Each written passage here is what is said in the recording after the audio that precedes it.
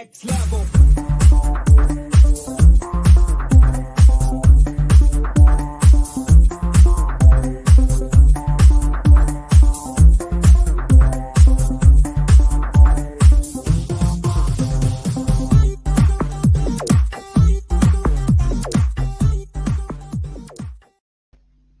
Good afternoon, ladies and gentlemen. Welcome to a quite unplanned live stream here from Online Darts. Myself, Jack Gorbigal, here with you throughout the afternoon as we take a look at the 2022 Windmill World Youth Championship from Wigan.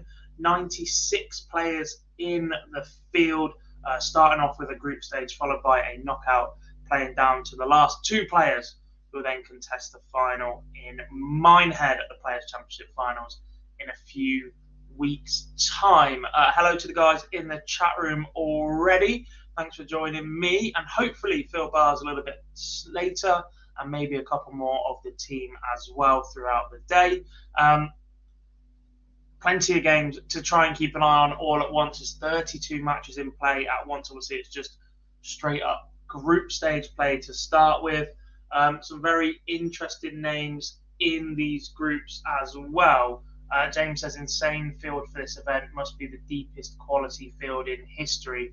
It can't be far away, and I'm going to try and reel off the group draws, shall we say, right now. It might take me a while. Play hasn't started yet, so we might as well just go through every single player in the draw. Group AA, because obviously there's 32 and only 26 letters. We've got Callum Ridds as the number one seed, Michael Verbeek and Bradley Rose, the former WDF and JDC World Youth Champion. In Group AB, or the second group, we've got Jake Neal, Reece Coley and Kieran Tian. Nico Springer, Jack Vincent and Damien Vettians are in Group AC. Group AD is Jan Van Veen, Ollie Holtkamp and Alex Small, followed by Rob Dasseville, Zach Griffiths and Danny Janssen. In Group AE, I'm only 5 groups deep here, and you could already hear some of the talent involved in the competition today. Group AF, Marvin Cox, Sam Cromwell and Connor Heenahan. Group AG, Kevin Dukes, Stefan Vermark and Jason Farnham, the Canadian.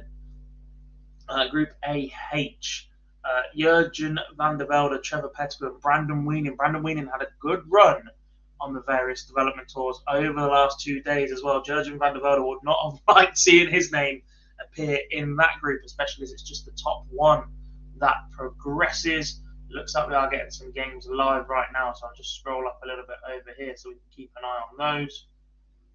As you can see, we need 2 screens for today as well. I'll leave it about there.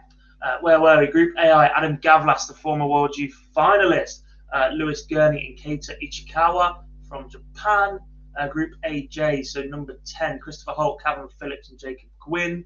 AK is Juan Maximiano, Roman Beneke and the former World Youth Champion Bradley Brooks.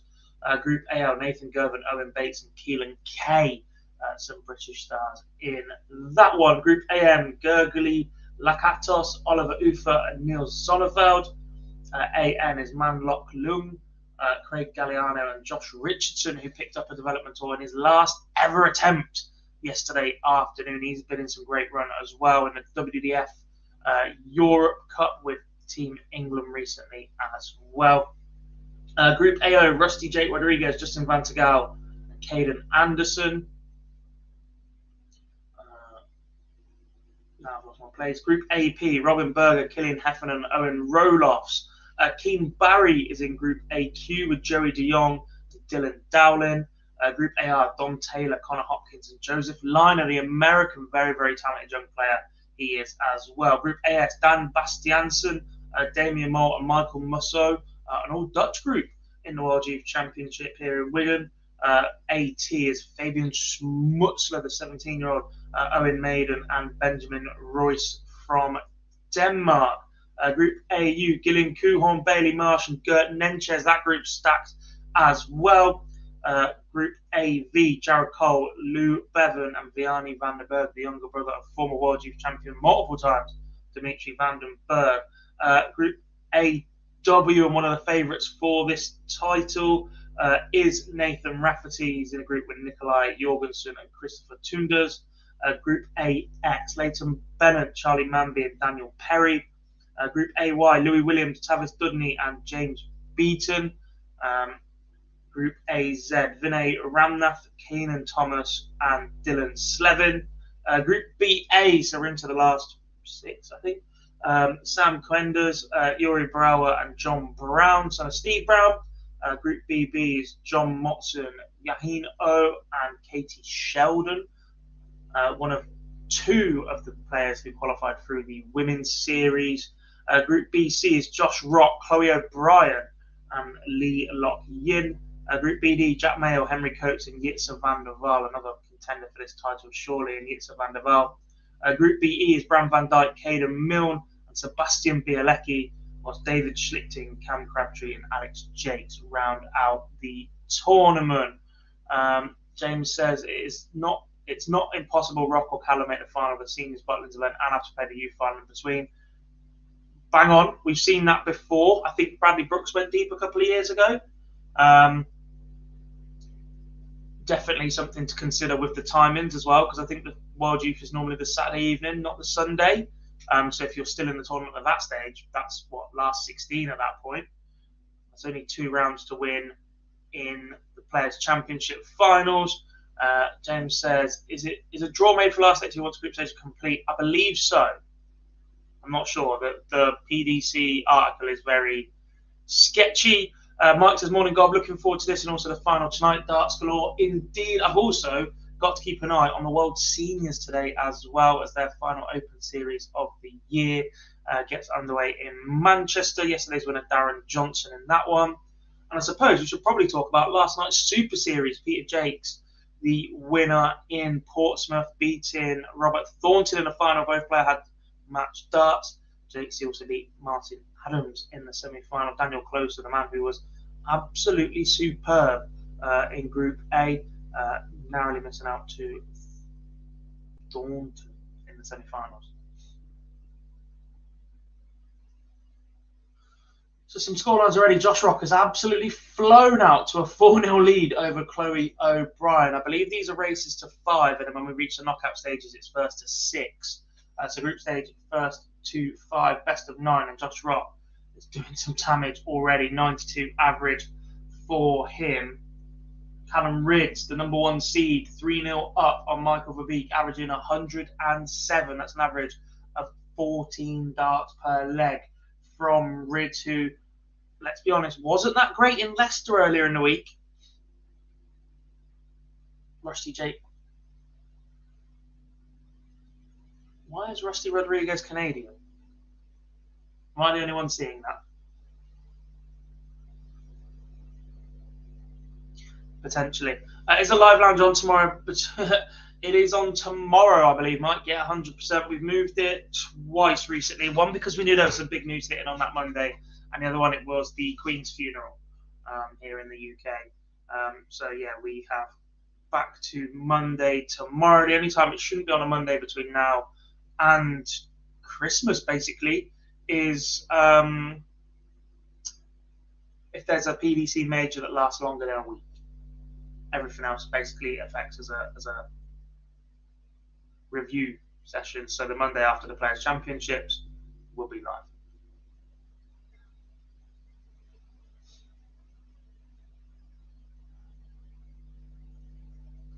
That's frustrating, because the board view look in Darknet that's normally so good for the Pro Tours is not giving us the view that we need. But we do have the first winner of the day, and that is Josh Rock, a 92 average for him against Chloe O'Brien, who averages just a shade under 70. He wins that first one 5-0, and with that result, it almost be impossible for him to not qualify. Oh no, because that would be top 2. We'll have to wait and see how he gets on in the second group game, but he's in a very, very good position so far. Callum Ridds has just dropped his average to 101.9, but he is 4-0 to the good on Michael Verbeek. Adam Gavlas, the former finalist, 3-0 up on Keita Ichikawa. Damien Mole, 4-0 up on Michael Musso. Nathan Rafferty, also 4-0 up. Absolutely flying so far. Sebastian Bielecki, 2-0 up on Caden Milne. Interesting battle, that one, saw Kane on the World Series. Nathan Rafferty has just completed a 5-0 victory over Christopher Tunders. Neil Zonneberg 3-0 up on Oliver Ufer as well.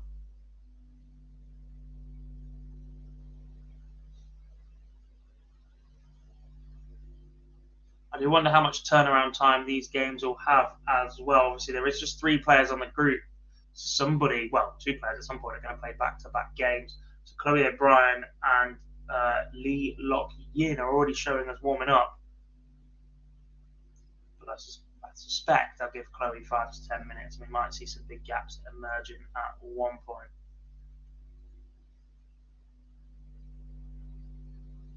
Jared Cole 4-0 up on Lou Bevan from Wales as well. Only 3 points difference in the averages there. Craig Galliano from Gibraltar 3-1 up on Joshua Richardson, winner in yesterday's final event. Callum Riggs 5-0 up on Michael Verbeek. James says Riggs won 18k in the casino on a slot machine allegedly after he got knocked out on Monday in Leicester, so it wasn't all bad. My local casino, I play poker in there a lot, but none of the darts boys joined us for the game on Monday. Well, not a bad week there. Doesn't go on his ranking money, but not a bad trip at all.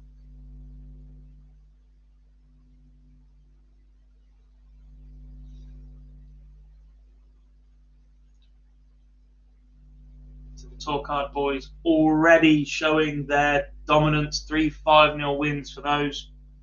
Keep an eye on that throughout there. Obviously, this is the only event where I don't mind them taking part in. This is just an age-restricted competition, not an ability-restricted competition like the development or name suggests it should be. But let's not open that can of worms today. We're just here to celebrate the best players in the world under the age of 23 and a half, basically. Damien Moll is a 5-0 winner, as is Neil Zonnevel. Double Dutch delight so far this morning for those guys. Kieran Tian has gone 2-0 up on Reece Colley. Caden Milne's got a leg back against Sebastian Bialecki. John Brown 2 apiece at the minute. Dylan Slevin is 4-0 up on Keenan Thomas, who had a really good run on Friday on the development tour. Keane Barry is 4-2 up on Dylan Dowling in an all Dutch affair, whilst Killian Heffernan, former WDF world finalist, I believe, is 4-1 behind to Owen Rolos. Bradley Brooks 4-2 up on Roman Benecke, the Czech player. Tough tie that to start from Bradley Brooks. We've seen just how good Roman can be on the Euro Tour last year. Nathan Gervin 3-2 against Owen Bates so far. That's a horrible draw as well. Both of those players have been going deep on development tours so far in the last few attempts. Matthew's in. Hello, buddy. Good to see you. Keane Barry does wrap up a 5-2 victory. The first player to be through that hasn't won 2-0 so far. Rusty Rodriguez, Justin Van Gaal, 3 apiece. Interesting that one. Justin Van Gaal, formerly, well, once tipped, does the next Michael Van Gerwen. Dylan Slevin wraps up that 5-0 victory over Keenan Thomas as well. Gian Van Veen is just 1 leg away against Ollie Holtkamp. Danny Janssen, 4-2 up on Zach Griffiths. And obviously a lot of these guys won't have appeared on the development tour throughout the year, as they've been in the top 64, top 32 of the Pro Tours. Daniel Perry is a 5-2 winner over Leighton Bennett. Jared Cole 5-1 over Lou Bevan. Shane says, where is this on? They're playing it in Wigan. Everything's just via Darknet. There is no streaming lane, I believe. Hence us, or me, sitting here telling you everything that's going on so far. Bradley Brooks gets the job done against Roman Benecke. Nathan Gervin, Owen Bates is going deep. That's now 3 apiece. And a good win for Jared Cole in the end over Lou Bevan. Gian Van Veen does complete the job in a 5-0 victory over Ollie Holtkamp as well. Jurgen van der Velde is 1 leg away against Trevor Pettigrew, which he has just taken with a 94 average from him. Adam Gavlas has just completed a 5-0 win over Keita Ichikawa from Japan as well.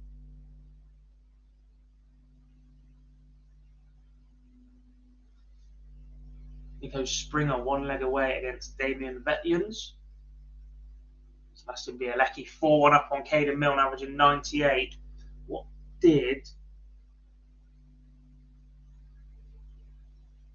Callum Riggs finish with? Callum Riggs dropped to a 95 in the end. The best average winning so far of the day was the 96.34 from Nathan Rafferty.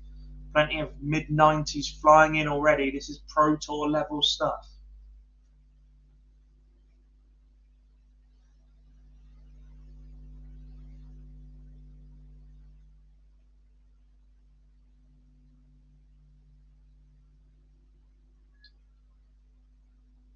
As the ice cream man appears outside my house.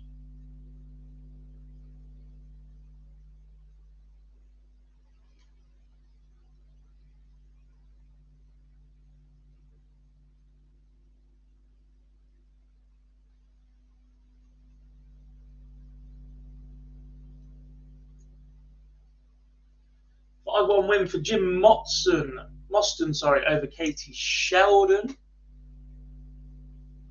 So both of the players here via the PDC Women's Series struggling so far. Just a one-leg one between them in their first match.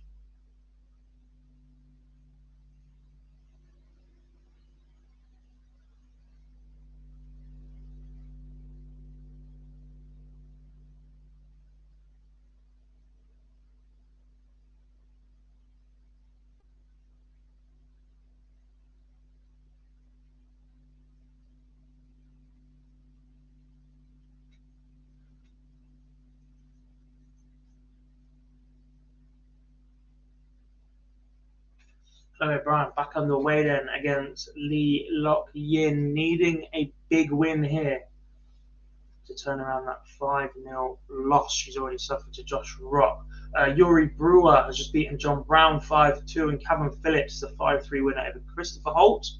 Tavis Dudney has just levelled up at 3 apiece with Louis Williams, who's confirmed his spot at the Alexandra Palace via the development tour this year.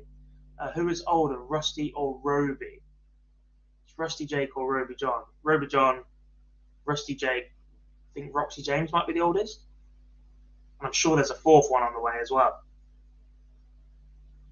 The family is just a production line of dart playing talent. Sebastian Bielecki, 5-1 winner over Caden Milne.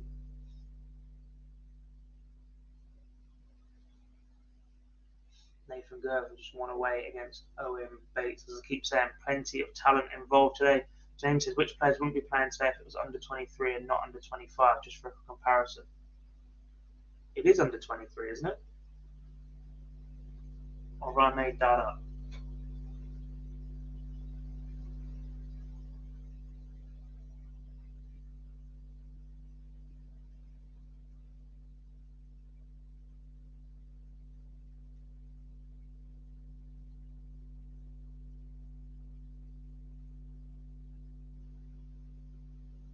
See,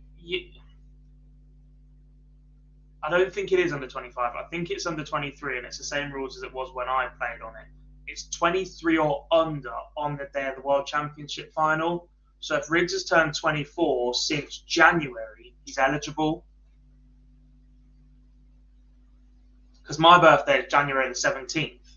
So when I applied in my final season to take part in the development tour, I actually got a rejection email first up because the PDC didn't realise my age meant that I was eligible, which was weird because it's their rule. But you have to be 23 or under as of the World Championship final, which this year is the 3rd or the 4th of January. So as long as you're that age that year, you're eligible for the full season to stop you playing half a season having nothing to qualify for.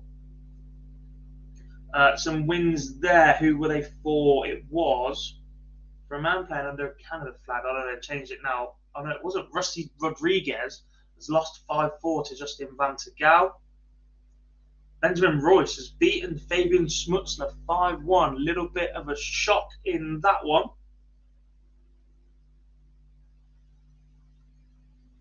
Gert Nenchez, 4-3 leader over Bailey Marsh so far.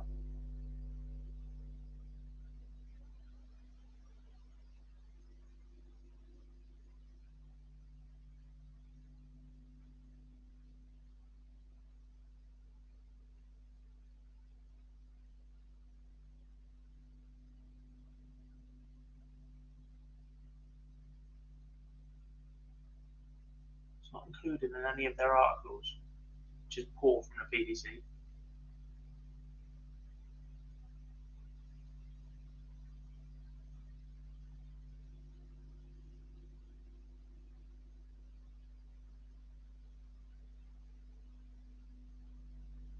convinced it's 23 as of the world champion, 16 and above. Craig Galliano has beaten Joshua Richardson 5-4. Nathan Gervin over the line against Owen Bates. That's a tough group for both of those guys. What standard do you need to be to enter? So you need to be a PDC tour card holder between the age of 16 and 23. You need to be an international qualifier, whether that be from whichever countries or nations have routes into the World Youth Championship. We've got participants from Denmark, New Zealand, Australia,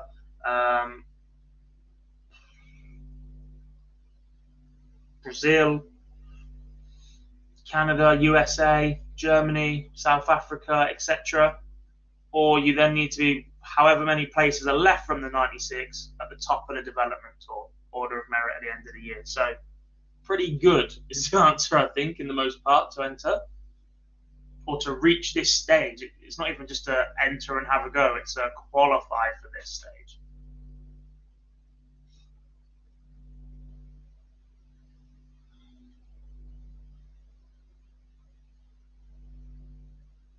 A little bit of a shocking Group AF. Sam Cromwell was beating Conor Heenahan 5-3.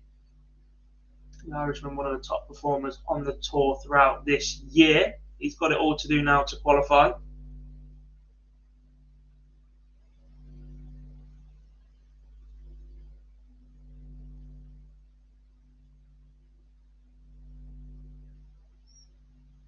Kevin Dukes, a 5-3 winner over Stefan Vermaak. The majority of players that have come through the development order of merit are more than capable of sitting at around 80-85 for the entire day. Some of them even more than that, at the bottom end of what you'd expect them to be able to produce if they're in the top 61, I think it was, by the development order of merit in the end. It was supposed to be 59, but two of the international qualifiers could not travel. So yeah, you'd expect them to be 80s with extra gears if they need it. A lot of these players are more than capable over this distance of banging in 90s and 100 averages as well, which is pretty scary. It's not looking like it's going to be Chloe O'Brien's day. She's currently 3-0 down to Lee Lock Yin. Remember, she lost 5-0 to Josh Rock a little bit earlier as well. So even with leg difference now, she would struggle to qualify if she won the next 5 legs on the spin, especially as the result of the following one would be out of her hands as well.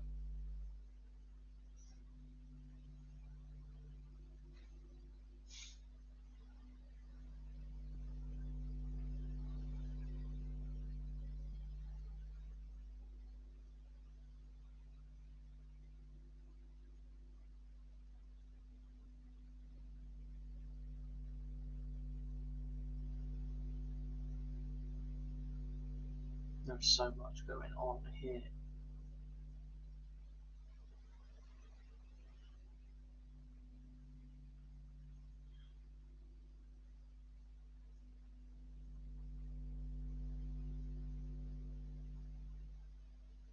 My average, mid to low 70s. I never qualified for this.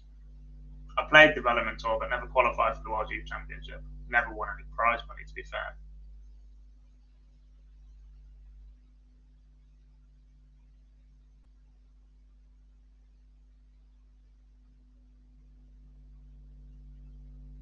Louis Williams is a 5-4 winner over Tavis Dudney. That's one of the longer games to have gone on in the first round. And is there a potential shot coming here? Jitse van der Waal and Henry Coates 4 apiece.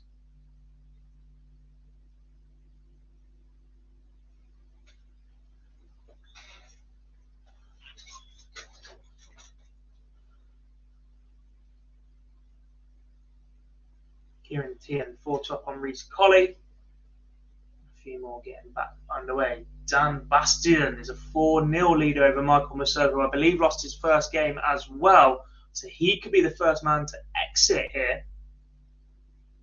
Losing both games definitely knocks you out in a 3-player group. There's no stats checking on that one. Charlie Manby leads Leighton Bennett 3-0.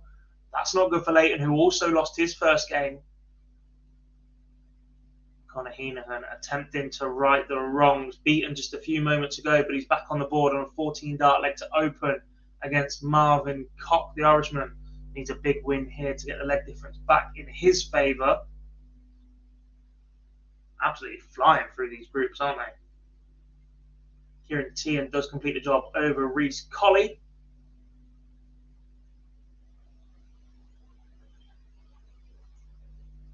There was a win earlier, by the way, for Dom Taylor, a 5-4 victor over Connor Hopkins. Just seeing if there's any more that I think I've missed. I believe so, which isn't bad so far.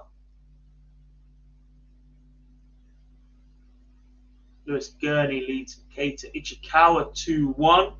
Keita lost his first game as well, so it's not been the best plain sailing ride for the youth players. As Jitse van der Waal has just been beaten by 17-year-old Henry Coates from Derbyshire. The JDC star has just defeated one of the big boys in the very first game. What a platform that gives him to potentially reach the knockouts.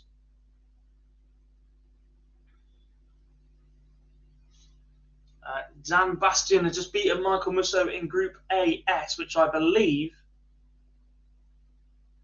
puts Michael out. So it'll be a straight shootout between Damien Mole and Dan Bastian to see who comes through that group. Do I ever do any of the interviews on the channel? Some of them.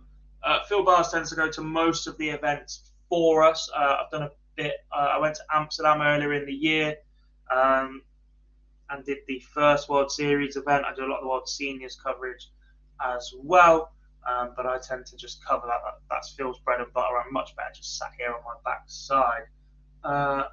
Alex Small is averaging 109 through 3 legs against Ollie Holtkamp. We saw 109 average yesterday. That was required to beat Josh Rock, who averaged 108 in that game. Let's keep our eyes on that one. I'm not sure we've seen many better in the World Youth Championship than that.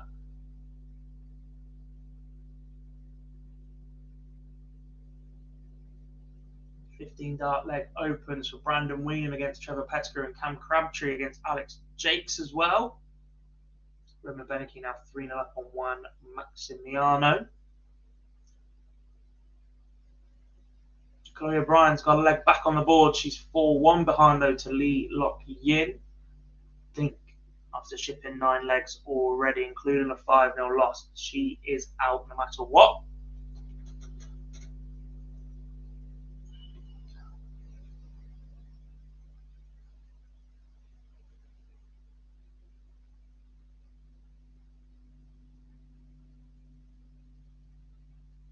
Group AS is absolutely flying. The one with all 3 Dutchmen, and we've had 2 5-0 results in that one so far. As I said, that shootout between Damien Moore and Dan Bastiansen is coming up very, very shortly.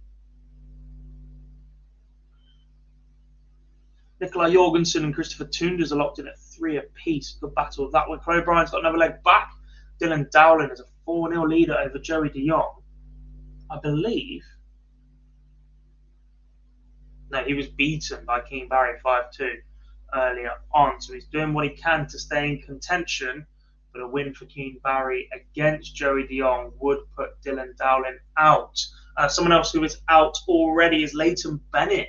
He's a 5-0 loser to Charlie Manby. After already losing 5-2 to Daniel Perry. So the young lad from Lincolnshire will not be progressing to the knockout. Been a tough year for him to adjust to PDC, live transferring over from the JDC. Very, very talented young man indeed, though. Rusty Rodriguez takes opener against Caden Anderson. Owen Bates takes the first leg against Keelan Kay. What a horrible group that is, by the way.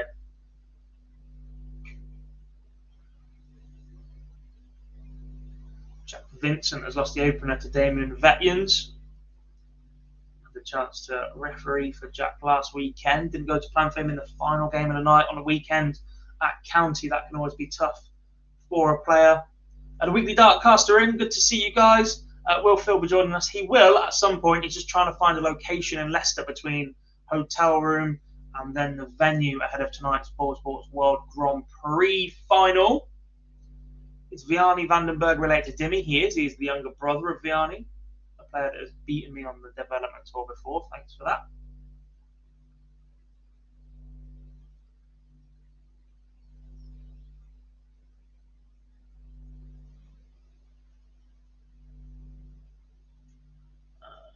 Lee Lock Yin has beaten Chloe O'Brien 5-2, which does end Chloe's campaign here.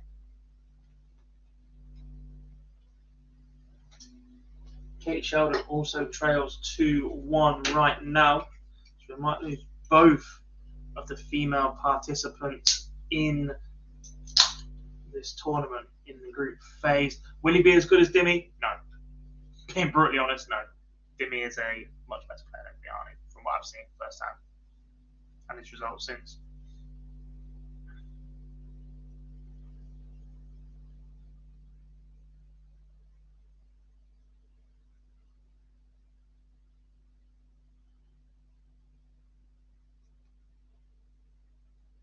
Big game right now then for Jitse van der Waal. As I said, just beaten by Henry Coates. He now takes on Jack Mayle. Will need a big win here, and I hope that Jack Mayle does him a favour leg difference-wise against Henry Coates. So that group got really interesting with that result, especially as it stayed tight. Connor Heenan 3-1 up on Marvin Cock right now. Alex Small 4-0 to the good now, but the average has dropped from 109 to 92. We'll let him off. He's still very, very good.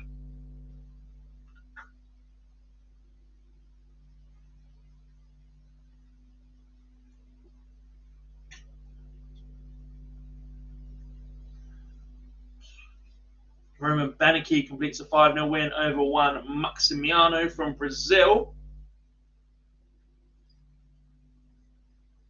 But any win from Bradley Brooks in that group would knock Roman out. The 2020 World Youth Champion looking in good shape then, as Juan Maximiano has only just averaged 54. If he produces that against Bradley Brooks again, it will not be enough. Mark my words on that one.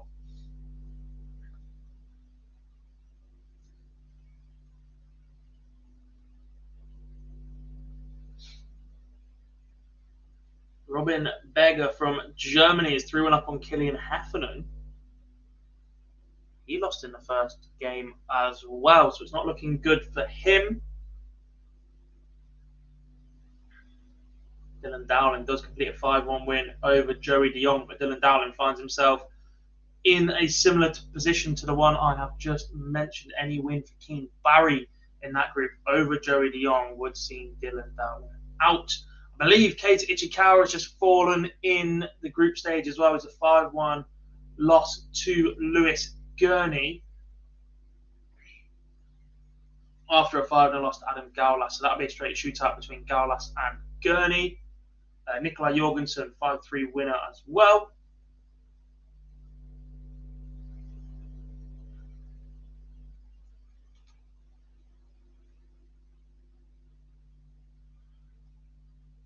Good afternoon, Excalibur. How are we? Morning, D2D, or afternoon, where I am. Any thought on Peter's performance yesterday? Yeah, it wasn't very good, was it? We did the Fallout bar last night, so I said a fair bit on that show. But like, if you're going to do a lot of talking, then you need to do a lot of backing it up. And as I said, the man is very, very talented. Who am I telling that he can't change darts? Because clearly it's worked for him an awful lot in his career. But in this tournament in particular, I think you get caught out a little bit more.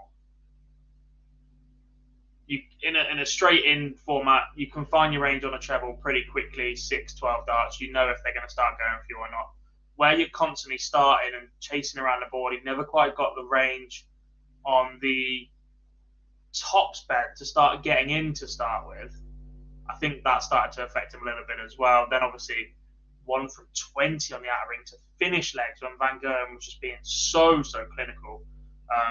Tough game from him.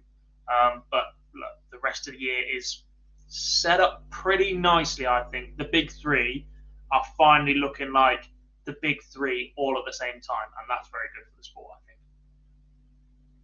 because they all love to run their mouth.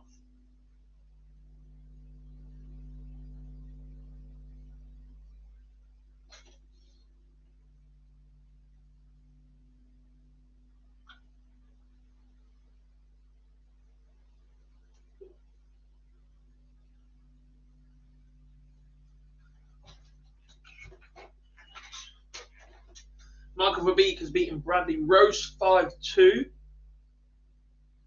Here's what I found. That was after his 5-0 loss to Callum Ridd. So any Callum Ridds women put Callum through.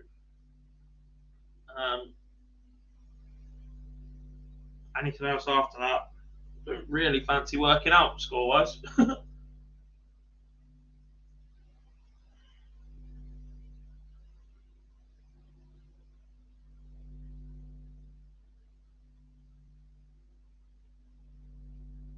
Not sure if Verbeek can go through now that he's shipped a leg or two.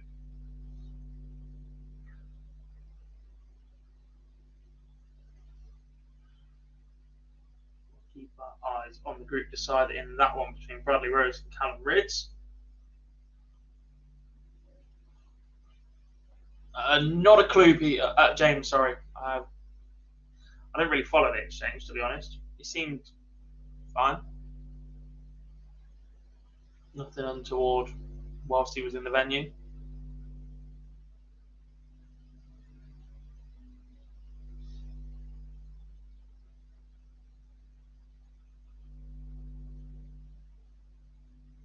Stefan Vermaak is a 5-0 winner over Jason Farnan from Canada, and Jane Oh from South Korea. It's a 5-1 winner over Katie Sheldon. So that tails Katie's involvement in the World Youth Championship as well.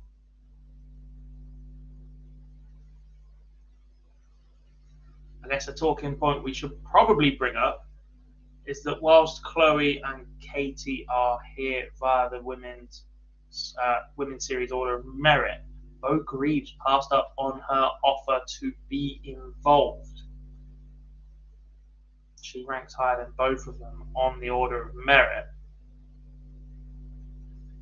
I wonder how she would have fared in this field.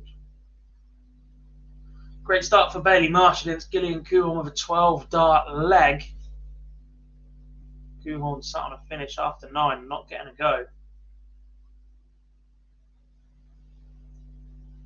Caden Anderson, the American, is 4-2 up on Rusty Rodriguez, who I believe lost his first game as well. Are we about to see one of the favourites for the event knocked out in the group? A 5-4 loss to Justin Vantegau in the first game.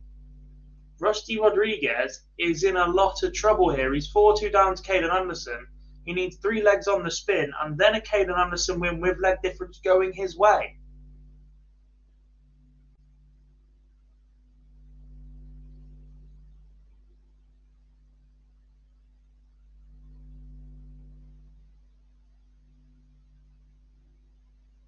Josh Rock back to where he left off, 13-dart leg to open. The kid's unbelievable. It's a 5-2 win for Robin Berger against Killian Heffernan, which I believe knocks Heffernan out.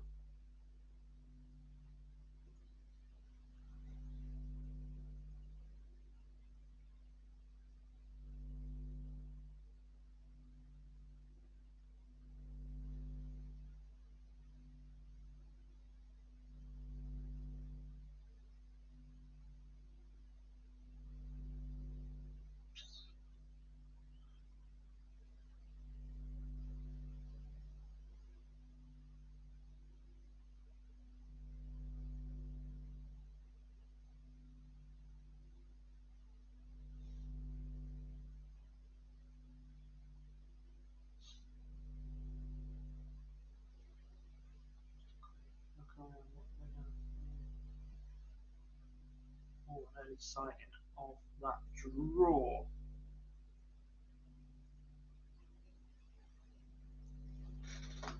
Brandon Weaning is a 5-1 win over Trevor Pettigrew from Canada.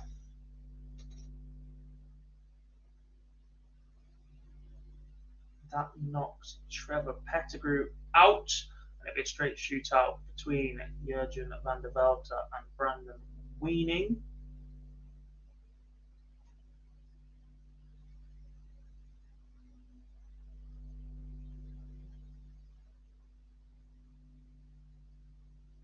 Bradley Brooks is underway, knowing that any win here will secure him passage to the last 32. Keane Barry exactly the same position. And I believe Nathan Rafferty might be the same as well after a first win earlier. Yeah, 5-0 win over Christopher Tunders.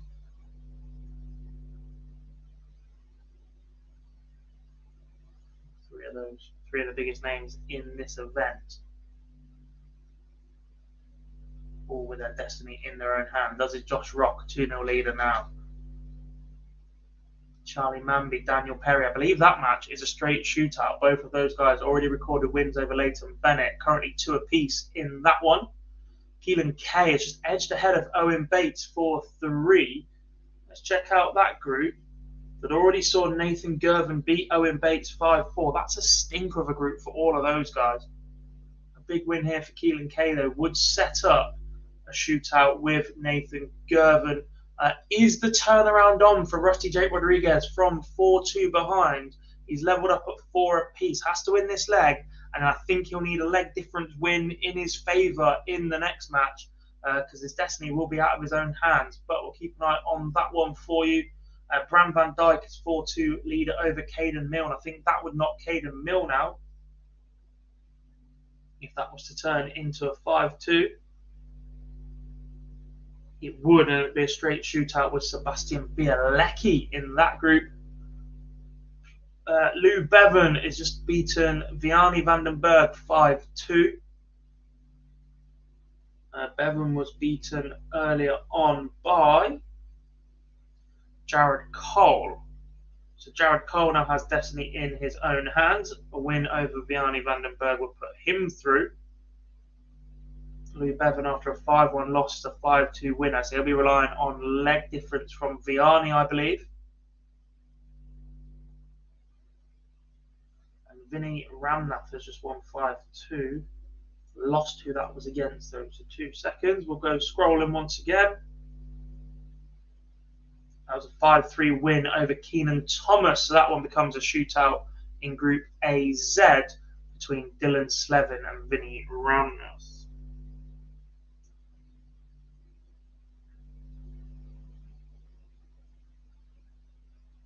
Keelan Kay, Owen Bates, 4 apiece. Staying alive, both players right now. As Rusty Rodriguez does complete the comeback, 5-4.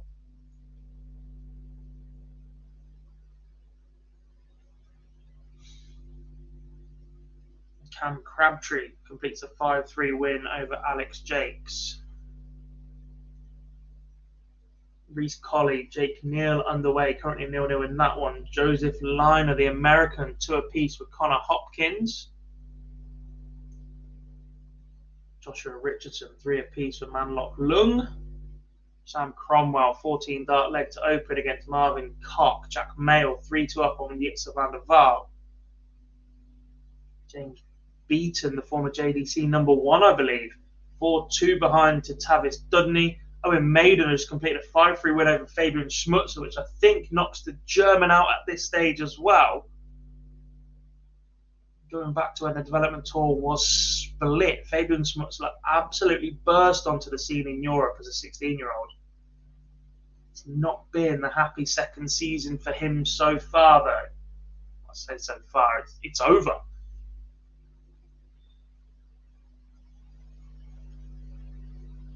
Bradley Brooks 2-0 up on Juan Maximiano. Keane Barry 2-0 up on Joey DeYoung, averaging 103 as well. I think we're still yet to break the 100 mark with any result. A couple of games have threatened it early on.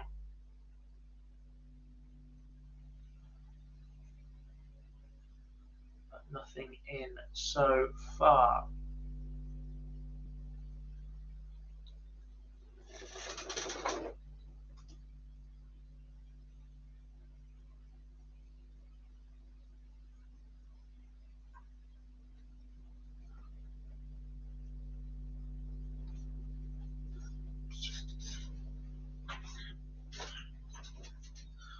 How has Matthew Wade not been given out for obstruction, by the way? If anyone's got any eyes on the cricket. Daniel Perry is a 5-2 winner, but it flashes up on his screen so quickly I missed who it was against. Grant says it's Leighton Bennett player. He was, mate, but beaten twice already, so he's out in the group stage.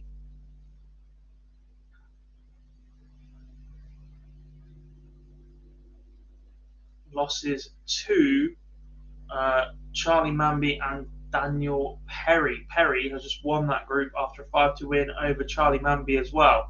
Group AX is in the books. And we know one of our 32 players in the knockout stage.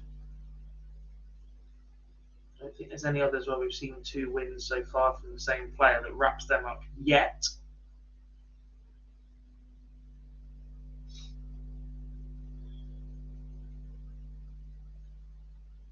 Rather interestingly, I think a Caden Anderson 5-4 win over Justin Van Gaal would see some sort of shootout in that one. Both results 5-4 so far. Rossi Rodriguez a win 5-4 and a loss 5-4. So if that third one is 5-4 in Caden Anderson's favour, that group gets very interesting indeed. Is it just a winner that qualifies? It is just a winner that qualifies. In the previous years, I think it's been top 2. But it is just the top player from each group going through today to make the last 32. We're playing across 32 boards here. Wins for Bailey Marsh over Gillian Kuhorn. Keelan Kay was a winner there as well. All just flashed up and gone. And that was a 5-4 win for Keelan Kay. So Owen Bates is definitely out. Keelan Kay and Nathan Gervin both with 5-4 victories. So that will be a straight shootout in a second. Owen Murdoch throwing Beggar underway. Lewis Gurney's taking the first leg against Adam Gowlas in a 15-dart leg. What else do you have? Keane Barry 1 away from securing his passage to the last 32. John Brown just wrapped up a 5-4 win as well.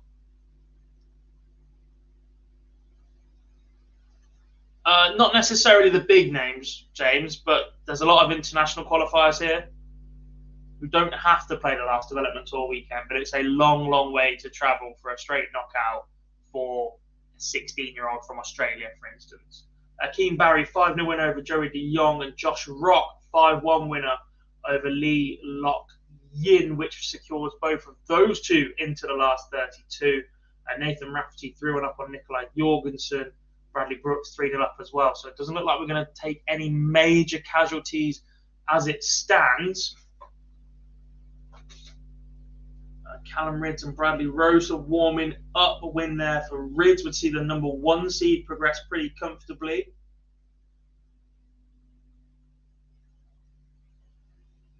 Reece Colley, after a 5-2 loss to Kieran Tian, is 2-0 up on Jake Neal. Kieran Tian will play Jake Neal to finish that group. Caden Milne is a 5-4 winner over Bram van Dijk. That was in Group BE. Let's look what's come there already. 5-1 loss. So Sebastian Bielecki, any win for him will see him through. Afternoon, Philip. How are we doing?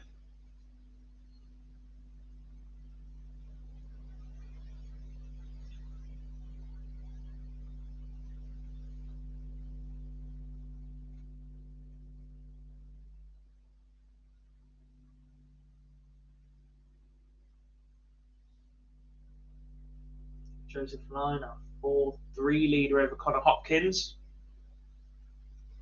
Any young Welsh players involved over this tournament? Another one of those is Louis Williams.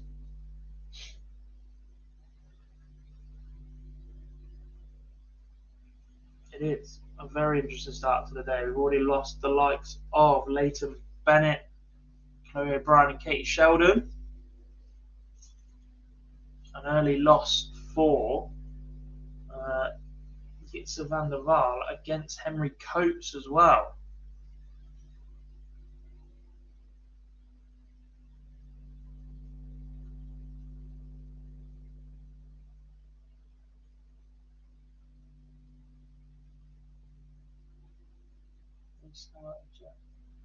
Not yet. We're heading for a shootout in Group A D between Alex Small and Gian Van Veen. No Luke Litzler. He's not played on the development tour yet. I'm not sure if he's 16 yet.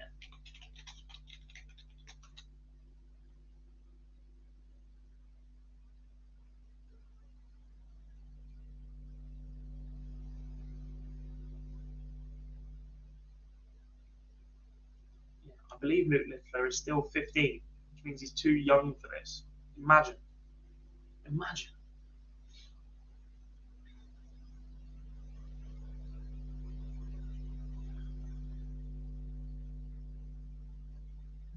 Conor Heenahan. Control is out of his hands. He needs a win for Marvin Cock over Sam Cromwell with some sort of leg difference. Not even sure if it's possible at this stage.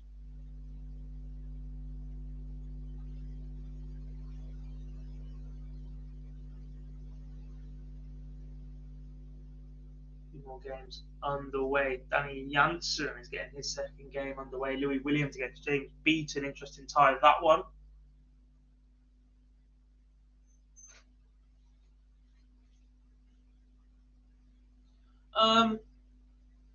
Robbo says, always find it a bit unfair. Tour card holders can play in this as they will have a big advantage.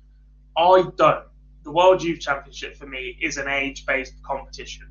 There's no restriction based on ability. I've got an issue with tour card holders, whatever the level they are, playing on the development tour throughout the season. I know that they cut off once they reach the top 32 in the world. I have an issue with that because for me, that's not what the development tour is for. That's for players who need more match practice environment, PDC environment to go to the next level. Once you've got a tour card, you are at that level. You are developed. You are one of the best 128 players in the world according to the PDC. But the World Youth Championship is about being the best player under the age of 23 as of the World Championship final.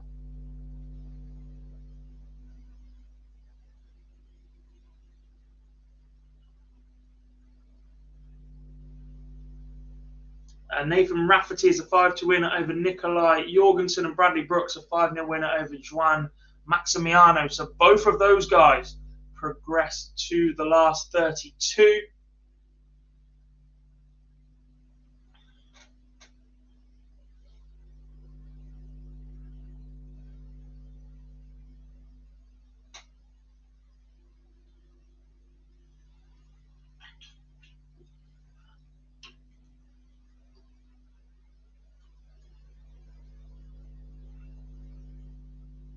Philip, you'll know better than me.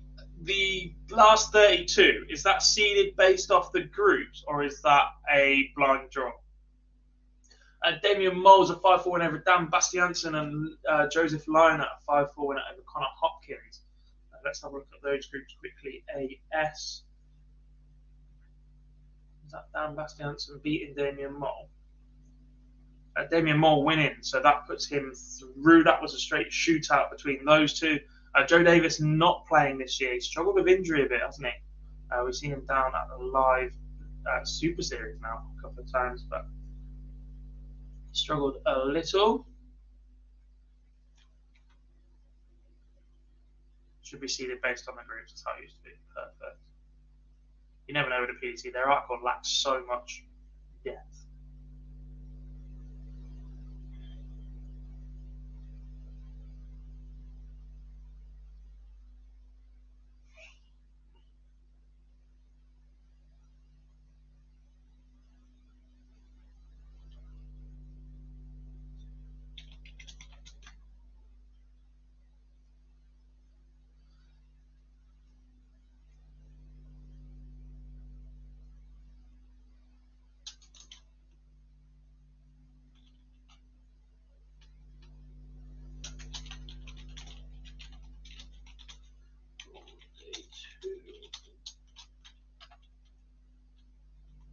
Firing out a tweet. Do a poll. Now you're testing me. Give me 2 seconds.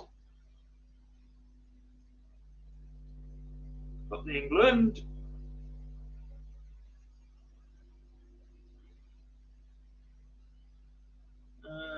Switch account. Oh, there. Yeah. Live chat.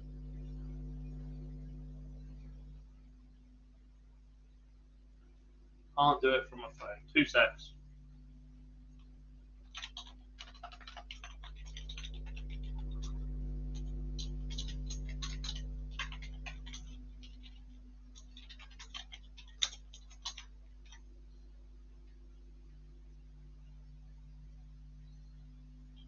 YouTube window open.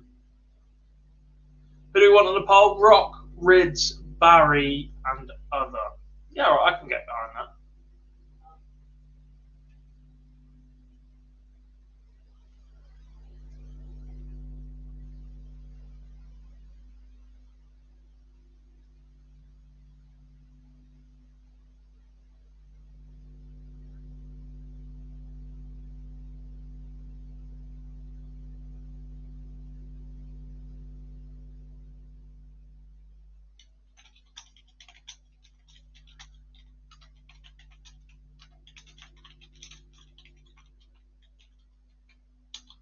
Who will win the World Youth Championship? We've got Josh Rock. That would just complete some year for him, wouldn't it?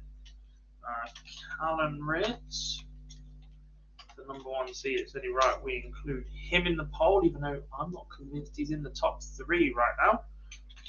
Keen Barry and other.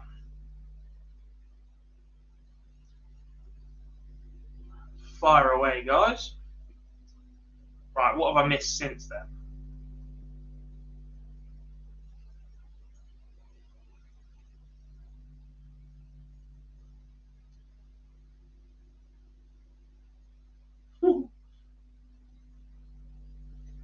Owen Maiden, 2-0 leader over Benjamin Royce. Neil Zonneveld, 4-0 leader over Gergely Lakatos from Hungary. Jim Mostyn, 4-0 winner over Jane. Oh, I think that will put Jim through.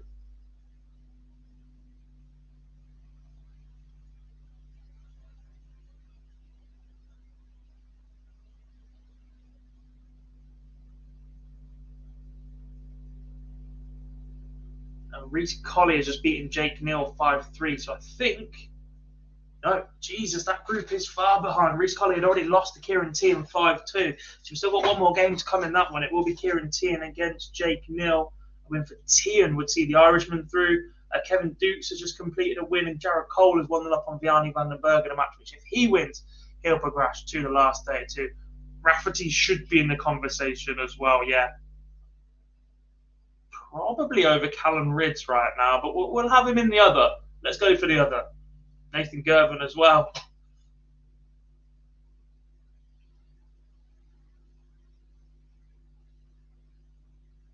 Guess that's the issue with YouTube polls. You can only put 4 options. Adam Gowlas and Lewis Gurney tied at 3 apiece. I think that one is a group decider. Callum Ridds 4-1 up on Bradley Rose. That one more leg away would see the #1 seed safely through, at the expense of the former WDF and JDC World Youth Champion. Still plenty of time in his career though. And that is a result now. Callum Ridds a 5-1 winner over Bradley Rose. Neil Zonneveld, just a 63 average, but a 5-0 win for him. Let's see how he got on earlier on. He beat Oliver Ufer, so Neil Zonneveld is through. The 96 average earlier, so he just had an absolute stinker of a game, or he's had something go wrong in between that one. Sebastian Bielecki and Bram van Dijk are underway. That one is a shootout, I believe.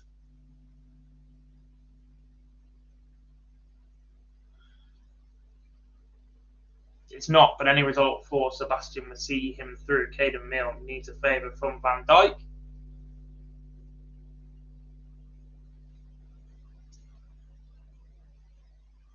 Bielecki takes the opener in 13 darts.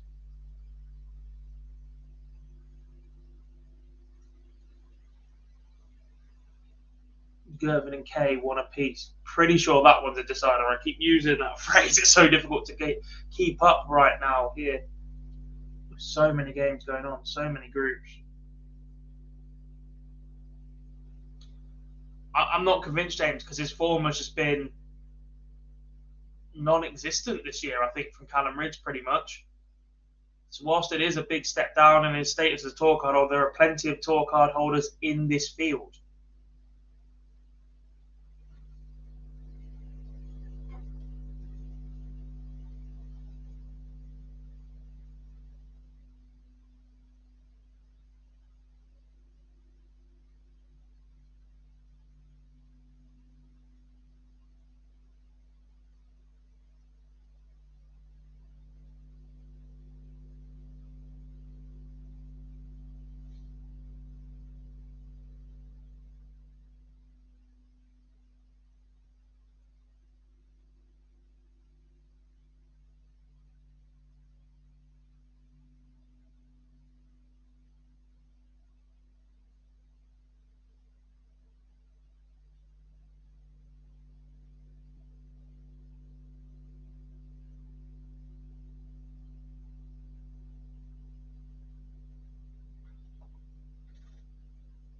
Justin Van der Gaal is a name I've seen for a while. Great to see still play. He's still very young as well. Justin Van der Gaal was tipped to be the biggest property in darts at a very early age.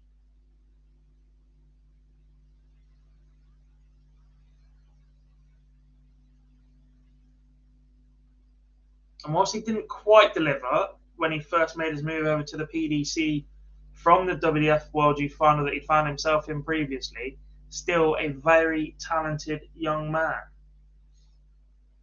Dylan Slevin 3-1 up on Vinny Ramnath. Some interesting games in the World Seniors as well, by the way. The Open Series going on in Manchester right now. First round ties, including Kev Dowling against Wayne Jones. Mark Frost is in action. Brian Dawson against yesterday's winner, Alan Tabern. Barry Bates against Andy Hamilton. And Paul Hogan against Gary Robson. Those are all first round ties.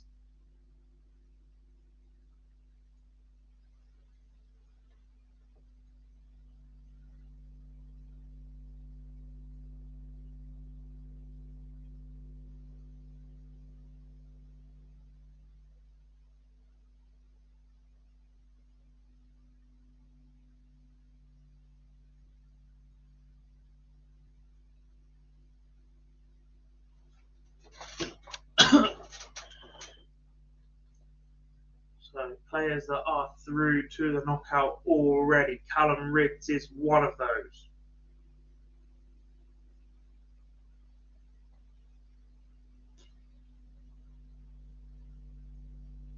Sam Cromwell is another back-to-back wins over Conor Heenan and Marvin Cox. Means Conor Heenan is out in the group stage.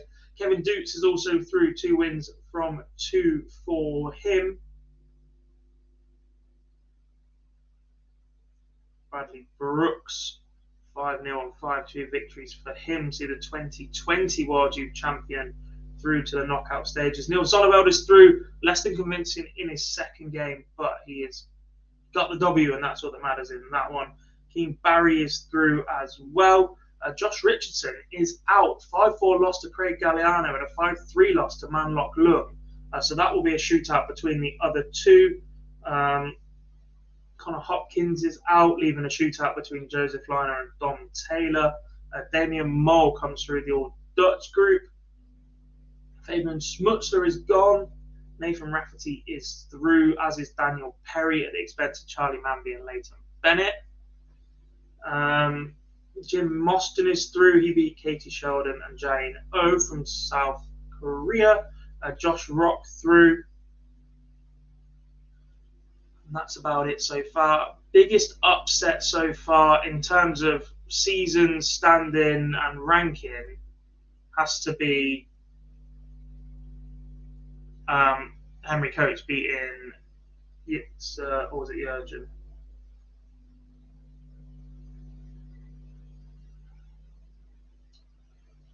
Henry Coates win over Jitse van der Vaart, 5-4. Henry Coates and Jack. A win for Henry sees him through against Jack Mail. Brooks out. No, he's not.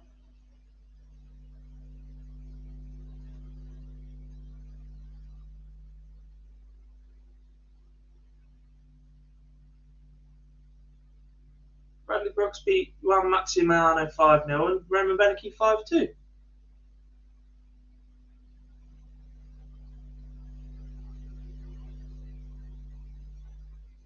Can't see any more games warming up, so we're into the final stages of the group phase.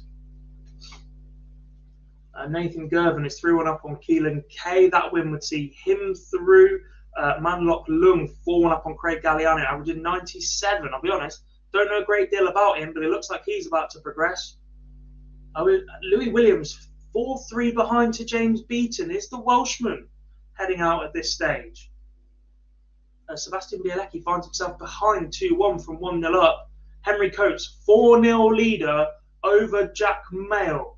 He is one leg away from knocking out Jitse van der Waal, as well as Jack Mail in the process. Jared Cole 4-0 leader over Vianney Vandenberg. One more leg for him and he will progress. And then we have to change Darts Connect window to have a look at the knockout stages.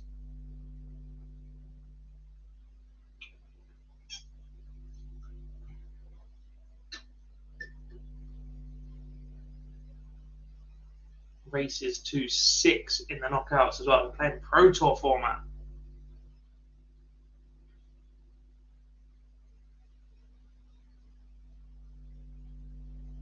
Brandon Weenan leads Jurgen van der Velde 4-1. That's a straight shootout as well. So we might be about to lose Jitse van der Waal and Jurgen van der Velde in the space of a couple of moments. Owen Roloffs has beaten Robin Berger 5-4. That was a shootout, so Roloffs progresses. Gian Van Veen is out as well, yes. Very, very high ceiling game as Gian.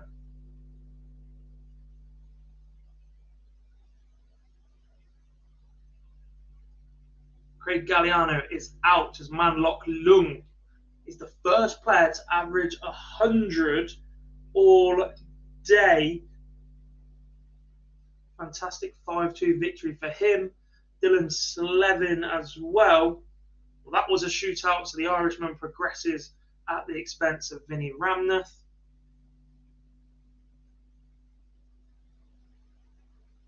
Owen Maiden 5-1 winner over Benjamin Royce. That was a shootout, so Maiden progresses. Not many spots left now.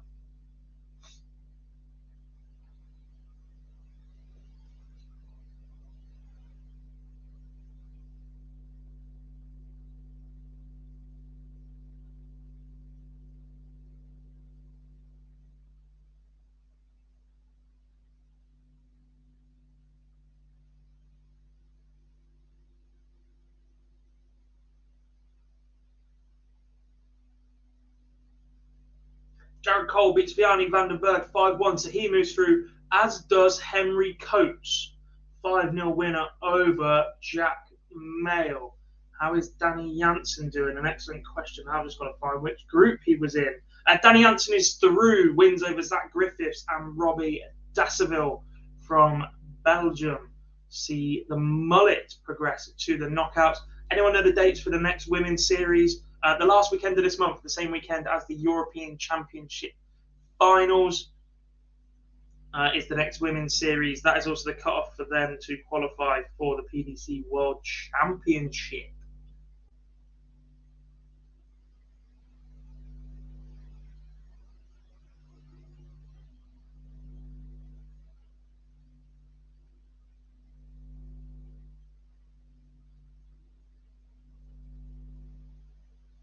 Louis Williams and James Beaton are locked in at 4 apiece. What happened in the first round?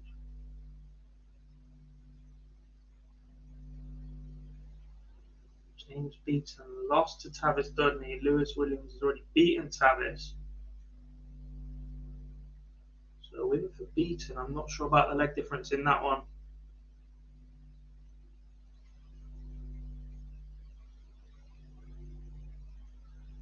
The Youth Championship works. So there's 96 players in the field at the start. They're made up of Pro Tour or Tour card holders, international qualifiers, and then the rest of the field are filled from the Development Tour Order of Merit. So I think that produced 61 players this year. It was supposed to be 59, but two of the international qualifiers could not make it due to travel restrictions.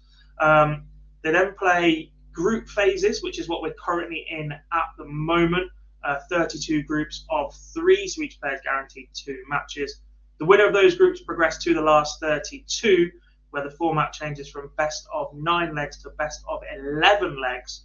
And then the final 2 players standing at the end of the day will head to Minehead and contend the World Youth Championship final during the Players' Championship finals in Butlins.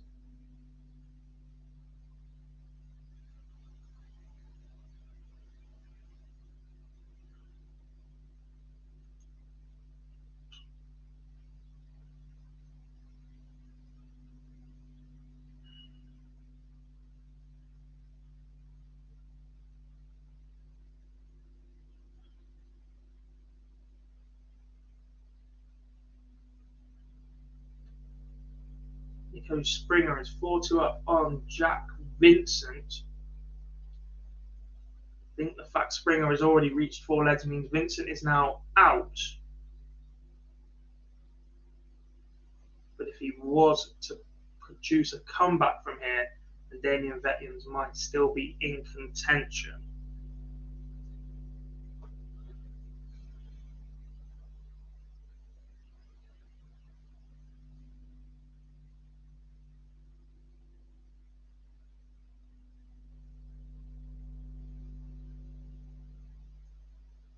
No, we don't know who Danny Hansen plays next. Not yet.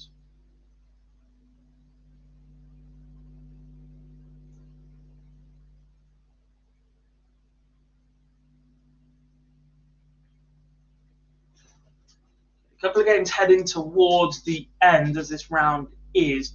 We're going to run a very, very quick ad break. I might not be at the end of it, but we'll be back as soon as possible after this one.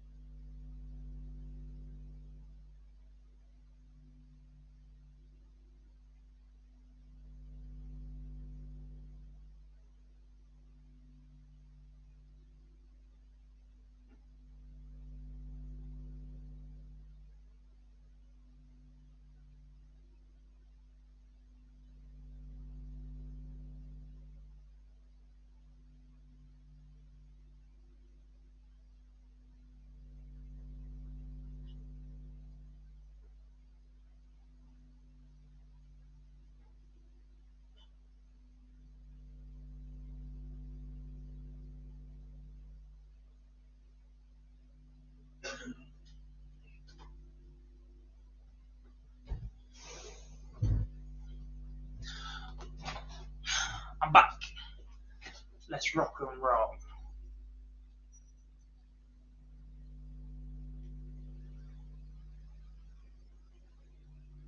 Anyone have any questions for the chair? It's a lovely chair, to be fair.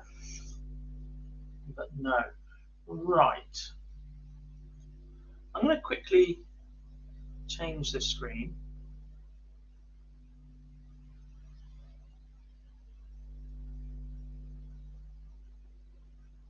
To that one. There's only a few games left. And I'm going to jump into a different window and have a look. The group play tab.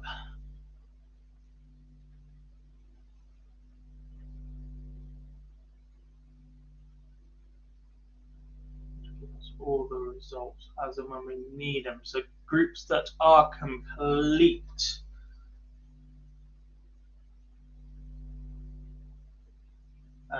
We'll go in reverse order as well. So from Group BF, the last one. Gervin also through, yeah, I believe so. No PDC TV streaming of this one. Hence me sat here just looking all pretty for you. David Schlichting is through from Group BF, I think. Is that the wins column? It is the matches one. There's no point system.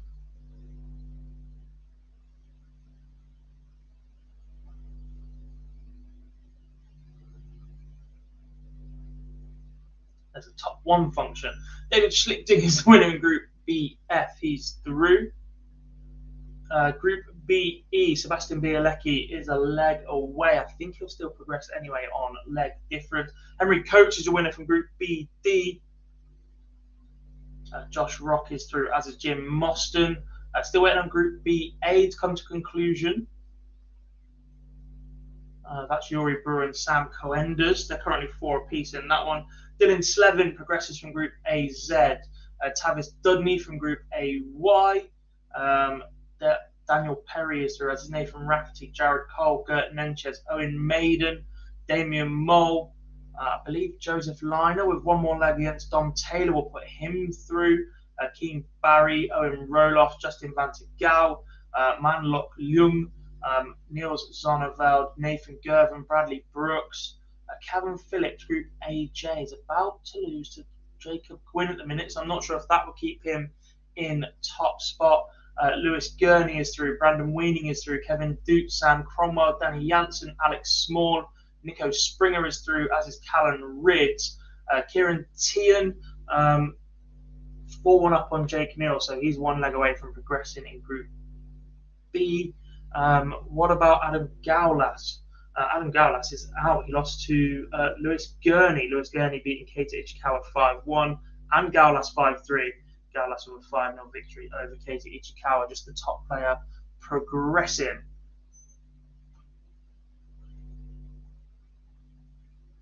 Have I ever gone to watch a live league? No, I have not, but I will be there Thursday, Friday, and Saturday for Champions Week next week. So not this week, which is a shame because this week's groups are tasty. But the week after, I will be down in Portsmouth for a few days, getting to know the team.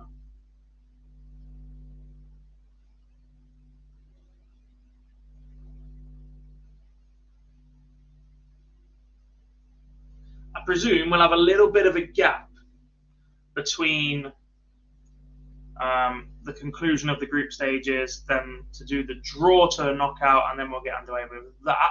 So I'll just swap screen over to World Seniors Open Series in between, then we'll drop back onto the World Youth as soon as it gets underway. Some early results in that one. Wayne Jones has beaten Kev Dowling. Andy Hamilton has beaten Barry Bates. Brian Dawson beats yesterday's winner, Alan Tabber. Well, that one needs to get tweeted, doesn't it?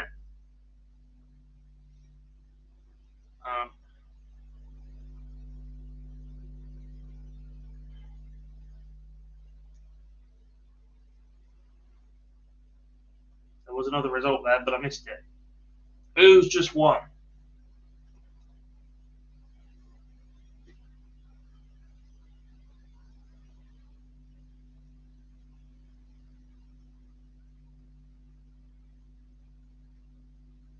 And another one.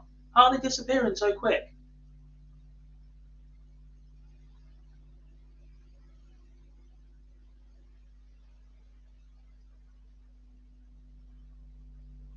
One of them, I think, was Jacob Wynn against Cavan Phillips. What does that group do to Group AJ?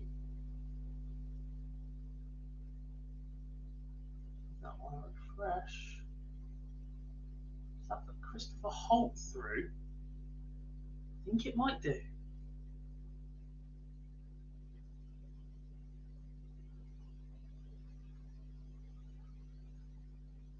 Because when he lost by one leg better off than the other two. So all three players recorded a win. Wynn won his game 5-2 against Cavan Phillips. Phillips won his game 5-3 against Christopher Holt. Christopher Holt won 5-2 against Jacob Wynn. So by virtue of the fact that Christopher Holt got one extra leg against Cavan Phillips in defeat, the Englishman is the man to progress from that group. That's the tightest one we've seen so far today.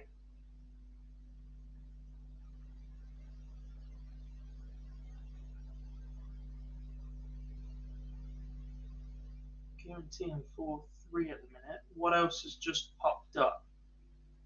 Tavis Dudney has out-qualified Louis. Ooh. Has he out-qualified Louis Williams on head-to-head?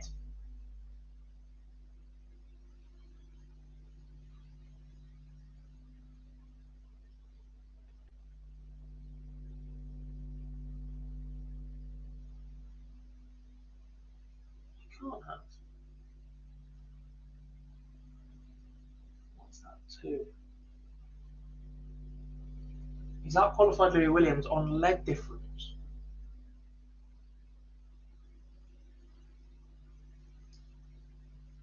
Afternoon, Daniel. How are we?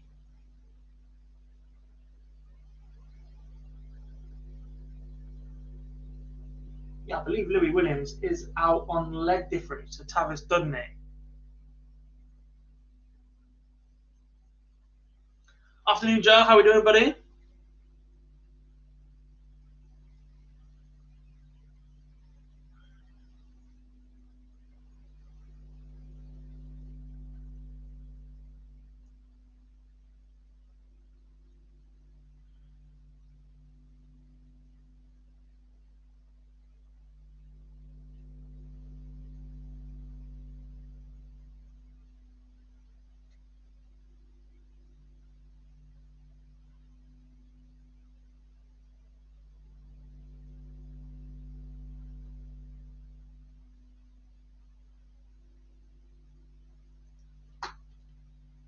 And that final result did just come in as well, which was Kieran Tian match, in which he did secure victory over Jake Neal. So that does put Kieran Tian through. So let's have a quick look and see if the finals have gone live yet. Match centre no, board assignments not there yet. Not televised, nope. Okay, so we can run through all of your group winners now. I'm just hitting the top one function. Callum Ritz, Kieran Tian, Nico Springer, Alex Small, Danny Janssen, Sam Cromwell, Kevin Dukes, Brandon Weening, Lewis Gurney, Christopher Holt, Bradley Brooks, Nathan Gervin, Neil Zonneveld, Manlock Lung, Justin Vantegau, Owen Roloff, Keane Barry, Joseph Liner, Damian Mole, Owen Maiden, Gert Nenches, Jared Cole, Nathan Rafferty, Daniel Perry, Tavis Dudney, Dylan Slevin, Yuri Brower, Jim Mostyn, Josh Rock, Henry Coates, Sebastian Bielecki, and David Schlichting are your last 32 in the World Youth Championship. Some notable names to exit at this point: Jitse van der Waal, Jurgen van der Velde, Jean Van Veen. I've also seen Louis Williams depart. Did I hear a Keelan K?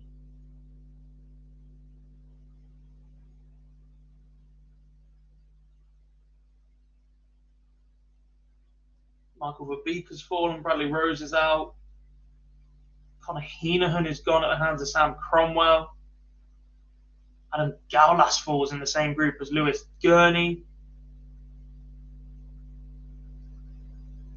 Keelan Cade does fall. He was in the same group as Nathan Gervin, as was Owen Bates. That was an absolute stinker of a draw for those three. Craig Galliano. Josh Richardson finishes bottom of his group after winning the final development tour yesterday. The former WDF World Youth Championship finalist, at least. I think he might have even been the winner. Rusty Jake Rodriguez is out. Killian Heffernan is gone. Dom Taylor, who started the season so brightly. Fabian Schmutzler finishes bottom of his group. Bailey Marsh made the long trip from down under to finish second to Gert Nenchez. Leighton Bennett is gone. Louis Williams is gone. John Brown falls. Chloe O'Brien and Katie Sheldon both exit. Jitse van der Waal out of the hands of Henry Coates. Caden Milne defeated by Sebastian Bielecki. Some notable names exiting then at this stage as we wait for the draw for the last 32. I'm going to keep refreshing that new Dark Connect window. But in the meantime,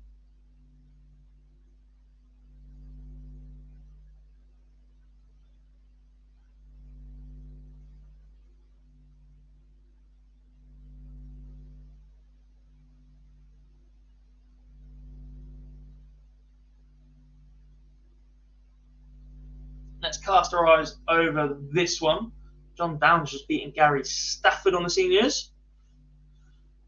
What results do we have already? We're into day 2. Wayne Jones, Andy Hamilton, Brian Dawson, John Crossley a win over Mark Frost, Paul Hogan a win over Gary Robson, and Paul Croucher 5-3 victor over Chris Dalglish. Mark Layton a game in the prelim. There wasn't one yesterday, so an extra player must have turned up today that had already entered.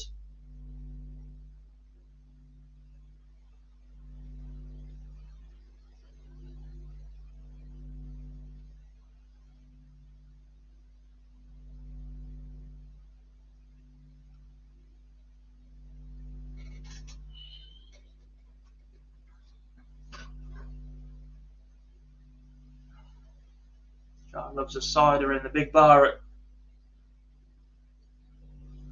Spurs. Coming in, folks, while we're waiting, predictions for the World Grand Prix final this evening as well. Nathan Aspinall will take on Michael Van Gerwen in Leicester. Hit me up with who you think is going to pick up that title. Definitely done that one as well, by the way.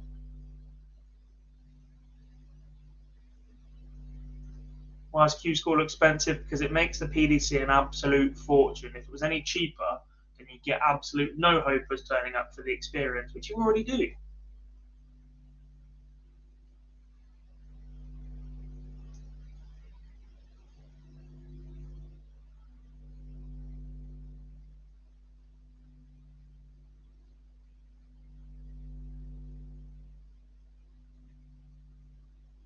Some have pending opponents, some don't. So wait for Dark Connect to fill the draw in.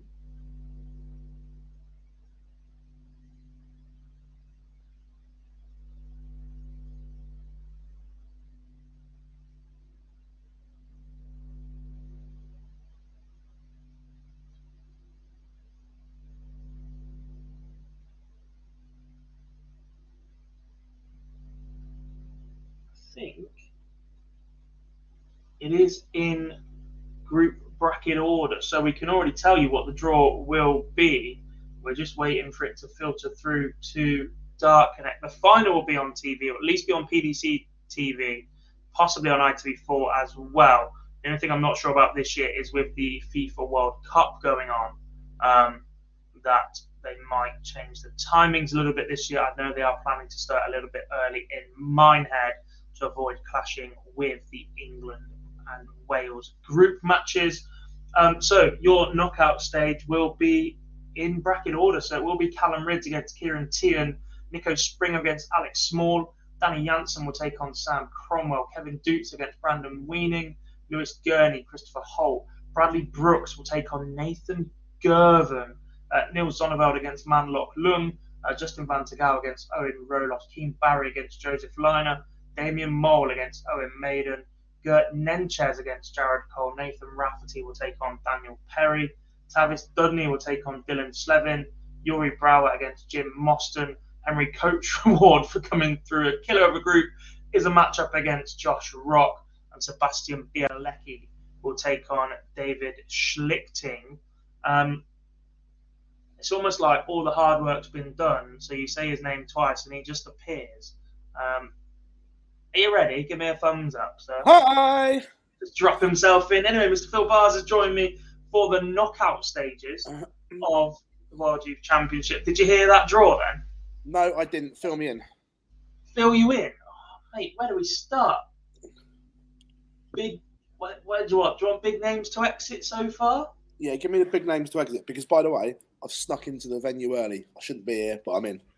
Okay, so we've lost Reece Colley, Jim Van Veen, Conor Heenahan, Jurgen van der Velde, Adam Gaulas, Keelan Kay and Owen Bates are out. That was a group with Nathan Girvan, by the way. Girvan, Keelan Kay, Owen Bates. Craig Galliano and Josh Richardson finished bottom of his group after winning the final development tour yesterday. Who else have we lost? Killian Heflin is gone. Dom Taylor is out. Bailey Marsh, travelling from down under, is out. Leighton Bennett, an early exit. Louis Williams is out on leg difference to Tavis Dudney. Katie Sheldon and Corey O'Brien both beaten pretty comfortably in the end, only picking up 2 legs each.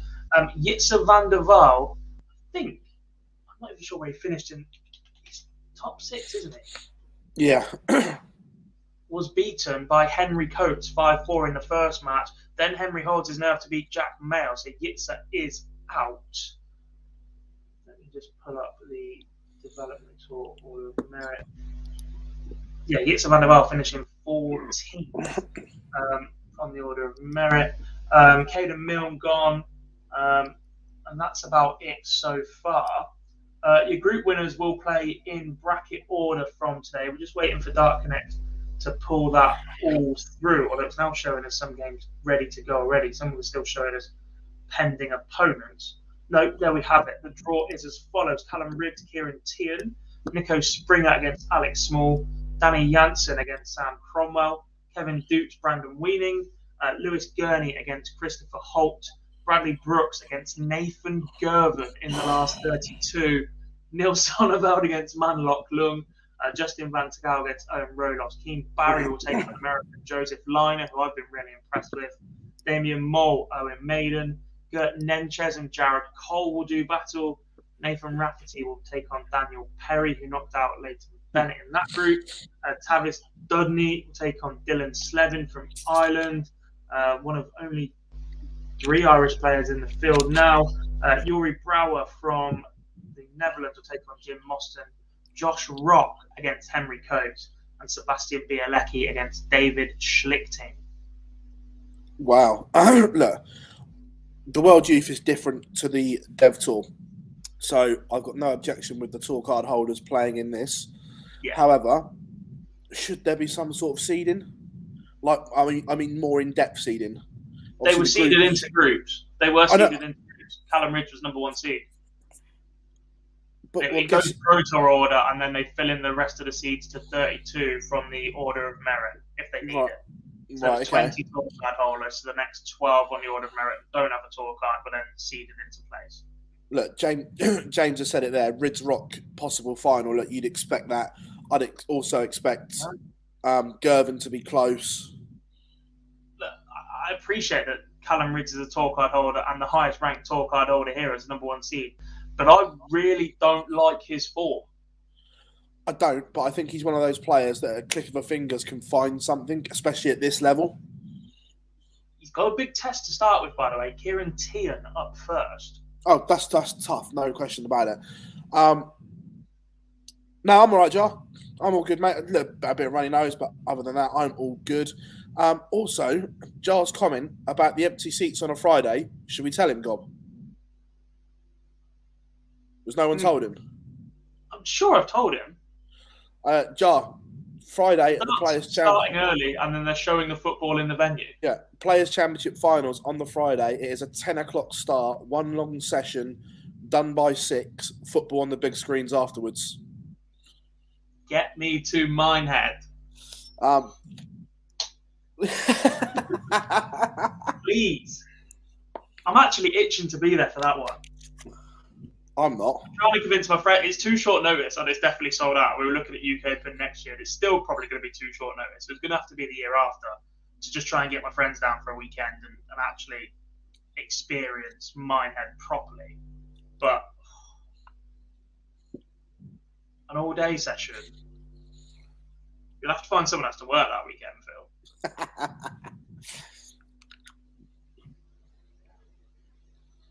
Would you be asked about Wales versus Iran? That might be on in the sports bar at the back, because you do get a fair few Welsh fans travelling. Yeah. But if that's a BBC game anyway, then no, they wouldn't be asked. No, not at all. Oh, by the way, everyone, Matt Porter interview will drop tomorrow.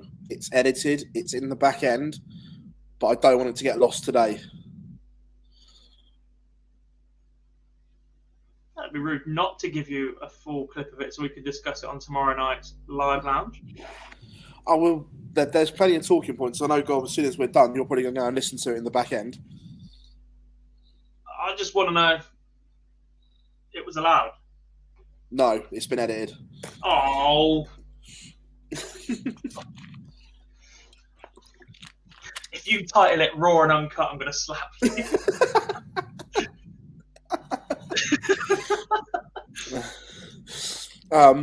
Look, people that have criticised the platform in the last few weeks about the way that we've titled things probably aren't watching this, but I'm going to tell a little bit of a hard truth right now, and the line that is said: the game is the game, right? And I'm not endorsing massive clickbait, completely tell a lie what's going on, but in an era where there is so much information available and so much content available, the only way to stand out is to almost work backwards, right? Any big YouTube content creator will tell you that the majority of their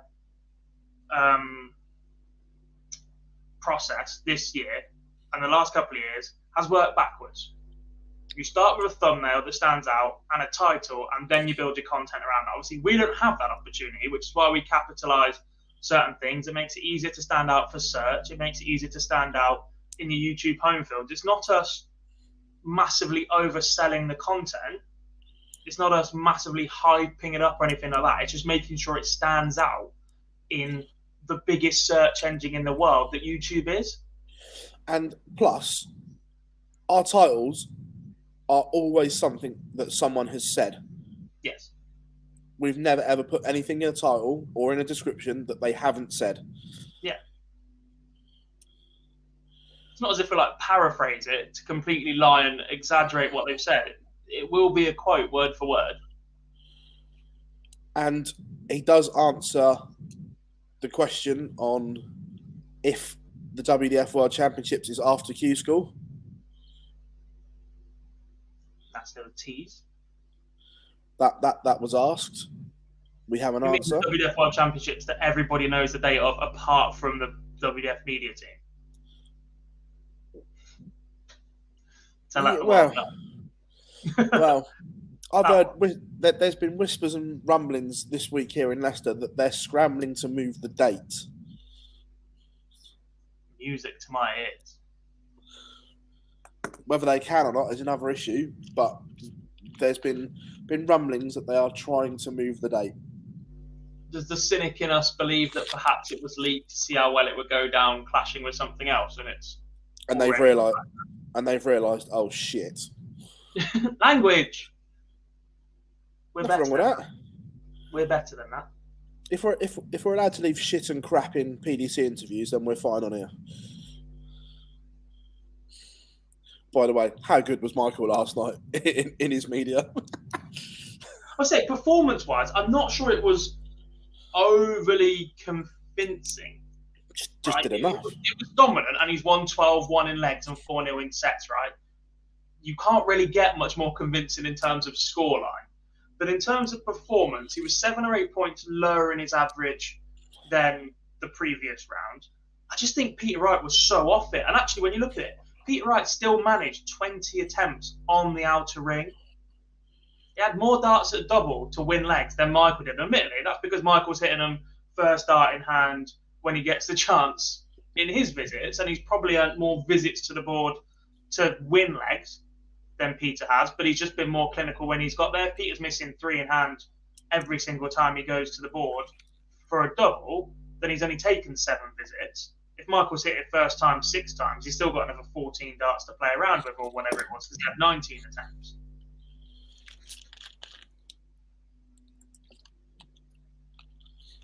Just looking at the tyres warming up, there's some shockers, isn't there? Great for us, but for the players, there's some shockers. Terrible. Another one, Gert Nencher's Jared Cole. Oh.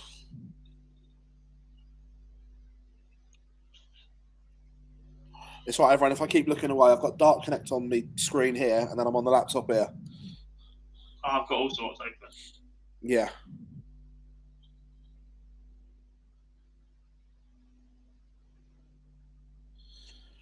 Am I commentating? I don't know, to be fair. I haven't checked the schedule, if I'm being honest. So I don't know. Prep work goes into your comment. If there was one week that I'd like to give it a go, it is with the players this week. Oh, look, the lineup for the Live League this week, I'm loving it. Absolutely loving it. And genuinely, I'm excited to see Mace because I've seen he's put a lot of prep into this. I'm giving him some abuse on Facebook this morning already. He has downplayed his. He went very early on telling the world that he was playing in week 12. And then he's downplayed his chances at every single opportunity since. I think he's got a chance. I've seen him play at the seniors events. He's won Friday Night Flyers in a high-quality field, by the way, and averaged over 100 multiple times. I think he's got more ton plus averages in seniors events than anybody else, and he's only played half the floor events that have been available to him. I genuinely think he's got a chance. And I'm also not looking... in Group A. I'm expecting John Boy or Tony O'Shea to go pretty deep in that. But when he drops into one of the other groups as well, and he's had a couple of days to just get himself going.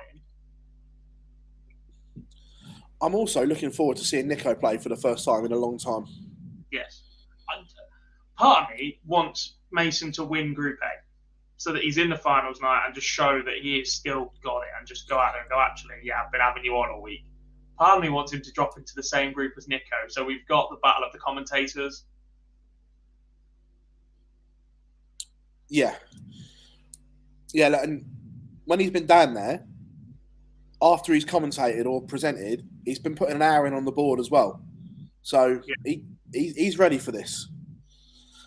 I had a cheeky look at a couple of his Super League averages as well. There was a couple of 28s and 29s in there. Yeah, I'm pretty...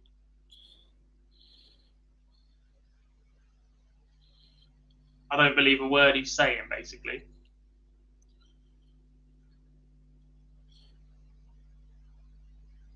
Right. Call it now, Gob.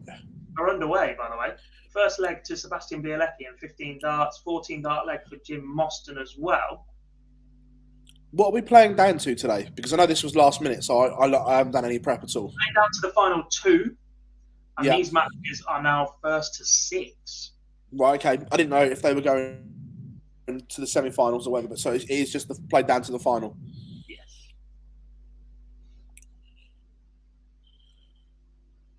Who are you going for?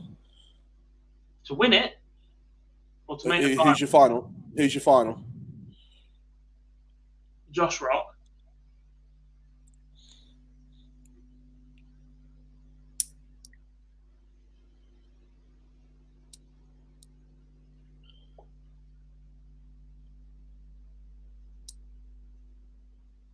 Need somebody from the top half of the group now, don't I?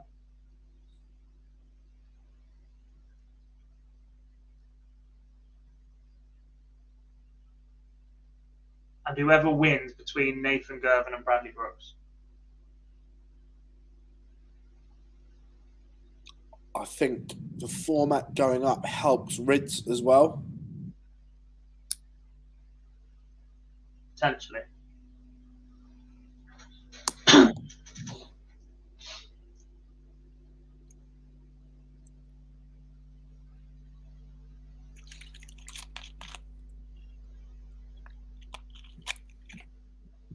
but we are underway. So, right, what do you want? 1 to 8 or 9 to 16? You tell me. You were last there. It's your show. You've done it all day so far. Nice show. Too right. I'm the boss, man. You take your place. I will have 1 to 8. I will do 9 to 16 then. Sebastian Belowetsky is now 1 apiece. Why would you not put averages in the board call group? That makes it so much easier to see what's going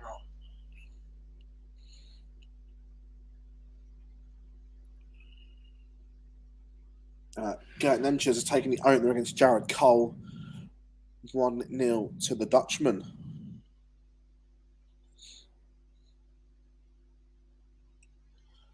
Just looking at it, this must be the last year for a lot of these as well. Rids, Brooks. I believe so. We were debating the age limit earlier. 24, isn't it?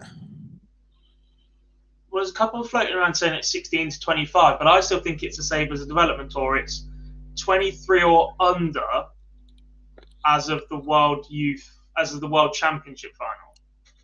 I thought so as well. Yeah.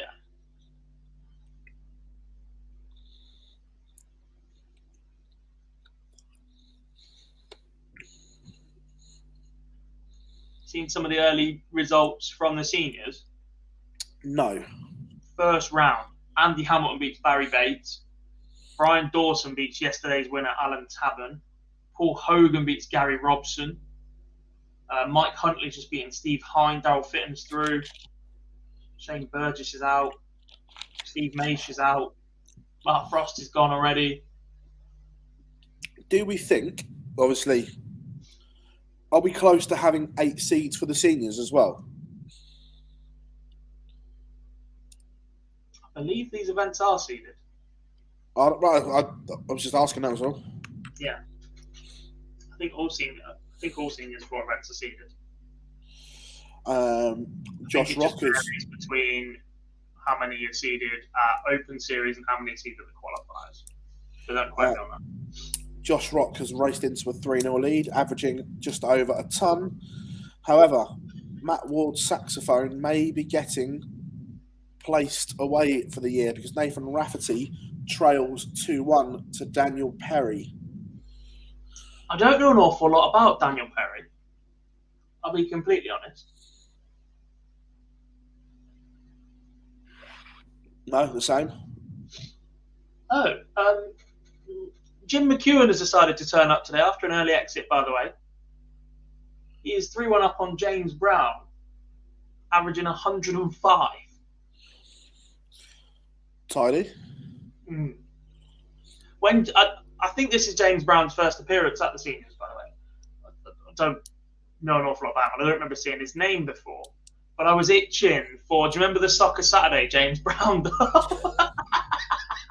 Yes. I was itching for a pun related to one of his songs yesterday, and I just put, there's a pun in there somewhere on Twitter, because I just couldn't come up with the right one that fit what I needed to say. But I'm itching for the get the done out, Jeff, get the done out, yes!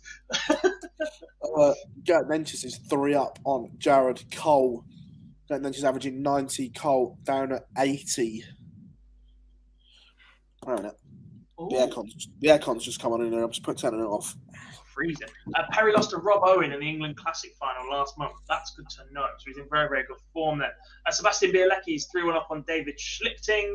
I'm looking at the wrong half of the draw. Callum Ridds is 2-1 behind Kieran Tian, who is currently averaging 106. Ridds averaging 101. Alex Small, the Welshman, 3-0 up on Nico Springer. Sam Cromwell, 2-1 up on Danny Jansen, who's only averaging 75 after such a good start to the year from Danny Jansen. The mullet is struggling a little. Brandon Weaning is 2-0 up on Kevin Dukes. Christopher Holt finds himself 3-0 behind to Lewis Gurney. And Nathan Gervin 2-1 up on Bradley Brooks. Gervin averaging 102 himself. Neil Zonneveld, though, averaged 96 in his first game earlier. Pretty comfortable. Second game, the one that gets him over the line. Admittedly, he didn't need an awful lot, but he averaged 60-something. Currently finds himself 1-0 down to Manlock Lung, who, I don't want to presume, but is that Kai Fan's son? I don't know, but I would say there's a fairly good chance, wouldn't you? Yeah. I know in Roloffs and Justin Van der Gaal currently 1 apiece. Barry Keane locked in at 2 apiece with Joseph Linner from America. Been impressed with him. The CDC have spoken very highly of him as well, haven't they? Yeah, very. And it's good to see they've travelled as well. Yeah.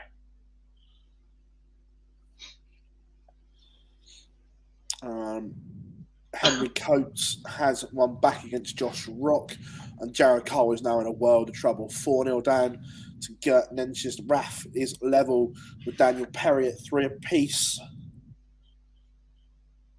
Lung has just gone 2 up on Nils Zonneveld, who's only averaging 75 right now. Kieran Tian 4-1 up on Callum Ridsfield, averaging 112. I tell you what, I was impressed with Tian at the Super Series, and he's carrying that form on. We saw it at the Worlds a few years ago. He can play high tower. I'm waiting for this one to catch up. Yeah, he lost the first leg in 14 darts. After 12 darts, he was sat on 78. Since then, he's gone out in 11, 17, 13, and 12. Kieran Tian is turning the screw on the number 1 seed right now.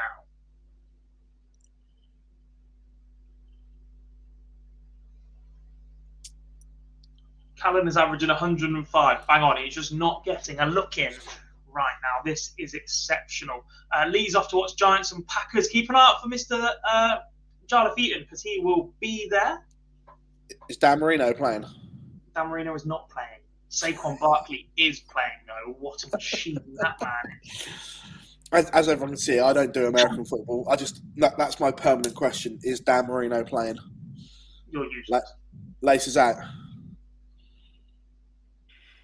Raf in trouble again. Daniel Perry holds. That's now 4-3. Josh Rock 4-2 up. Sebastian Bilowetsky 3-2 up. Jared Cole has one on the board. It's not going to be a bagel.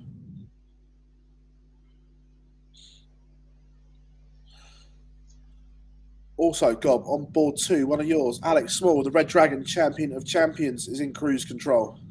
That's him. I knew I recognised the name from somewhere. One champion of champions. What a boost that's given him because he is absolutely flying. He's been superb today. Callum Ridge has got a leg back. No idea what Kieran Tian has done in that leg because he's gone from 112 average to 103. And Callum Ridge has now got the better average, but is 4-2 behind. I love this sport. Nathan Gervin, wow, is averaging 109 against Bradley Brooks. Look, Gervin is a special player. I genuinely rate him so highly.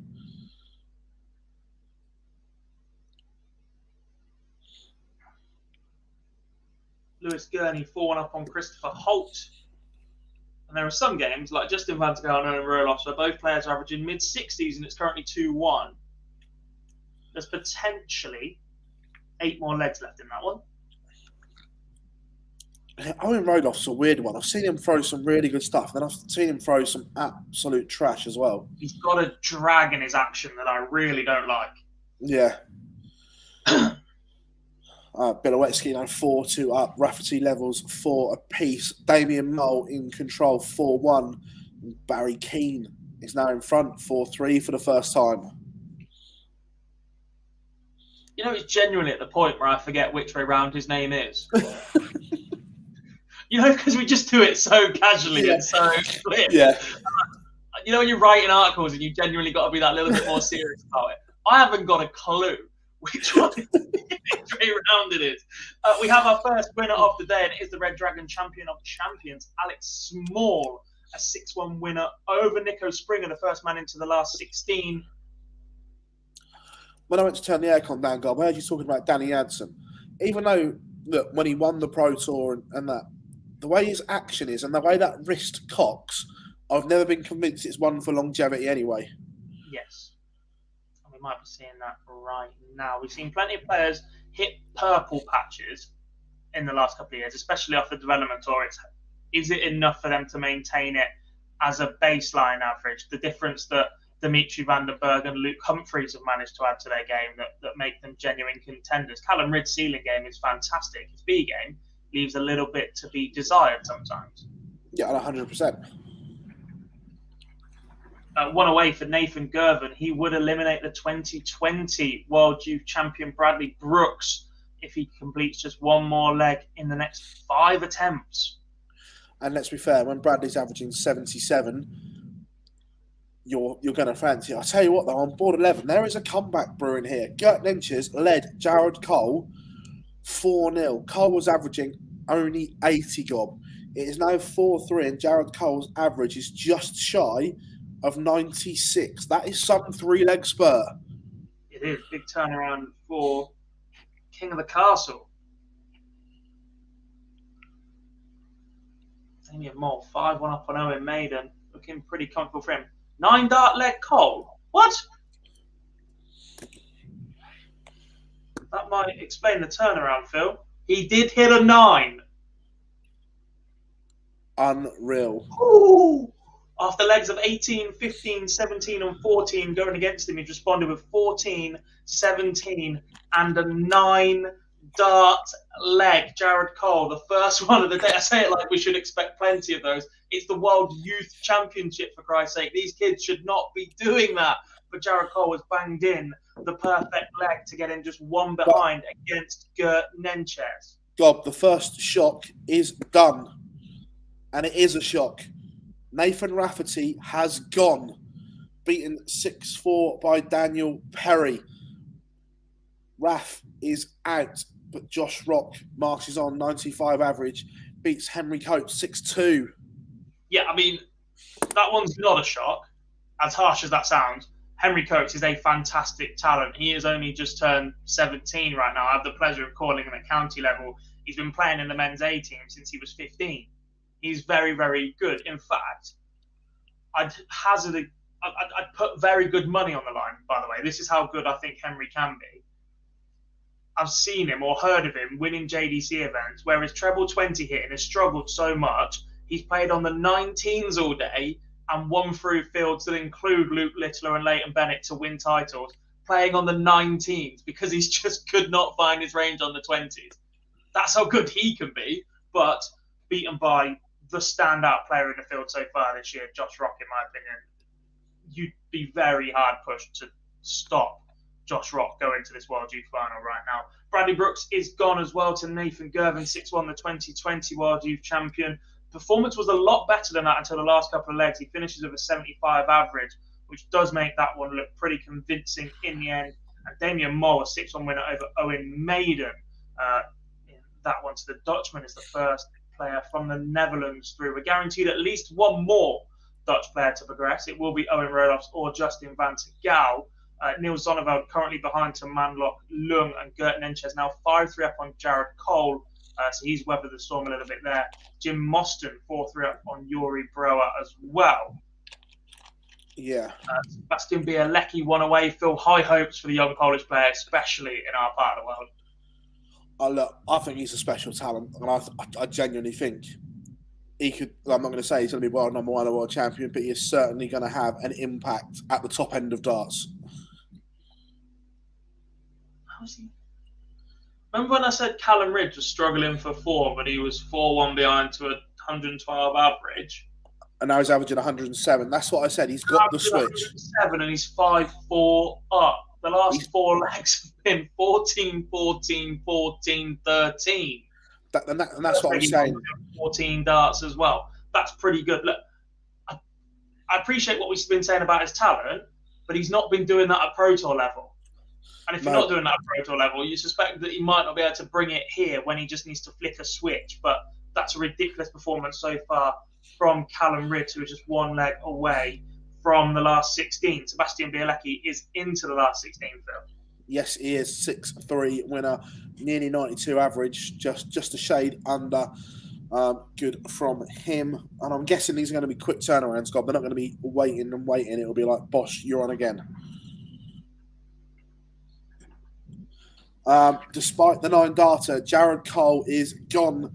Gert Nenches, a 6-3 winner over the King of the Castle. Yeah, that'd be disappointing for him. But if he started slowly, as he did, he left himself with an awful lot of work to do against a player of Gert Nemchev's quality. His ceiling game is one of the best in this field. Yeah, I've lost completely. how many times he's hit 9 darters or just gone berserk with 110 plus averages. Yeah. Owen Roloff takes the lead against Justin Van Gaal. Callum Ridd still 5-4 up in that one. Tian pegs it back to 5 apiece, though. We're going all the way. 106 plays 98 in the averages now. Tian switched off for a couple of legs, but he is right back in contention with just one leg to go. Brandon Weening hoping to emulate Corey Cadby, unless I've just picked the Kiwi of the 3 rather than the 2 Australians. I forget what is which. But Brandon Weening 5-3 up on Kevin Dukes, so he's one leg away from the last 16. Lewis Gurney 5-3 up on Christopher Holt. Bit of a free roll for both of those players. They will play Nathan Gervin in the next round, whoever comes through that one. Oh. Can't wait for Weening to be...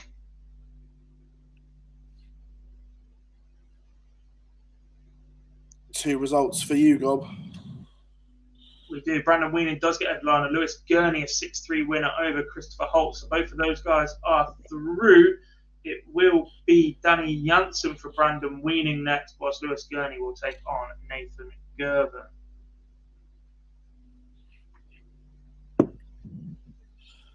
All eyes on this last leg decider, Rids and Tian. It's been some game, this. No, I think Weening is Australia. I've got it right. The flags are too small to work out if they've got the extra star on or not. But Rids in control, Gob, of this final leg. So no, I'm just watching the home screen. So I'll tell you, he's got 96, 140, 95, 96, 74 after 12. Tian not on a finish. So Rids has minimum 6, only needs 3. Callum Rids, the number 1 seed, survives a huge scare to defeat Hightower. Finishes of 105 average, comfortably the best we have seen in victory all day, and it's over the longer format. Just 4 games left then in the last 32. We're locked in at 4 apiece. On-field games between Jim Mostyn and Yuri Brewer, and Tavis Dudney against Dylan Slevin is 5-3 to the Irishman. In my half of the draw, Owen Roloff, Justin Van Gaal, 4-3 to Roloff's at the minute. And Manlock Lung is 5-1 up on Neil Zonneveld. Zonneveld has dragged his average up to 85 right now, but it is a long way back from there. In the All Dutch game, Gob, I don't remember these two being slow, but they seem to have taken forever. I think there was a moment where they just had a stinker of a leg. Dylan Slevin, the winner, Phil. Yes, he is 6'3", 86.5 average. Fairly decent from the Irishman. Yeah, I don't think it was slow, Phil, but the first 3 legs were 21, 24, 23. Then an 18, and the last leg was one in 19 as well. So a few chances being offered up by both of those guys. Yeah. Manlock Lung has defeated Neil Zonneveld 6-1. Superb result from him to knock out Torcard Holder.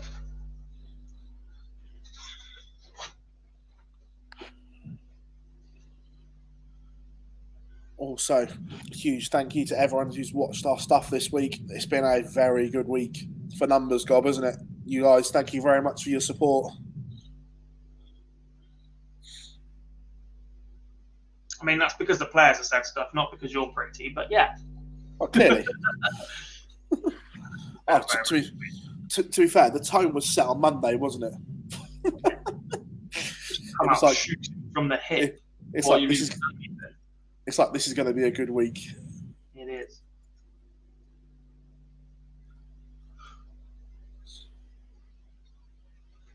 Oh, excuse me. Late one after watching the Super Series finals last night. Oh, it was good for. To be fair, Peter Jenks played really well. Yeah, I did think Thornton was going to do it. Missed 3 match starts, didn't he? Well, at times. Yeah.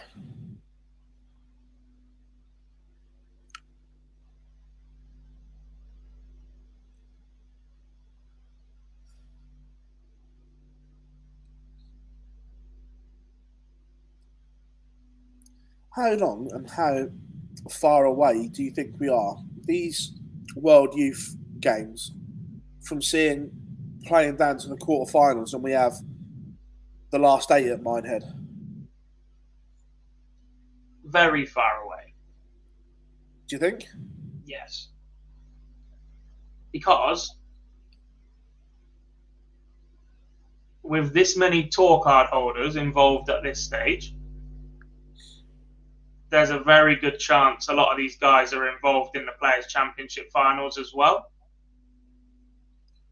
And in doing so, we've already seen in the past them have to be careful with scheduling the final match because one of the two players is still involved. If you've got 3 or 4 of them still involved at the last 32 or last 16 stage, when you attempt to start it on this Saturday afternoon or whatever it is,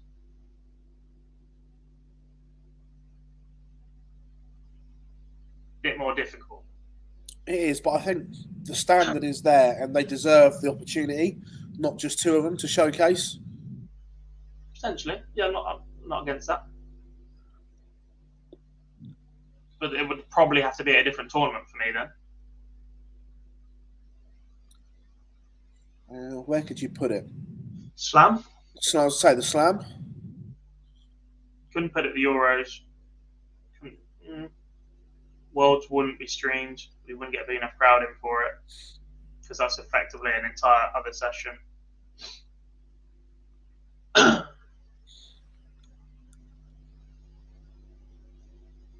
Just one result left to come in then, and Izzo and Rolos against Justin Van Tegau. Daniel Rock.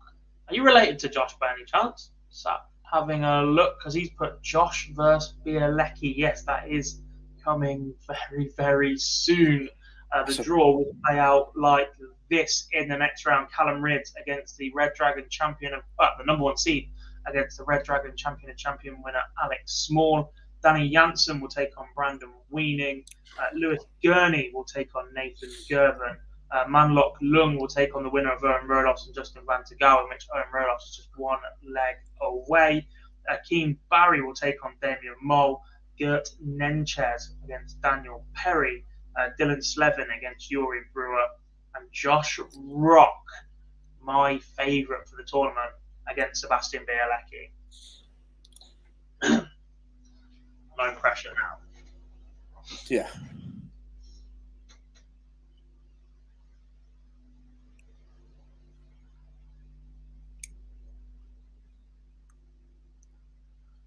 Got this leg here, leg 9, seems to be taking forever in this game.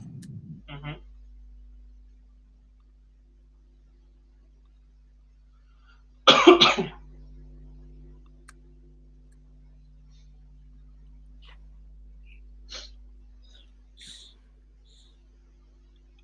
It might be over, or they might not have started the leg. Because Dark Connect currently says it's Justin Van Tegau to throw, and it is 5-3. Have we lost connectivity to an iPad? Possibly. Do we have a result?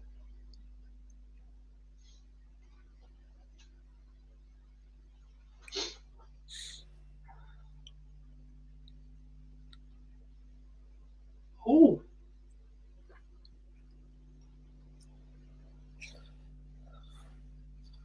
What are you oohing about? Number 2 seed on the World Seniors Order of Merit, Richie Housen, has been beaten 5-1 in the first round by Prakesh Jiwa.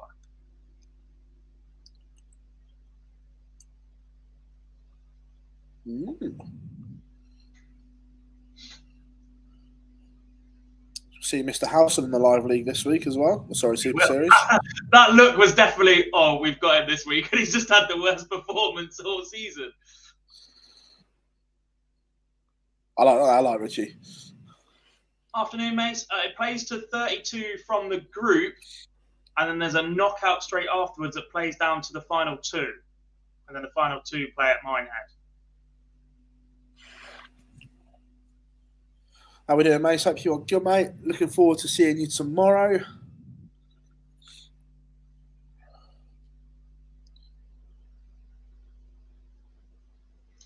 Mace has gone all Gary Anderson on us as well, hasn't he? Oh, don't practice. Yeah, I'm not going to win anything.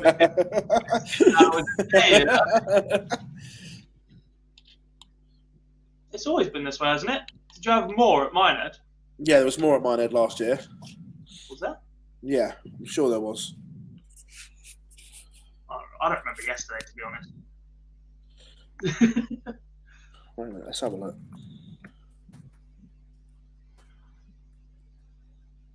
Yeah, this leg looks like it's taken an absolute age. So either something's happened in the venue.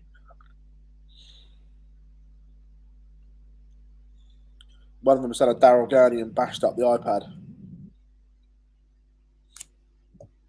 So I haven't got any eyes on Matt Ward.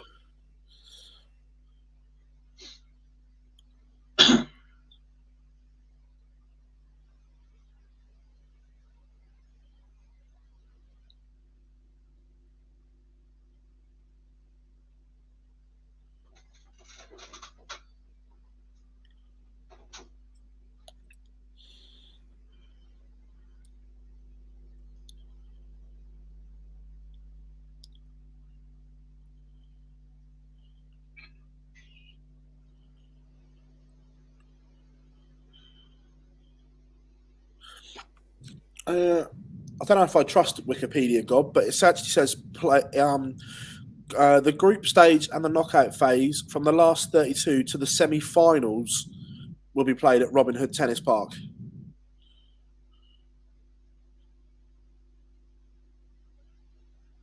The PDC article, which doesn't state a lot, but does say the World Youth Championship will see the round robin phase and the knockout phase from the last 32 down to the final stage on Sunday, October the 9th in Wigan.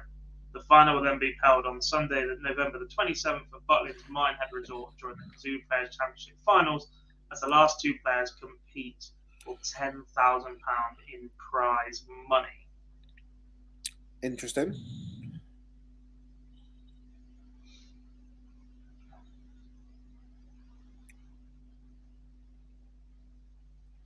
Just looking at the list of former World Youth Champions: Aaron Monk, James Hubbard, Michael Smith, Keegan Brown, Max Hopp, Corey Cadby.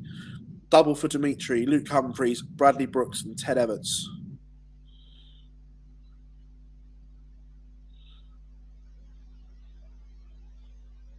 Steady. Yeah. Although, is it a little bit of a curse? I was just thinking this.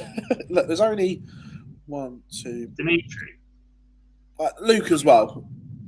Dimitri, Luke, and Michael. Yeah. Yeah, on that list, there's only three that I would say have gone on to fulfill potential.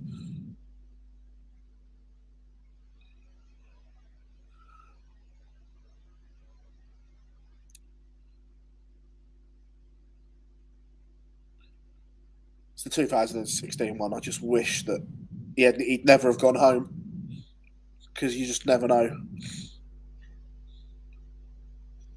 If he hadn't have gone home, I think he might have been dragged home. Possibly. But with some shiny jewellery around his wrists. Honestly, I genuinely think if Corey never plays again in professional sport, it is the biggest waste of a talent in the sports history.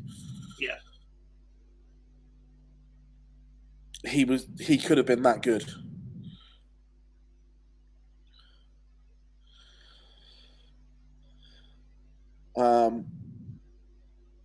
Philip says, who was the best World Youth Champion? Oh.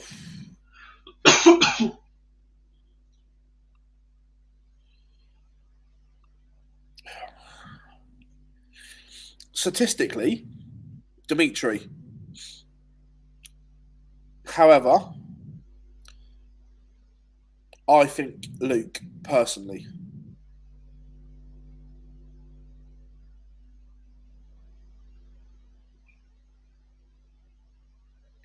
Just Corey's the biggest waste of talent if he doesn't play. Oh yeah, if. But The man so played far, half a season of PDC majors and reached the UK Open final.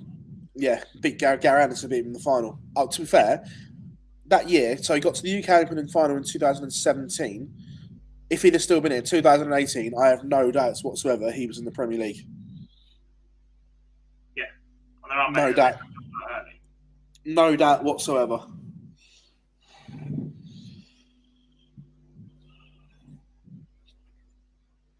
To be fair, there was some people in the press room that obviously knew to Arch yesterday that didn't know the Corey Cadby story, and they were like, "What?" And we were like, "Yeah, he was that good, and he's never been seen again." He made the World Series final as well. He lost in Auckland. Lost in Auckland. Lost to Kyle in Auckland. He beat Phil in a World Series event. Was it Perth? Maybe. Yeah. Okay, this is definitely broken now. Unless there is some sort of emergency in the building. Matt Ward's pressed the fire alarm.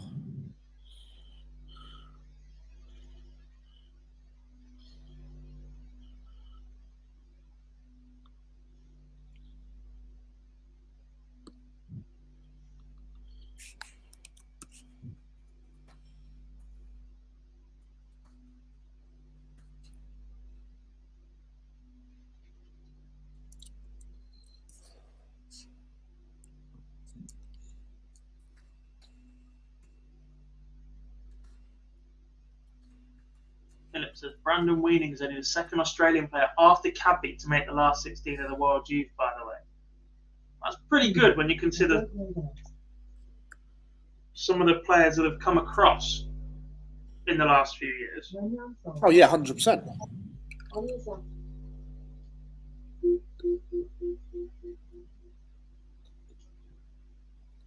A couple of them have stayed at my house. Jamie Rundle, Kalani Hillman. Who else have we seen? Robbie King.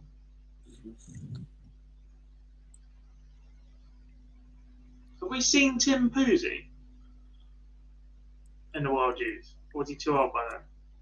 Not sure.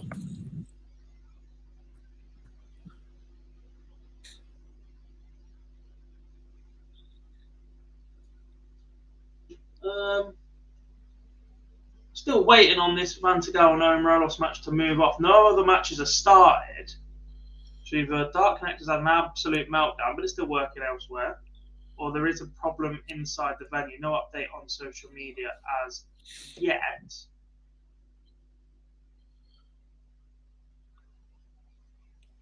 So let's drop this one and then we'll be back after this.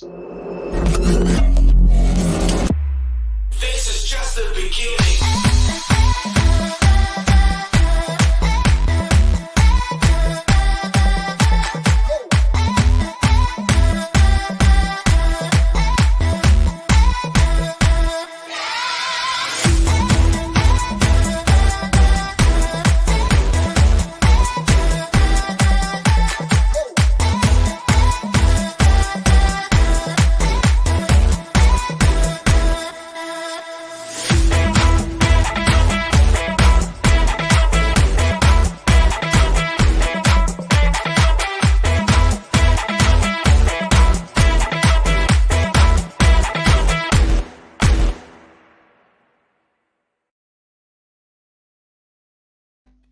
Only you guys can see the sight that I can see while that's going on. Phil Wells dancing away in the background. I love that music.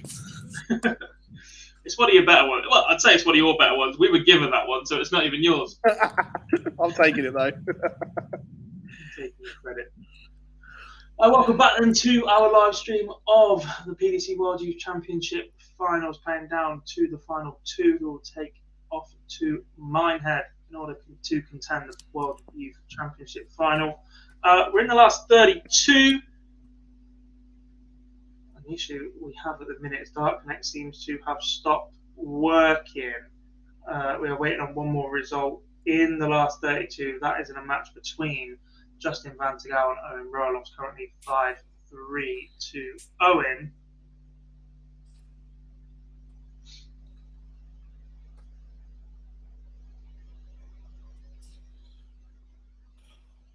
It's definitely over. Has to be. Or something has happened in the venue. God, I feel you weren't on last night's show. It was myself and Dan who discussed all things happening at the Ball Sports Grand Prix yesterday and looked ahead to today's final. Who wins? And in fact, no, not who wins. How many sets does Nathan get? Because we all know you're backing Michael. 2. 5-2. Too easy. We have games warming up. We have movement on Dark Connect between Josh Rock, Sebastian Bielecki, Dylan Slevin, Yuri Brewer, Daniel Perry, and Gert Nenchez. I think that means we've had a Dark Connect error and an internet drop. Not just that, I'm invested at 7-1 as well. Silly boy. Price was too big.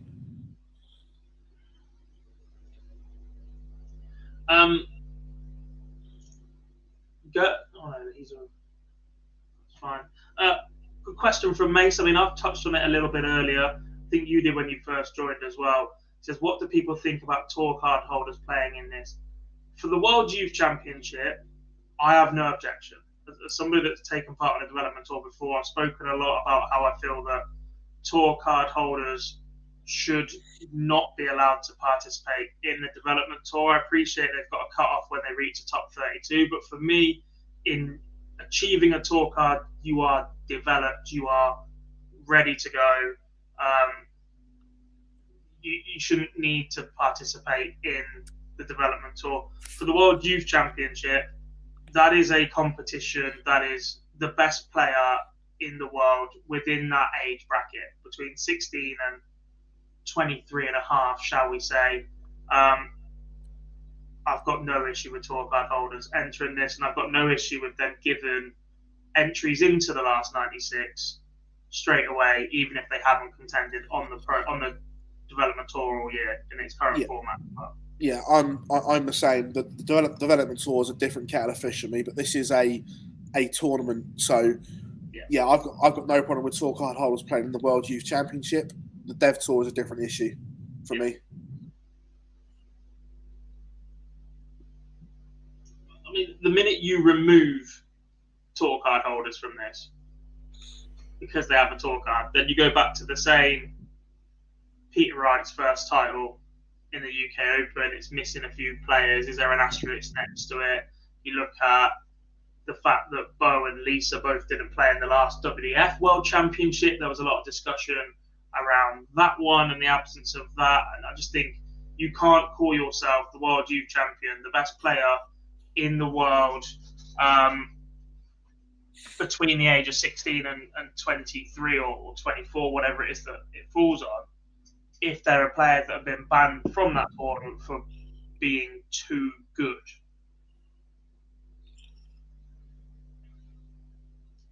Owen Roloff was the victor, by the way. That's now 6-4 to him. So we do have a complete last 16 tie.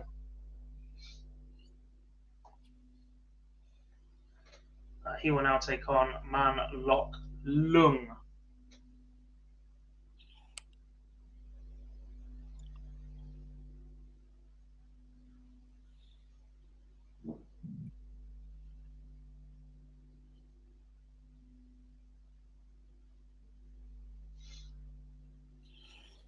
Fingers crossed this will get turned around quite quick, because I may have to dash somewhere between 3 and 3:30 if people start coming in.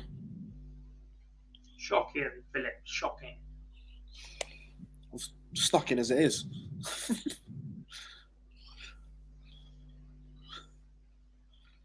Well, we did somebody a favour yesterday, so.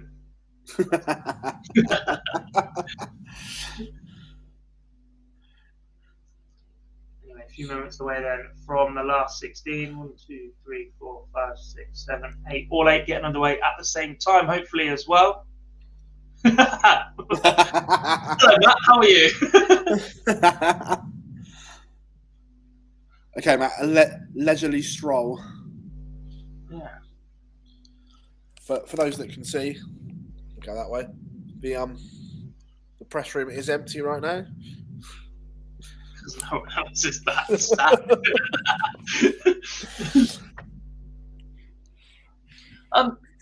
Some breaking news in the wider world of sport. I mean, there's football going on. Max Verstappen won his second F1 World Championship earlier, but I'm not sure if you'll have seen this, Phil, as we wait, and I think it's interesting just to bring up. Perhaps the most high-profile footballer of all time has just come out as gay in Iker Casillas. Really? Yes. Via an Instagram post, Carlos Puyol is pictured in it as well. I'm not too sure on the way that it reads, if it implies that it is those two together.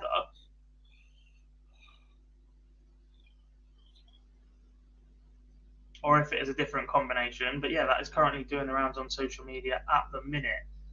As I said, he is perhaps the most high-profile footballer to have done so. Oh, without question.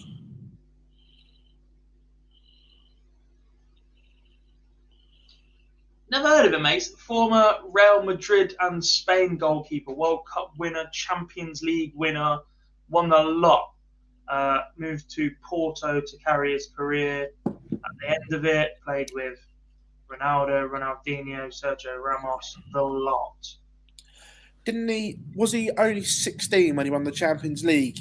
Because he played in goal at the Hampden Park final as a 16-year-old goalkeeper, which was unheard of at the time. He's one of those that you never ever looked at and went, he is the best at shot stopping, or he is the best at coming to collect corners. But he was just so consistent and so solid behind him, wasn't he? It was like Novak Djokovic. There is, in my opinion, there is nothing standout special about Novak Djokovic's game. He's not got the best serve, he's not got the best forehand, he's not got the best backhand. But when you put it all together at the high percentage he's got, he's the best player in the world. Team Rafa. Oh, all day. It's Roger, by the way. Roger is the GOAT.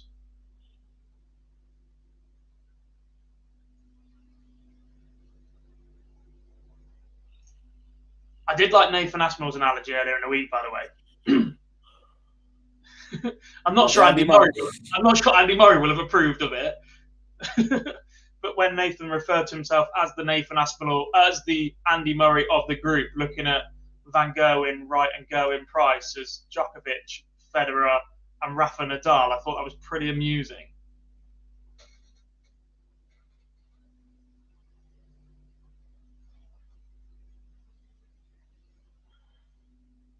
Interested, not building too much into this, but someone screenshotted it on Twitter. Real Madrid have unfollowed Iker Casillas.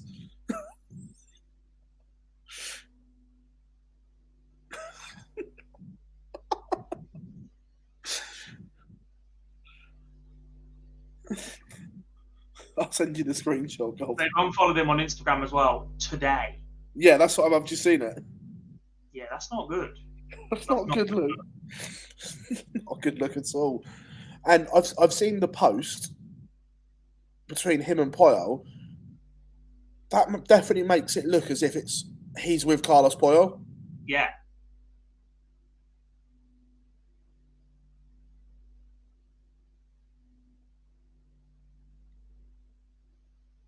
%. That's the way it looks.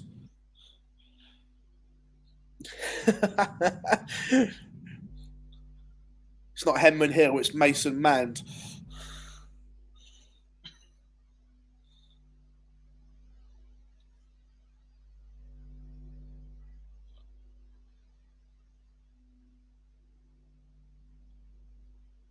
We have this debate every single year, Michael. The age range for the World Youth Championship, according to the PDC, is 16 to 23. You have to be 23 or under as of the World Championship final, the 3rd or the 4th of January of that year. Is it the UN that defines a youth as anybody under the age of 23? I think so, yeah.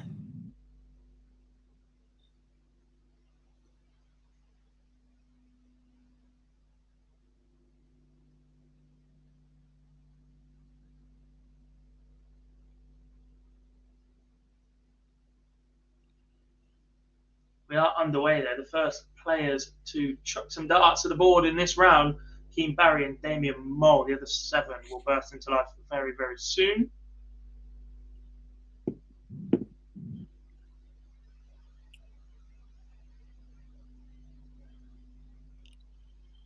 Josh Rock. Sebastian Bielecki follow. This could be an absolute belter. Mm-hmm.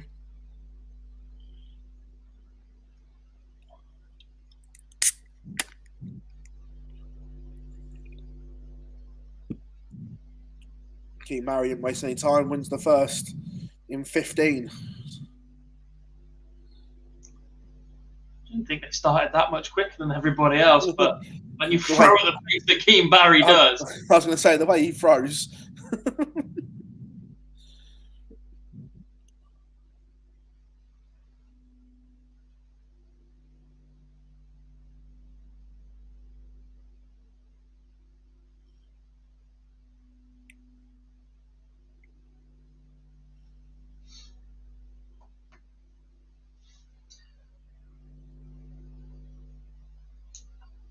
I know he's been joking about it for the last few weeks, but how much food do we think Chris Eubanks Sr. is going to eat this week?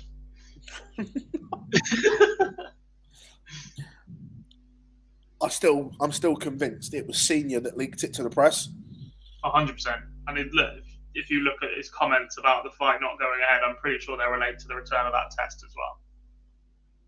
Yeah, he's taken a lot of stick for the last 4 or 5 weeks, and when you put it all together, he's done everything right. He's done everything that a father would do.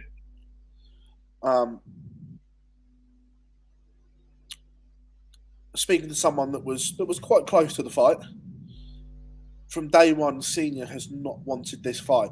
And you look at all his interviews, he was telling people to boycott it, don't watch it, don't buy tickets, it shouldn't be happening. And then at the last possible chance to get it called off, that was leaked to the press. I think that was me, actually. Yeah, 100%. I think it was Senior that leaked it. Should be capped at 18, in my opinion. Tour card holders in there are a lot further developed than 16-year-olds. I disagree in this one. Development tour, perhaps you can look at bringing the age down a little bit and whatever else. But for me, when the PDC run both, this has to mirror their development tour. You can't say, we give you an extra 3 or 4 years to develop, but actually to be in a world youth, you have to be under this age. It just puts a target on that kid's shoulders as well. Yeah, makes 100%. Look, I get why the promoters have kept it quiet and the teams. I get that, but more worrying for me is the British Boxing Board of Control had known for 2.5 weeks. That's more of a worry. Why would you let all the press and stuff go on then? What? I'm not a fan of that at all. What you mean from the promoters? Well, because they were told by the board it was happening. Yeah. The fact that the commissioning board of British boxing knew about the failed test 2.5 weeks ago, and did nothing. And look, let's. I think we can all agree on this. If that was never leaked, the fight happens last night. 100%. Unless Senior does something very, very brazen moments before the fight starts. Some early legs coming in there, and plenty of players have turned up in form, shall we say, right here. Gert Nenchez, 15 dart leg to open. Danny Janssen, a 15 dart leg to open. Callum Ridds picking up where he left off, a 13 dart leg. Manlok Lung has taken the first leg against Owen Roloffs. Dylan Slevin takes the opening, and possibly the slowest starting match of the round. And look, it is very, very early in a race to see. Bielecki has a break over Josh Rock. The young Polish star leads the Northern Irish ace 2-0 so far. Damien Mole from 1-0 behind Keane Barry has gone 2-0 in front. And Callum Ridds with what must be a 17 dart leg is now 2-0 up on Alex Small.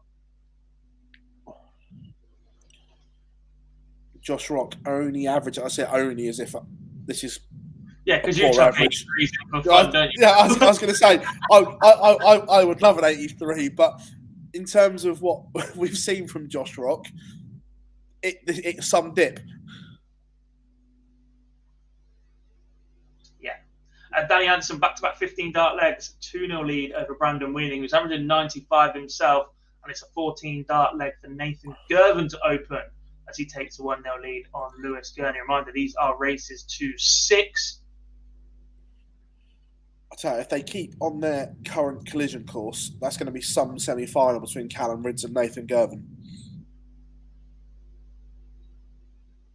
Callum Ridds would have to dispatch Alex Small and then likely Danny Hansen from here. Whilst Nathan Gervin would have to take on the winner of Owen Roloffs and Man Lock Lung. I've not seen the Euro 2024 qualifiers draw.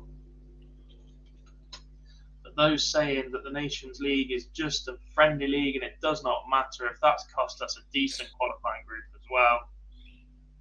The Nations League's pony, international football's pony.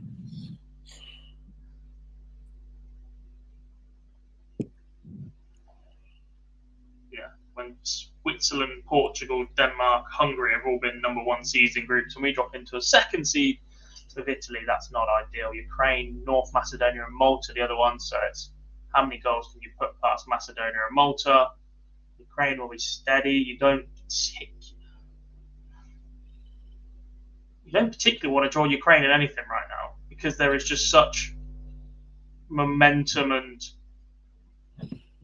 power behind everything that they do in the public eye. Bigger question, who will England's new boss be? Oh, he's got to go. 100%. Bloke's a crook. Got to go. He's not crook. He's just stealing, stealing a living. He's not stealing a living because he has done a fantastic job to do what he did, right? You think 3 years ago, there were people going out to buy waistcoats to look like him because the feel-good factor around England football was back, right? Whether or not the performances were that inspiring, people genuinely believed this nation's football team were going to win a major event and came close to it without crashing and burning. Phil, we won a major penalty shootout. If you look through my timeline, I've been Southgate out for about 4 years. Is he the most tactically gifted manager in the world? No. Does he have what look to be fantastic man management skills? Yeah.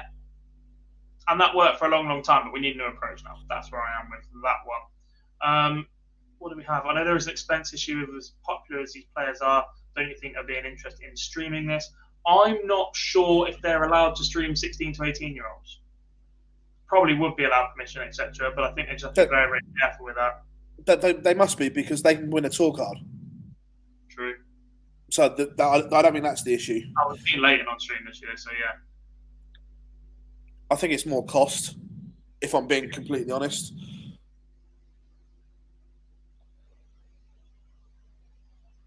Gaulas lost the group. He did. He finished second. I can't remember who was in his group now, though. It was a while ago. I've got a different screen open at the minute. Nathan. CFL. What's CFL? College Football League? Am I made that up? Nathan Gervin has raced into a 3-0 lead, averaging just shy of 105 against Lewis Gurney. Josh Rock is back level at 2 apiece. And Callum Ridds 3-1 up.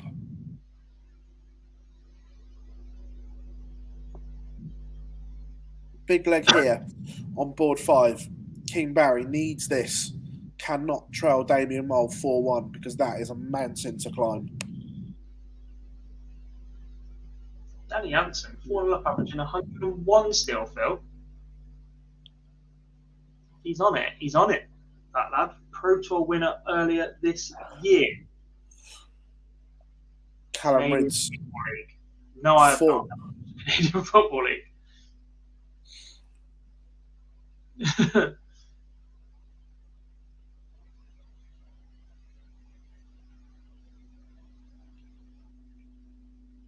Callum Ridds 4-1 up now. Go on, Alex Small averaging 98. Just looking very good, isn't he? I sort of wrote him off to start with today, but he's looked fantastic so far. As is Nathan Gervin, 3-1 up on Lewis Gurney now.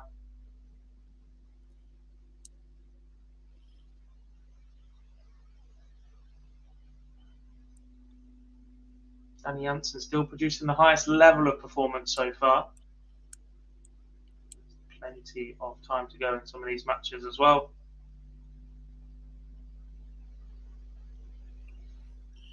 Josh Rock, 3 on the spin. Hits the lead for the first time.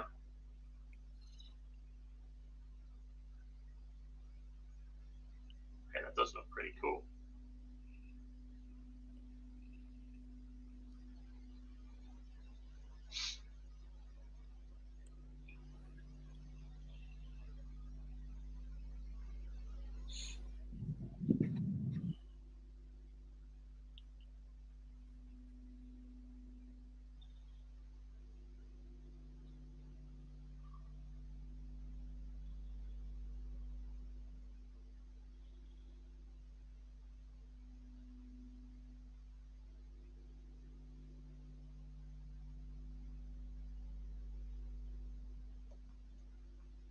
I might have to have a look at that. A bit more passing game. You do like a good angry run as well. I'll be having the NFL on later.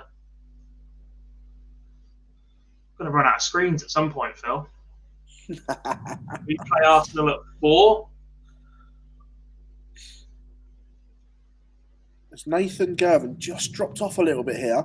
His average has plummeted by 12 points. And Lewis Gurney has won 2 on the spin. It's now back to 3-2 in that one. Lovely action.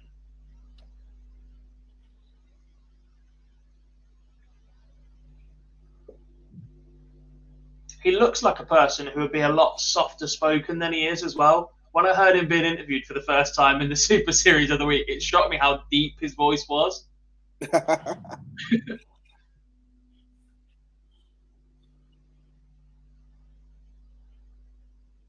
Josh 4 legs. His lead over Sebastian Bielecki. Callum Ritz just 1 away from the last 8.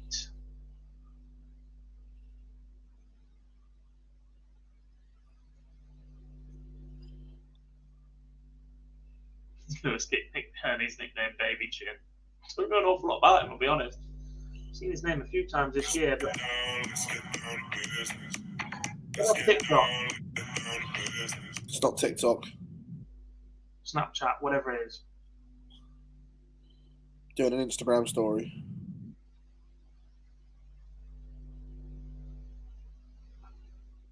I'll be completely honest. I don't really get Instagram. I love Insta. It's my favourite. You don't get an awful lot of information from Instagram, and I like information, so I just live on Twitter. You just use Twitter as a news feed, don't you? Oh yeah, 100%. Dylan Slevin is the first player through to the last 8. He completes a 6-1 victory over Yuri Brower. Yeah, we were in Leicester on Thursday, obviously, and somebody asked. We got onto the conversation about screen times on our phones.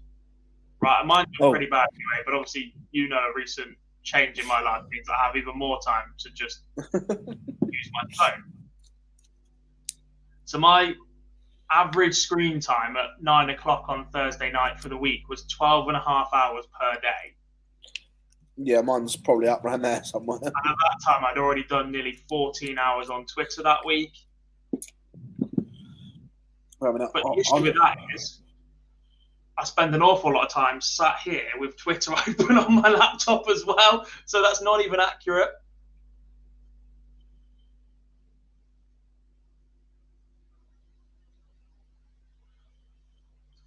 Dylan Slevin then is the first man through. His compatriot, Keane Barry, is hoping to join him in the last 8. But he needs to get through Damien Mole, currently 3 apiece in that one. I've just looked at mine, Gob, as we speak. 14.5 hours. I deliberately on Friday had about 4 hours. you sent me a thing going, oh yeah, can you double check this and put it out? And I didn't reply 5 hours. I just put my phone away. I had to just get away from it. Callum Ridds, a 6-1 winner over Alex Small. Danny Jansen, a 6-1 winner over Brandon Winning. So we do have 3 of the last 8.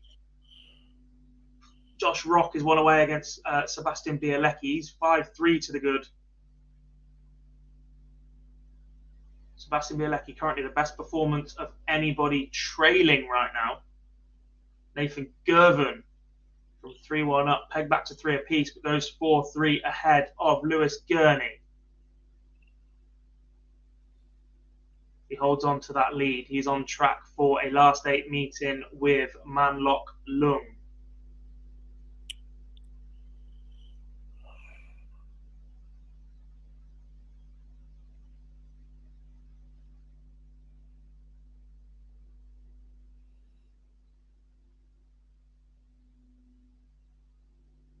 Who has just gone 5-2 up on Owen Roloff. King Barry takes the lead against Damien Mole 4-3. I just had a message saying, is there anything Laura Woods doesn't present? She's the face of the NFL coverage, isn't she? Cha-ching.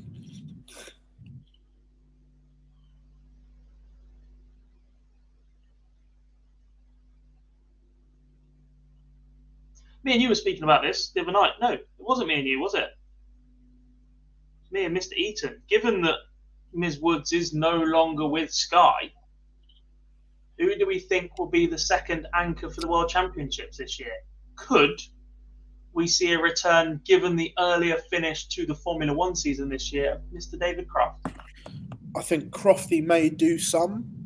And I think there may be a couple of surprises. That you can't tell us. Josh Rock is the 4th man through. We are halfway to completing the last 8 of the World Youth Championship. He is a 6-3 winner over Sebastian Bielecki. Solid performance from the pole today, but he is beaten by, in my opinion, the favourite for the event. I keep saying it. Danny Jansen's performance, by the way, Phil, I completely neglected this bit in his 6-1 victory over Brandon Weaning. He did it with 104 average. Tidy. No, it's a bit better than tidy, mate. Come on. Come on now. So I'm just trying to do some other bits at the same time. Shocking. Turns up late and then he's a part-timer with it. Well, you know.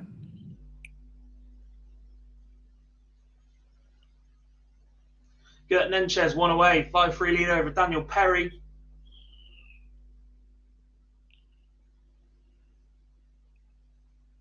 Corin Hammond did a great job on commentary. Yeah, I was a big fan.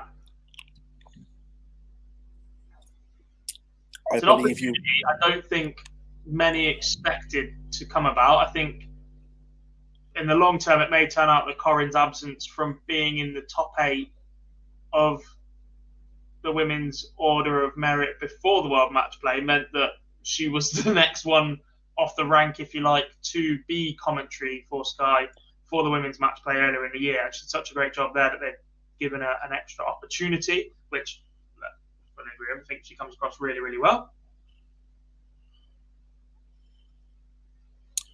I think you will see her at the Slam and the Worlds. Definitely the Worlds is too big. The rotation of the team is very good. Manlock Lung is through. He's a 6-3 winner over Owen Roloffs.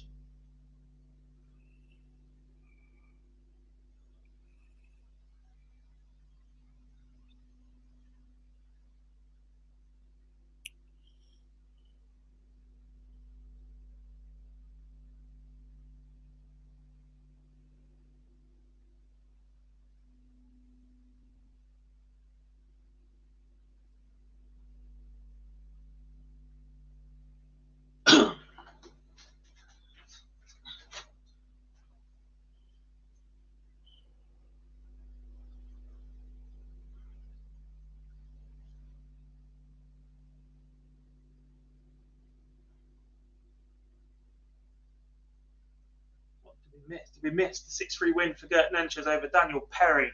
2 spots remaining.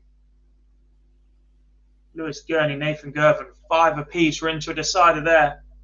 Keane Barry leads Damien Mole 5-4. I'm going to look into this last leg. Between Gervin and Gurney. Gervin with the darts opens 57. Gurney with a big 140 visit. And it's another trebleless visit for Nathan Gervin. Back-to-back 57s. He's already given the darts away to Lewis Gurney. 60 in response. What can Nathan Gervin muster up to get back into contention here? Just a 63 trebleless visits to open a deciding leg, Phil. That's an absolute killer. Oof.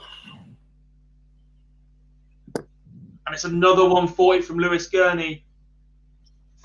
Gervin has to find a maximum. He was in cruise control earlier in this game as well. Finds a 134. It's not enough. So it's 6 darts for Lewis Gurney from 161.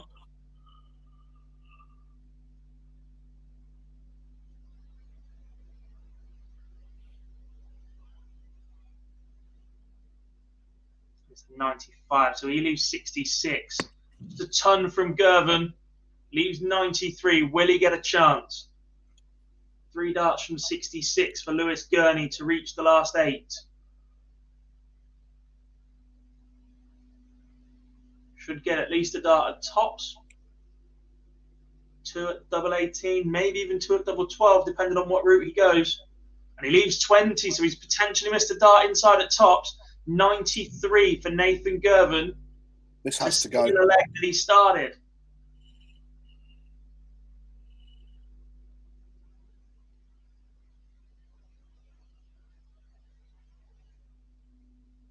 And it goes in. Oh, Nathan Gervin, that is superb. From absolutely nowhere in that leg. 3 trebleless visits to start. He survived what I think was at least 1 match start there. And Nathan Gervin is into the last 8. That's a serious set of stones, that is. It is. And while we were both looking at that last leg, King Barry completed a 6-4 victory over Damien Mole. So, last 8, 2 more games to go for these players to reach Minehead. The draw, Callum Rids against Danny Janssen, Nathan Gervin against Manlock Lung, Keane Barry against Gert Nenchez, and Dylan Slevin against Josh Rock. Only 1 player in winning through to this round failed to average 90. And that player was also Adam Mayer, because when he was 4-0 up, he was averaging 105.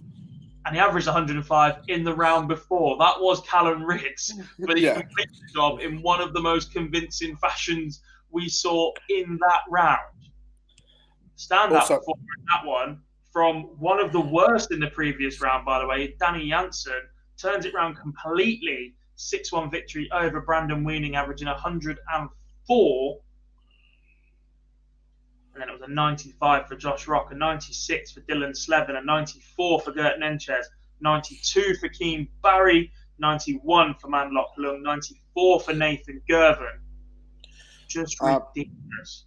Also, Gob, check your WhatsApp.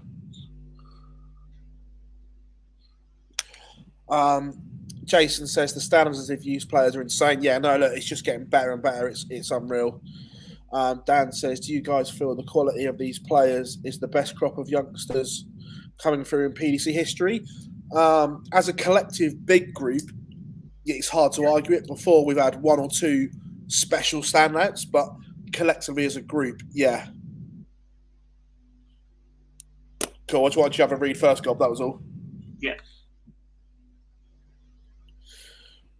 Philip says, do you think the wait between these rounds and the World Youth Finals is too long? Look, these are warming up again already, so I think the turnaround will be quite quick. I think, obviously, by the sounds of it, there was an issue on one of the iPads that needed resolving, I think, which is why it was a bit of a wait. I agree. I like the fact that World Youth Finals televised as well. This weekend tends to move a little bit, but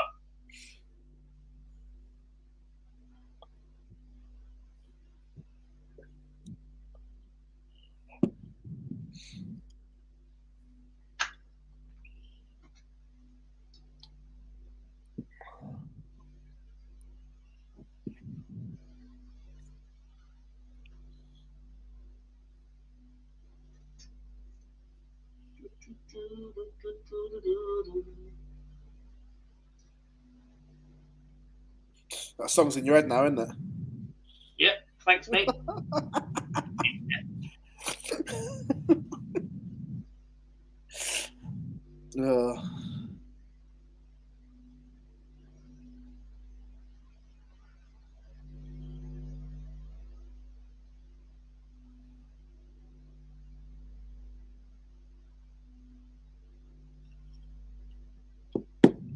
So, chat room, whilst we're waiting, does anyone not see Michael Van Gogh winning his 6th World Grand Prix tonight?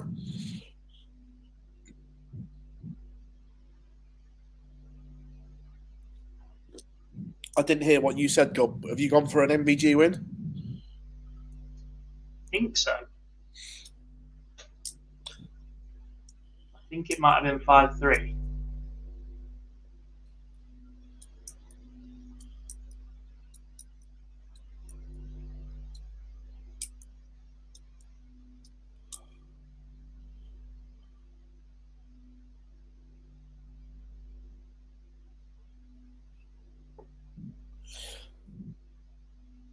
Yeah, Sammy has. That's why it was thing. I was scrolling through Instagram. And that's when it came on. But to be fair to him, he has looked super focused this week, Gob. Normally, he's when he's not quite on it, you can tell. But it has been business-like this week. Yeah. Even in his media, look, there have been times in his career where Michael would have been drawn straight into not a slagging match, but a war of words in even more depth than he has been this week. Right, once Peter fires off, I think the way that he's handled that and just kept with the same lines, everybody knows when I'm on my game, I'm the best. They all know what they've got to do to beat me. There's a maturity to him, and that comes from being focused. Yeah. To be fair, I liked his one last night, though, because he teed off, but did it in a dignified manner. Yeah.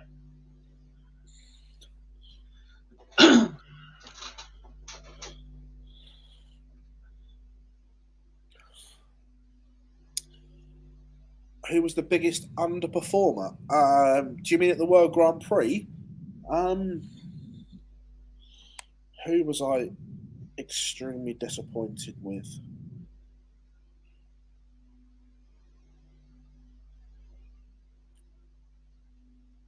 Performance-wise, what we saw from Luke Humphries wasn't great, but he sort of gets a pass in that he to be a father any day and trying to concentrate at that point.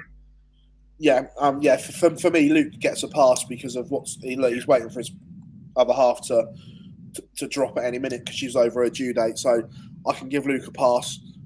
Wade averaging 79 is up there. Yeah, my thoughts on this event have changed a lot throughout this week, and part of that is from what the commentary teams have said, and part of that is genuinely realising that actually being a good double hitter means jack in this format. Being a good scorer to get you out of trouble when you've messed up on doubles means more. 100%. He doesn't have that scoring power. No, but this has been brewing for a while. It's not just been brewing for a while. He's won 2 first-round matches in 8 years. No, not just in this tournament. I mean, in general this year. Since he went to hospital in Germany, because at that point he was playing very well. Yeah, he was. He hasn't been the same. For spot in the world ranking at that point. Yeah, where in what was it, 6 months' time, he's defending 125 grand in one hit. Yeah.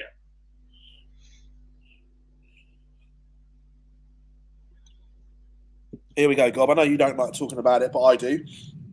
No. Does he get picked right now? Who? Wade. Oh, no, they hate him.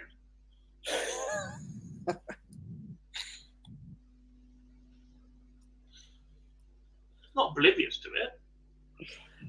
Yeah, but he'll still be world number 5 when they're picked, potentially. So he's still got to be in the question. No. I'm not saying he gets picked. I'm saying he's in the question.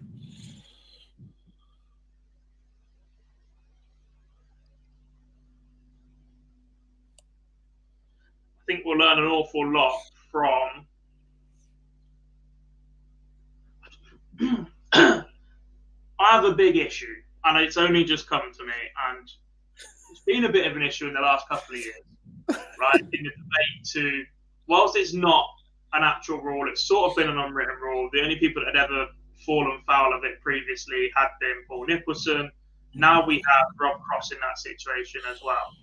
I still think if you win a major, you should be in, especially a significant major, right? And we know in the past they've tried to not select someone like Jose de Souza. We've seen Rob Cross not get selected last year, etc.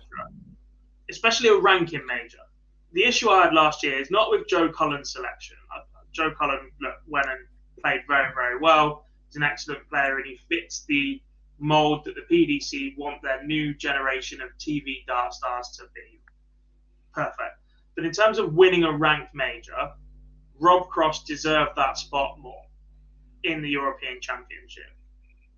In effect, the winner of the Masters the last 2 years has been selected off a recency bias by winning a non-ranked tournament that, in truth, I'm not sure how many of the top players really give a crap about because it's non-ranked. It cuts into their holiday, which I think they're going to be even more annoyed about this year.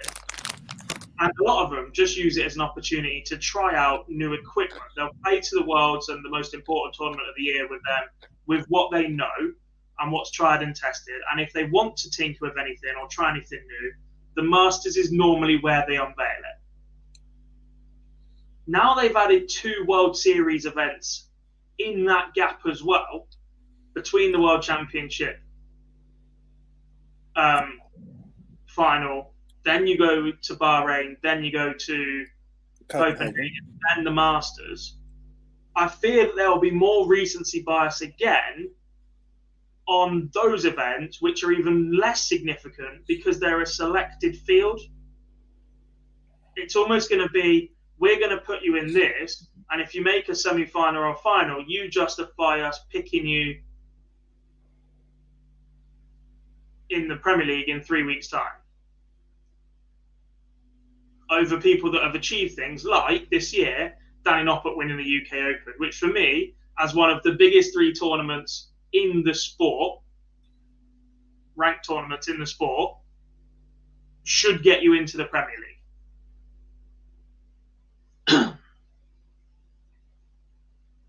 However, if you sit there and say rule number 1, I'm going to end the stream now.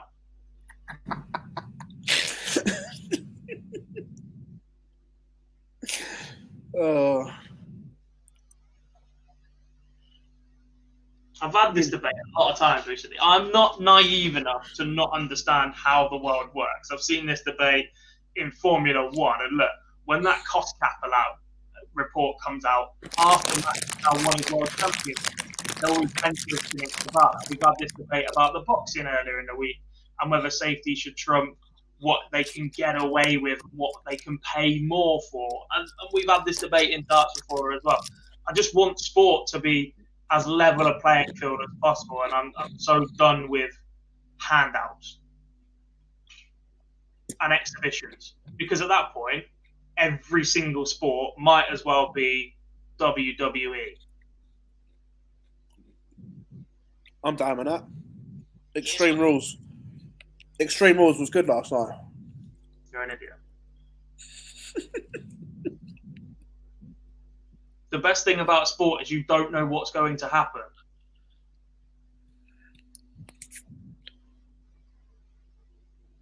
I disagree with that. Because in any sport, sport, you don't know what's going to happen, and anything can happen. Anything can happen, I agree with.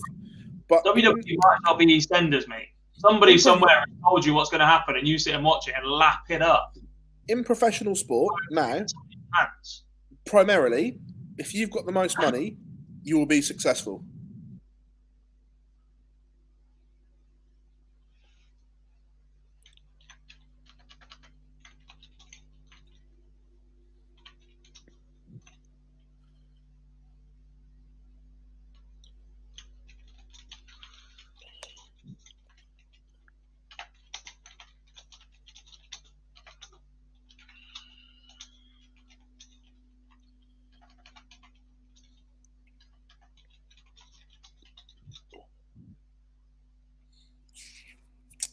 we are underway, and Nathan Gervin has taken the opener against Manlock Lung, and Callum Ridge has taken the opener against Danny Jansen.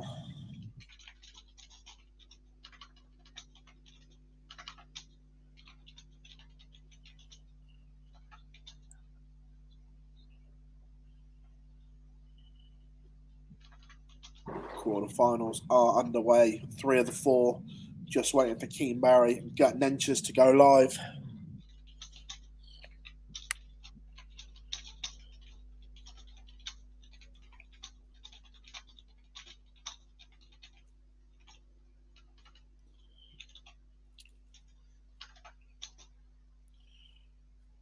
I'm guessing something's happened in the World Seniors, Gob. Just Andy Hamilton fired an 11-dart leg, but lost to Wayne Jones 5-4 in the last 32. Brian Dawson's through. Paul Hogan's beaten Paul Croucher, and Darren Johnson, yesterday's winner, is through as well.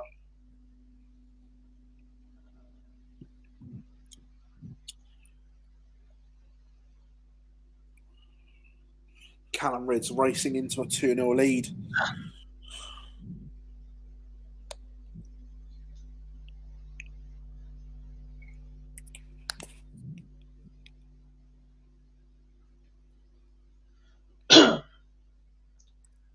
Josh Rock, 12-dart leg to open.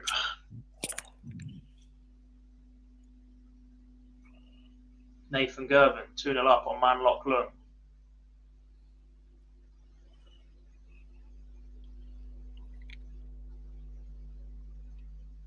I don't understand the start time tonight. What do you mean? The 7:30 on air? Started at 20 past 8 yesterday for 2 matches, which surely makes that the prime time for those matches to be on, yet the final tonight goes back to being earlier.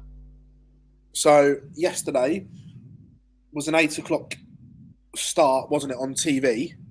Yeah. Because the football doesn't finish until 7:30.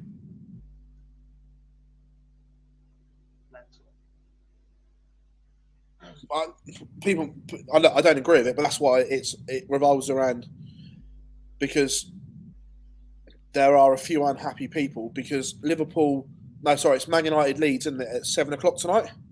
It is, because that was moved from the 12 o'clock kickoff because United played Europa League Thursday. That's what I mean. That wasn't meant to be on a Sunday night. Yeah, so again, well, yeah, but it's on BT, not Sky. They've got no control over that. Where the plan was, Sky Super Sunday finishes into the darts. Fair enough. Does that make sense to you? Yeah. But obviously, when BT has got moved, that's out of their hands, out of their control.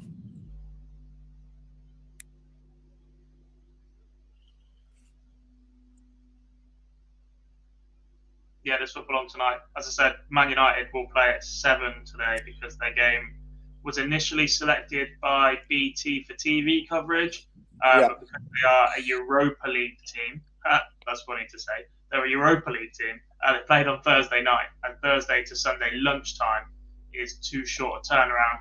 They're not allowed to compete with any Sky time slot for a football showing, so the only option they then had was after Super Sunday finishes on Sunday night. Correct. And obviously Sky have no control over that. Yeah. So the original... 3 PM, Sky have the late kickoff on a Saturday, they have both slots on a Sunday afternoon, and they've got Monday night football. Yeah.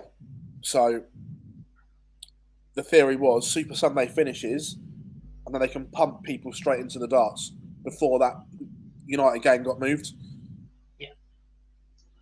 Callum Ridge, Danny Jansen, 2 apiece. Ridge back over the 100 mark once again.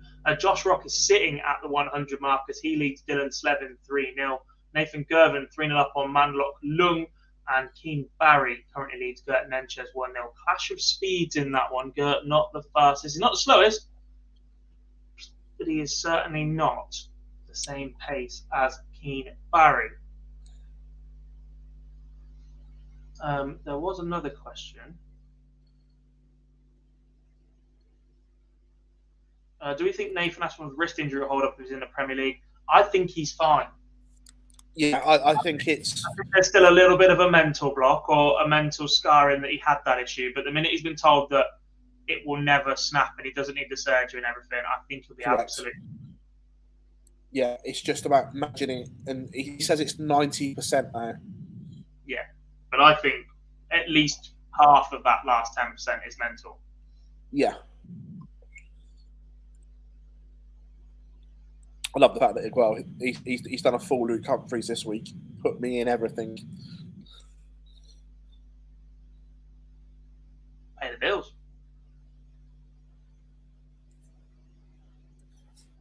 As soon as he mentioned the PL word, I could just see the look on Gob's face.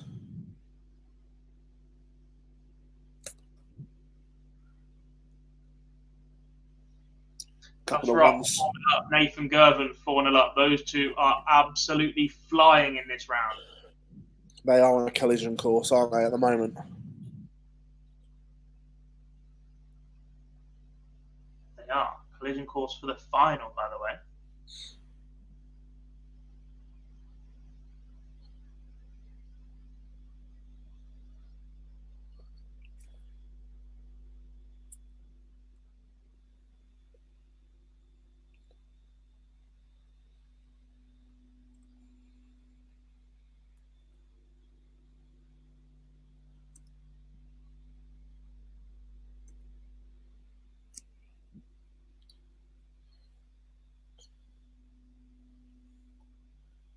Callum Rid's back in front 3-2 against Danny Jansen.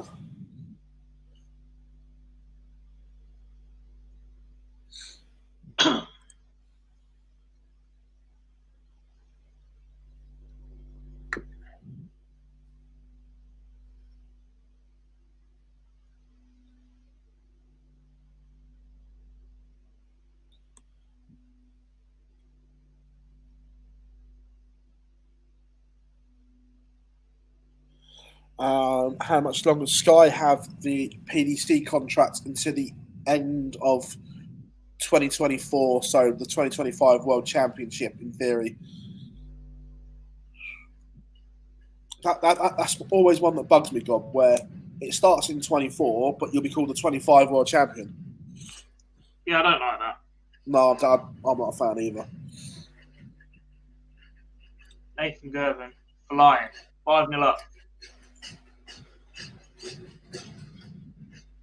Casillas has deleted his post now. That's got a bit of a block nose. Daniel, I'm all right. I'm all good. Ginger.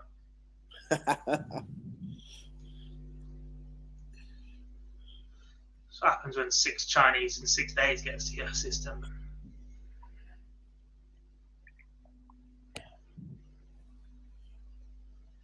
I think on the road. Yeah. You've got a fan of Waggers somewhere. Oh yeah, no. There's a Waggers a 10-minute walk away. Don't worry about that. Have you not seen Gezzy's Instagram as well?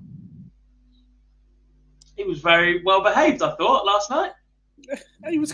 He's been in fine fettle all week. To be fair to him, has he been media trained or has he just been well behaved? He's been well behaved. I was chatting to him yesterday, obviously before, and I think he had 3 Waggers in 4 days. Shocking. Philip, that last one's from the wrong account. What's that? That last one's from the wrong account. Oh, yeah.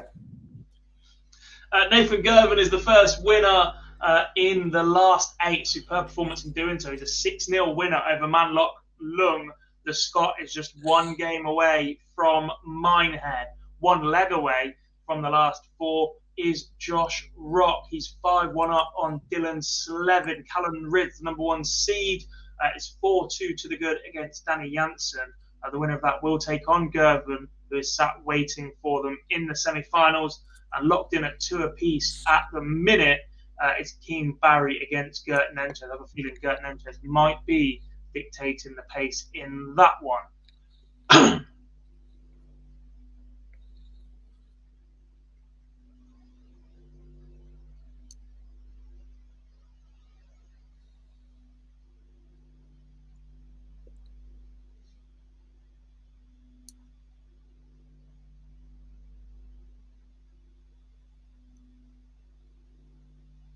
There is no streaming board for this, unfortunately, Xander. The only time you will see these guys in front of a TV camera is for the final Yeah. to take place during Minehead.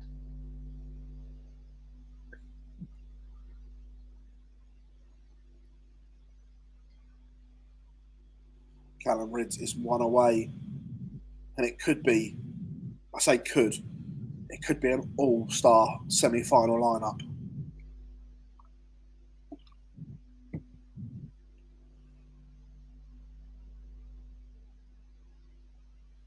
Right, just going to the loo. Back in a sec.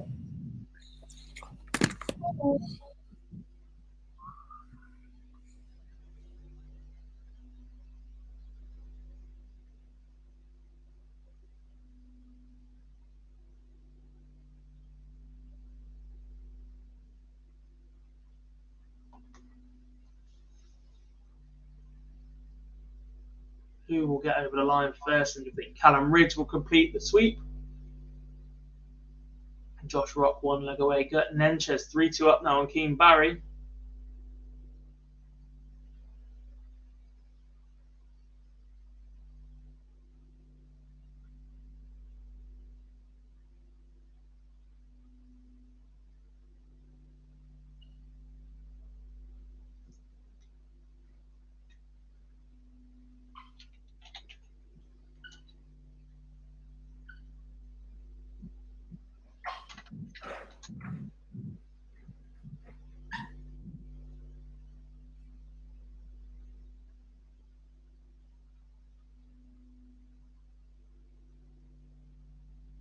Callum Ritz is a 6-2 winner over Danny Janssen.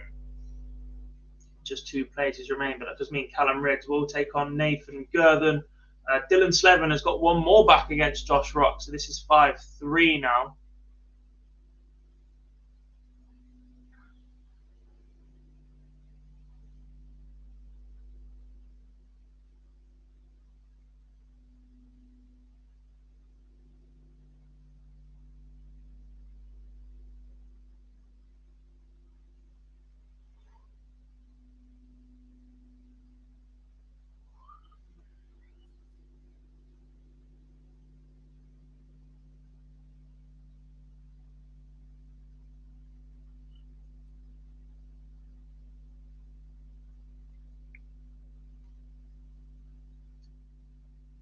Afternoon, Preston. How are we doing? Morning to yourself, probably.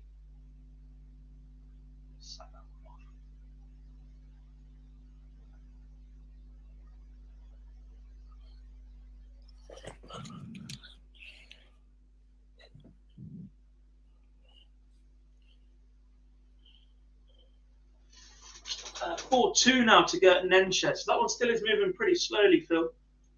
Yeah, and you can't help but think that maybe Keane's struggling with the Gert Nenches pace a little bit.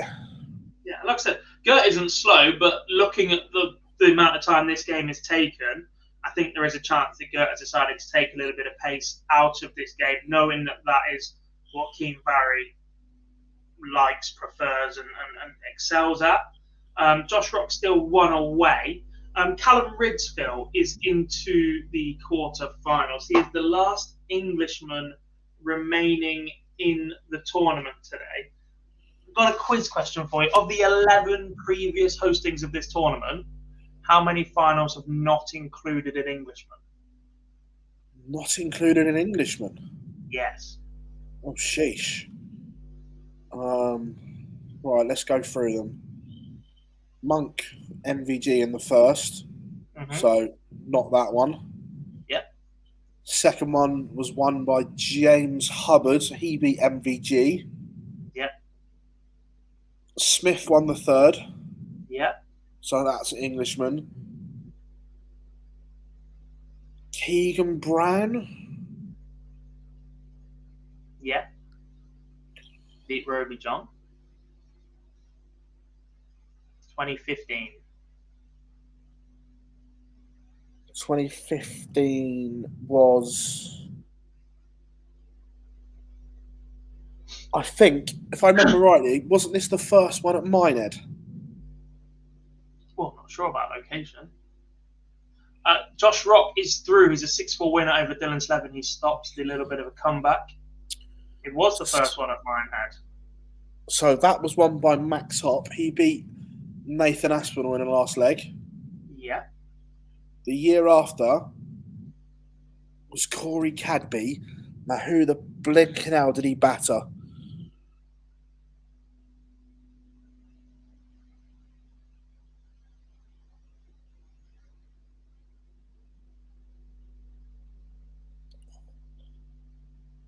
Barry Van Peer. Number 1.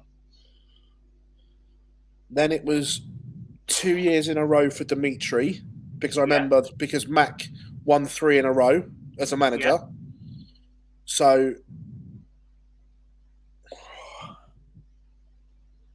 he beat Josh Payne in 1. Yeah.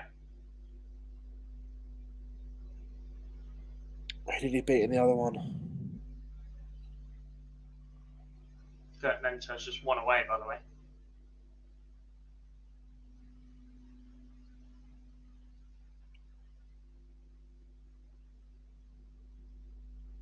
Martin Schindler. Correct.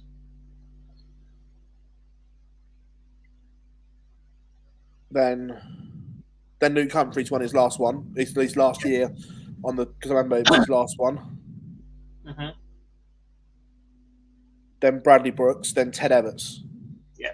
So the answer is 3. 2. How did you go for all that again? You just made an extra one up. Oh, sorry, I was. The only one's not contained an Englishman so far.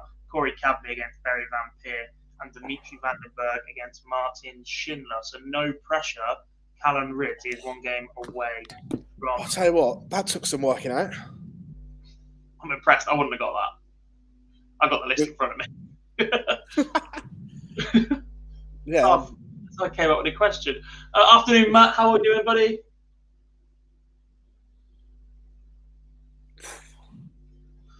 Oh, that reminds me. I can't actually see it because are you in YouTube? No. Yeah, I'm just looking in here.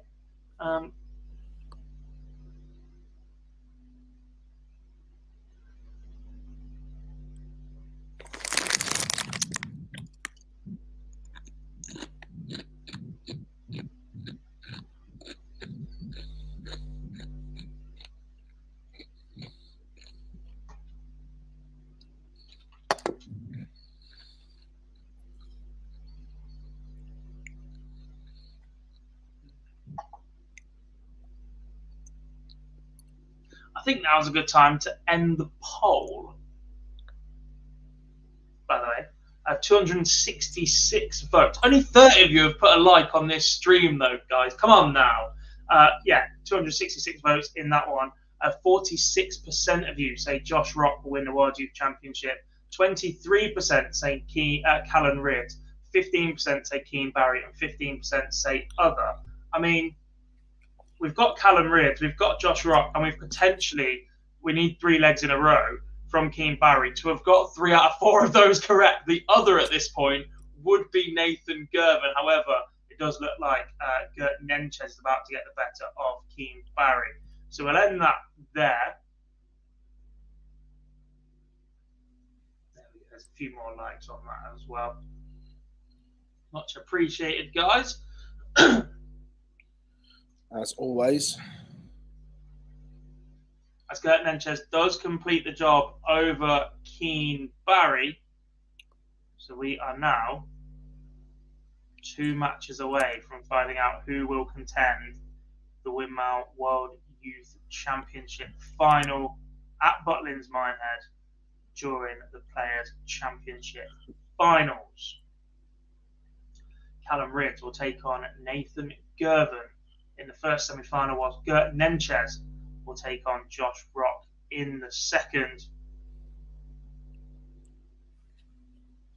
A loss for Callan Ridd would mean a 3rd time in this tournament's history an Englishman has failed to reach the World Youth Championship final.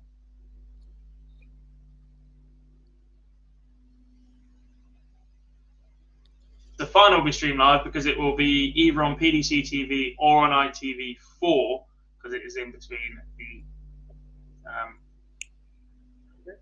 Okay.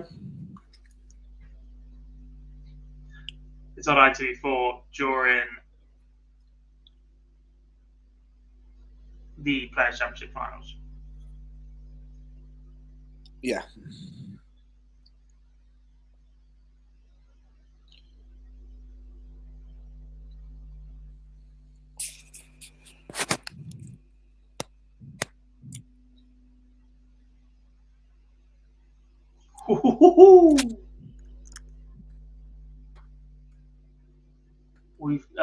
We've gone all out again. We've gone 4 forwards.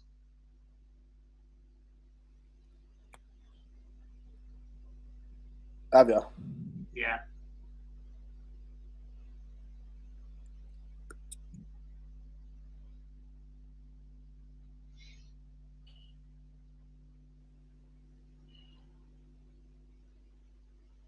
And I think Arsenal are playing Ben White at left back.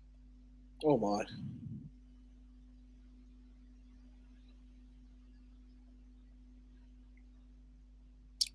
As well, guys, bit of a channel plug here whilst we're waiting to get underway. If you haven't yet, make sure you give us a subscribe as well.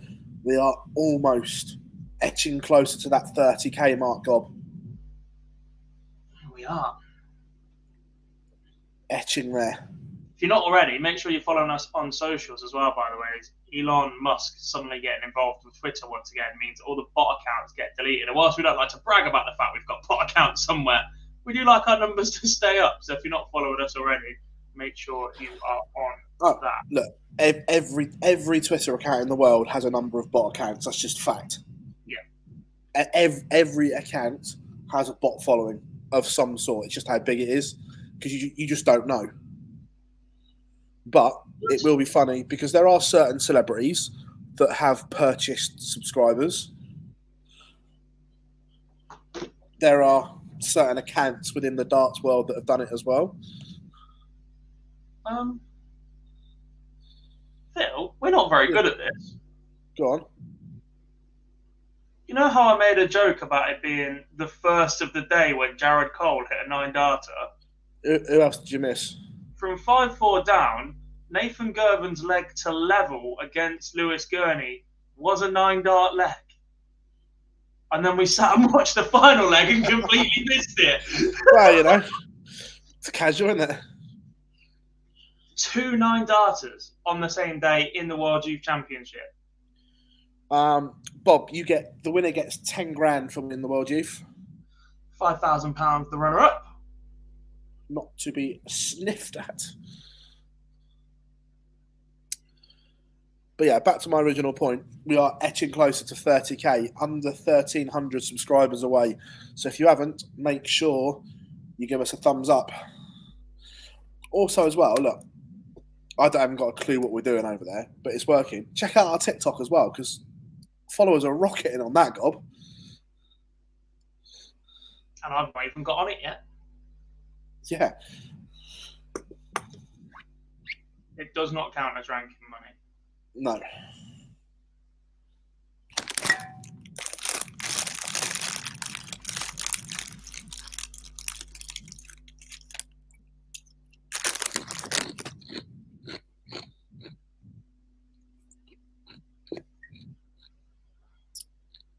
Ooh. The first last 16 ties underway in Manchester, Phil. Darren Johnson against Daryl Fitton. Ooh. I like that. Alan Norris is 1-0 up on Paul Holloway. Andy Jenkins against Ian Moss. Colin McGarry safely through. Prakash Jira as well. Jim McEwen with a 5-0 win over Andy Tapp. Oh, tasty.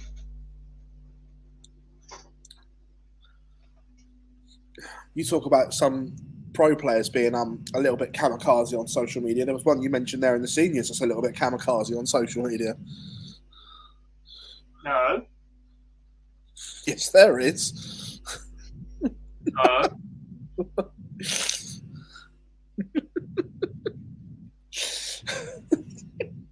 You know, You know exactly what I'm talking about.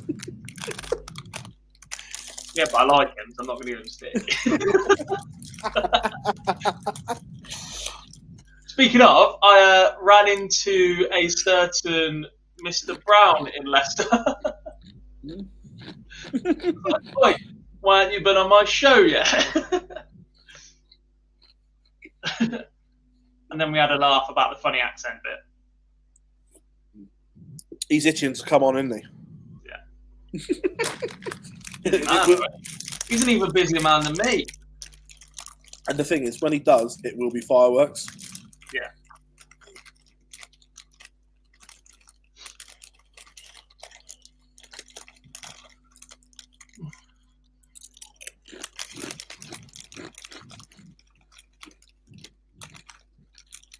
Oh, I'm hungry now. Probably done that today.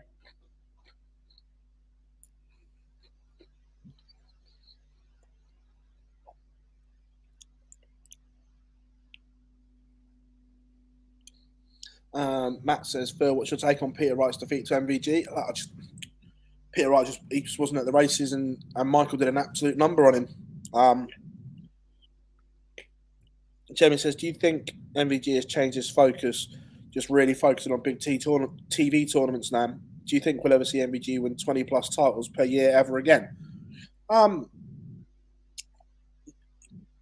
Can he? Yeah, look, because the amount of tournaments there are, he can, but his focus is certainly, I think all the top boys, Gob, and I think you'll agree with this, that they'll enter as many Pro Tours as they need to stay in the top 16 in the Pro Tour Order of Merit and qualify for Minehead.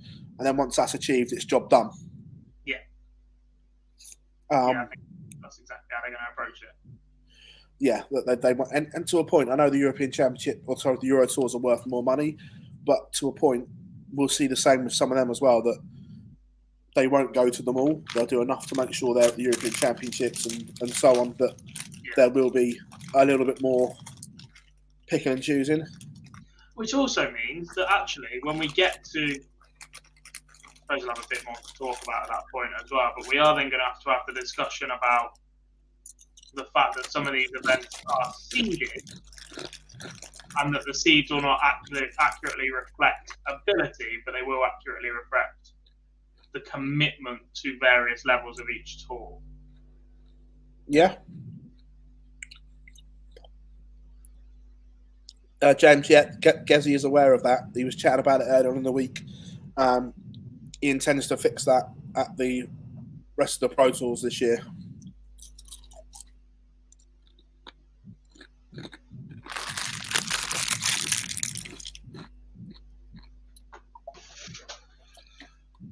How many Euro Tours next year? 13?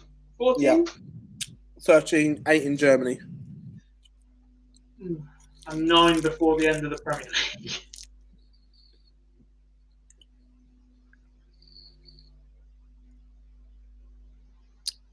All spoken about in my interview with Matt, which will drop tomorrow. Have you looked at what I told you to look at on the calendar yet? Yeah. It's ridiculous. Yeah.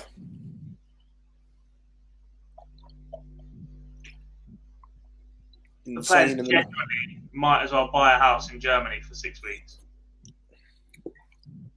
Some of them just won't go. But are they then going to get fined because they'll be seeded players as well? Not if they pull out in plenty of time. If they don't enter it. Yeah. Look, the ones that have got proper management will do it properly and it will be structured.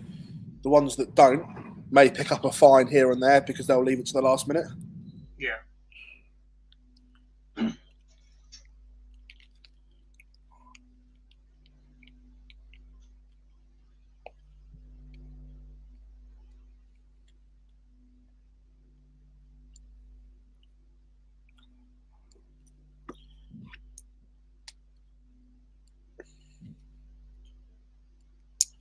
I agree. I don't think we'll see all the top players in the World Series in January.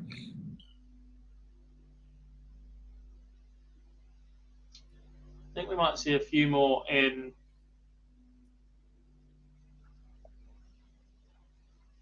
Is it Dubai? Bahrain. Bahrain, that's the one.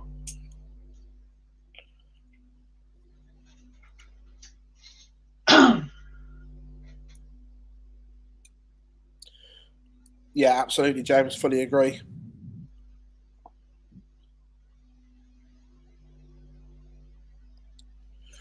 Right, God, I am going to have to drop off and leave you to call the semi-finals in because there are people now coming in.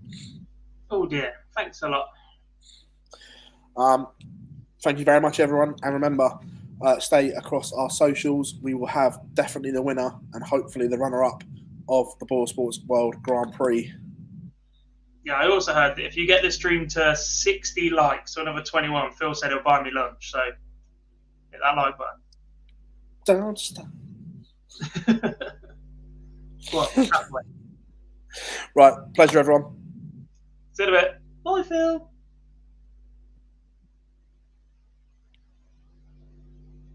I'll get rid of him because he wasn't capable of pressing the button. Yeah, we have it then, folks. Just me remaining ahead of the last two matches. I will start.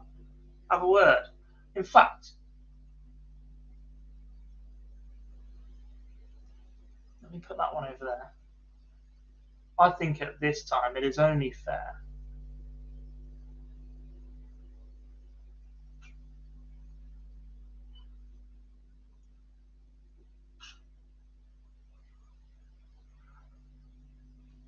that we watch both games, don't you?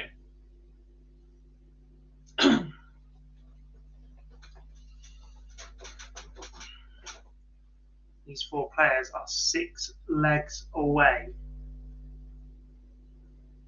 from a trip to Butlins Minehead and the World Youth Championship final. Another poll? You're so demanding, James.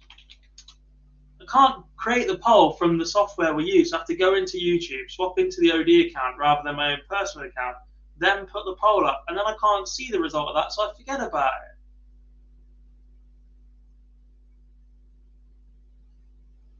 But alright, I'll do another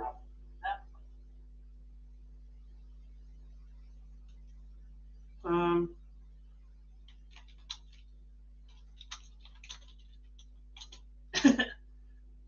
Who wins from here? Ritz,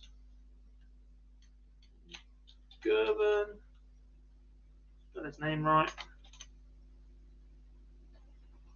Rock, it's Nenches technically. Nenches or Rock.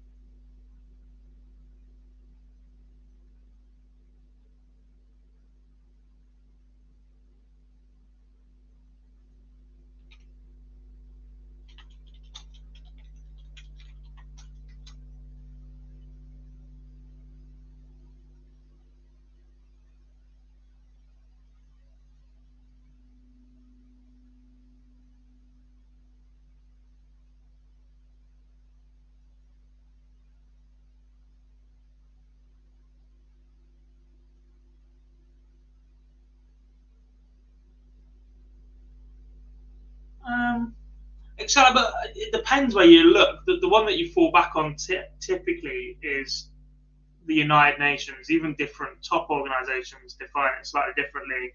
The UN Secretariat, UNESCO, and ILO define a youth as between 15 and 24. UN Habitat, the Youth Fund, is between 15 and 32. UNICEF, WHO, saying adolescent is between 10 to 19. Young people are between 10 to 24. And a youth is 15 to 24.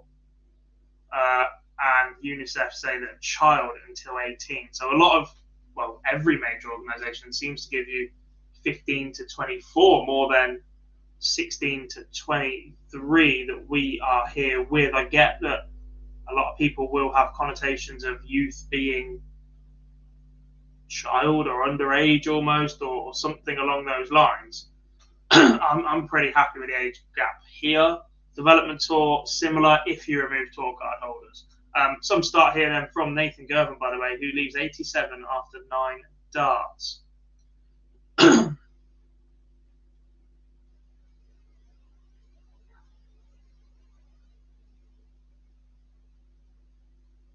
No, I don't like this being ahead of the World Championship final. I think it overshadows it a little bit.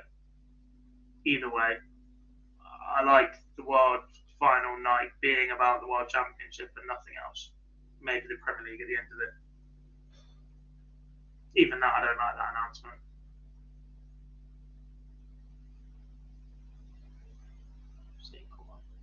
Gervin takes the opener then, 14 dart leg against Cullen Ridge, as he wins the bullseye as well. Josh Rock has the advantage of throw in the other matchup as well against Gert Nentjes.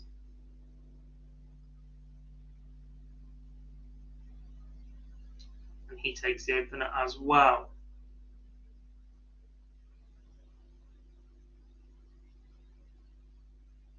Yeah, I don't like the wait for playing in the Grand Slam. I'm not sure how that came about.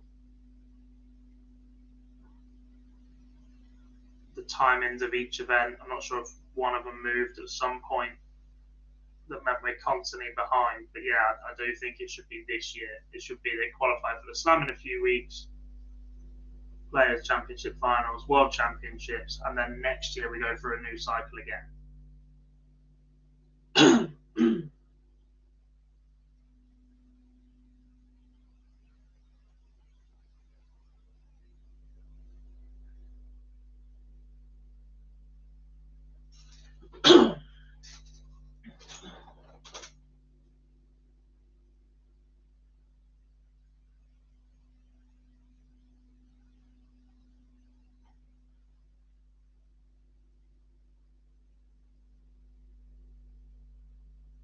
Nathan Gervin with the early chance to break the throw at Callan Ritz. He wants 66. I think he's at the 42 and missed 2 at 12s.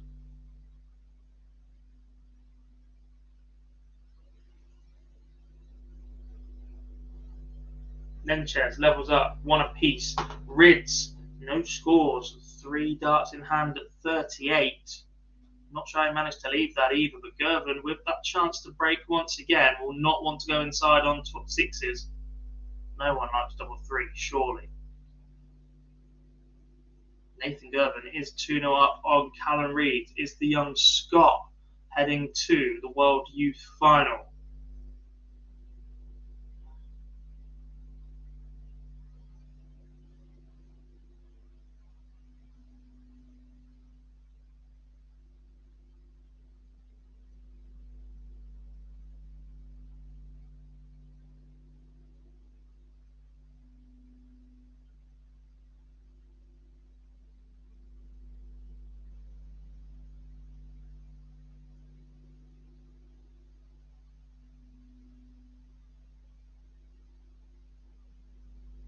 Excellent response from Josh Rock after losing the second leg. Once again with throw, leaves 96 after 9.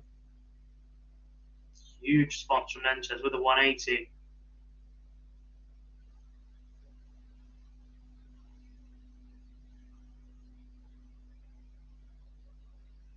Rock goes inside on 18s. There's a chance at the 136 for Nentjes for an early break.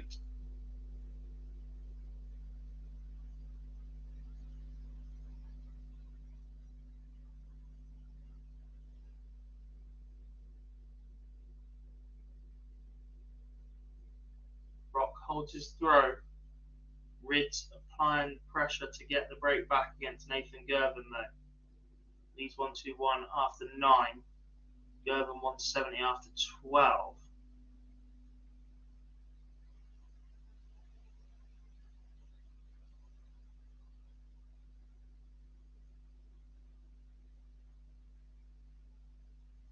I like it this way, Bob. I appreciate it was different last year due to COVID, but the fact that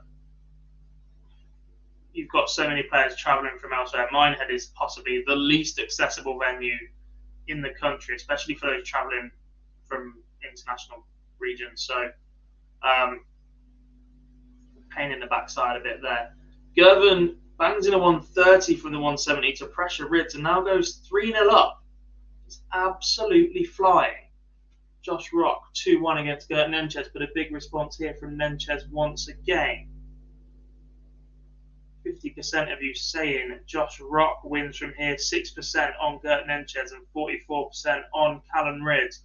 Not a single person has backed Nathan Girvan here, who is 3-0 up on Callan Rids.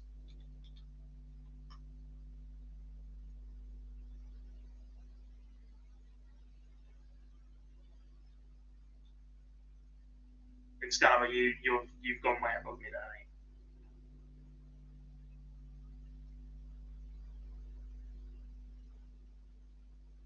mate. Nathan Girvan has now won 11 legs on the spin. Remember, he was 5-4 down to Lewis Gurney, hit a 9-darter to stay alive, then won the decider, put 6 in a row past Man Lok Lung, and is currently 3-0 up on Callan Rids, the number 1 seed and favourite to reach the final. And the door is open a little bit here for a 4-0 lead.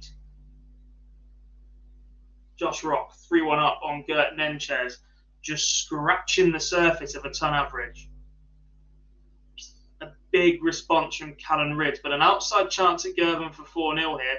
A ton applies a lot of pressure as well. Just a 60 trebleless, leaves him on 80. You'd expect Rids to get on the board here.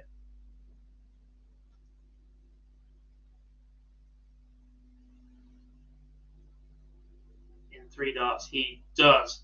Girvan with the throw in leg number 5.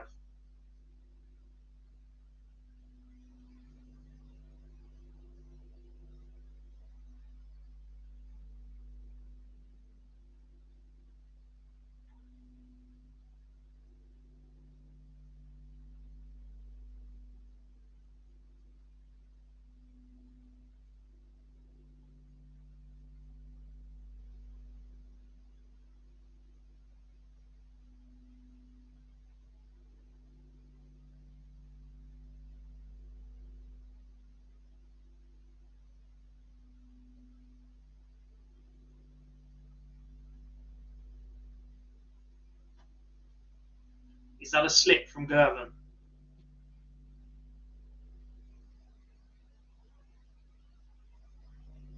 Rids has effectively stolen the darts here. Josh Rock misses a dart at double 15 for a 4-1 lead.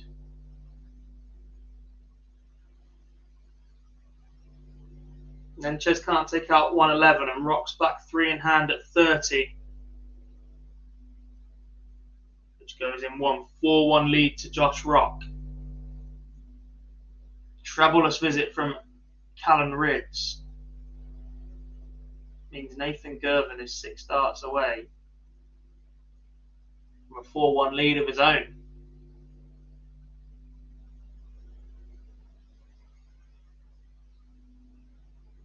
Leaves the finish just, but he would have been hoping for more than that.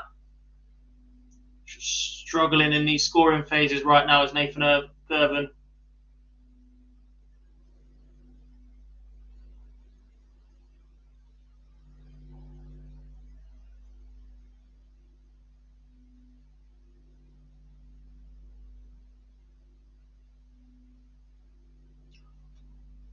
Don't worry about the scoring phase when you can do that. A 164 checkout from Nathan Girvan means he is 4-1 up on Callan Rids. The young Scot is just 2 legs away from the World Youth Championship final. What a checkout that was. When his scoring phase deserted him after the first visit, that keeps him arm's distance away from Callan Rids.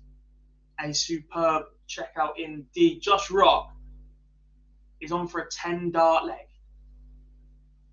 It goes in 12, but that means he's 5-1 up and he is 1 leg away from the World Youth Championship final. A superb season from Josh Rock so far, earning a tour card, coming out of pretty much nowhere. He has smashed up the development tour whenever he's been given the opportunity.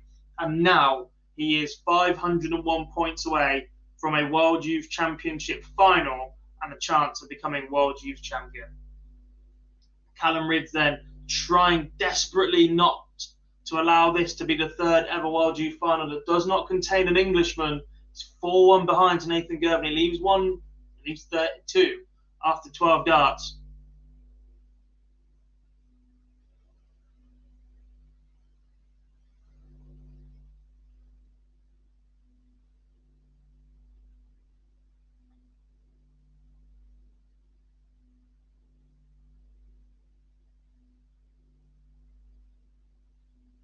He goes in 15. One more back on the board for Callum Ridge. But Gervin has the darts. Big leg this. If Gervin holds, he's just 1 away. If Ridge breaks, he is a hold away from a level game. What a way to start.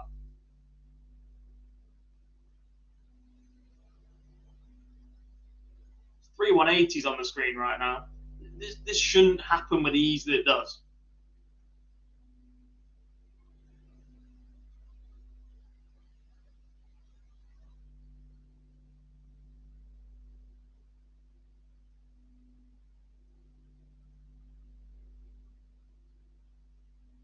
Chance then for Josh Rock, 101 points for a place in Minehead. Excellent counting from Nathan Gervin, leaves a finish.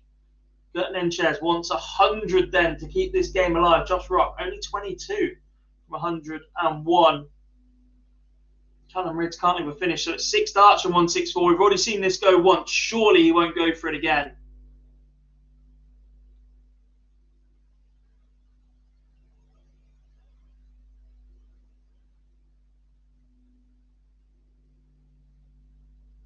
Josh Rock is your first World Youth Championship finalist for 2022.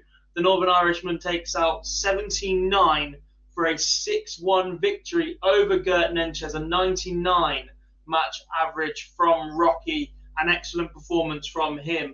And he might very quickly be followed into that final by Scotland's Nathan Gervin. He currently leads Callum Ridge 5-2, 1 leg away. He's got a double break lead and he threw first.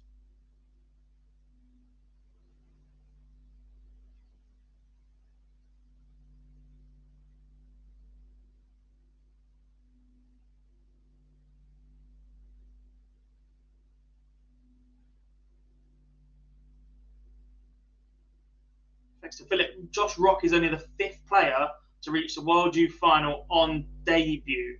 I'm going to guess that Hubbard, obviously, Van Gerwen, obviously, Corey Cadby would be one of those. Josh Rock, which leaves one more.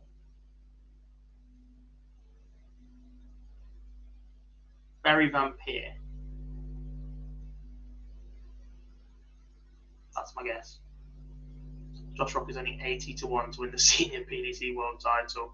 Mental. Tony Collins says, confused, what's the age for youth players? It's between 16 and 23 as of the World Championship final in that calendar year. So you can be 24 when you win the title. I believe Luke Humphreys was as well. Nathan Gervin then, with an excellent 15 dart leg, wraps up his place in the World Youth final as well. Gowlass, of course it was. Nathan Gervin then and Josh Rock will contest the World Youth Championship final. What a match that could be in prospect. Sam says Gervin just missed out on a tour card yesterday to Jurgen van der Velde, but could get one if Nenchez gets top 64. Gervin keeps his head high from yesterday. Yeah, look, missed out on a tour card, but he does have the chance now to win £10,000 and be crowned World Youth Champion. Sam, it's not on TV now. The final will take place during the Players' Championship Finals weekend. I'm not sure if it'll be televised on ITV4 or if it'll be on PDC TV. It depends which stage they've played this match on, but the final will definitely have cameras on it. It will just take place during the Players' Championship Finals weekend at Minehead. So that's it then, folks. That is the World Youth Championship done for today. As I said, Nathan Gervin and Josh Rock will contest the final down in Minehead in just a few weeks' time. I'm going to call it a day then for the stream. We're just about to hit 4 hours of live action here. So I really do appreciate every single one of you that's tuned in throughout the day. World Seniors Open Series continues, so there'll be updates on that via social media. The live lounge returns tomorrow evening. Myself, Phil Bars, and Lee Boyce will give you a full review of the World Grand Prix from Leicester. Look ahead to what else we've got coming up on the calendar, and as always, discuss all the big talking points, probably some from the PDC Chief Exec Matt Porter, who we have an interview with dropping tomorrow. Make sure you follow us on socials, World Seniors on socials, and everything else like that. You guys all know what the crack is with that one. And I'm off to grab a drink, watch some sport, and keep an eye up to date with what goes on in Manchester. So I really do appreciate you guys for joining me. Just got to find the right exit now. That one. Bye.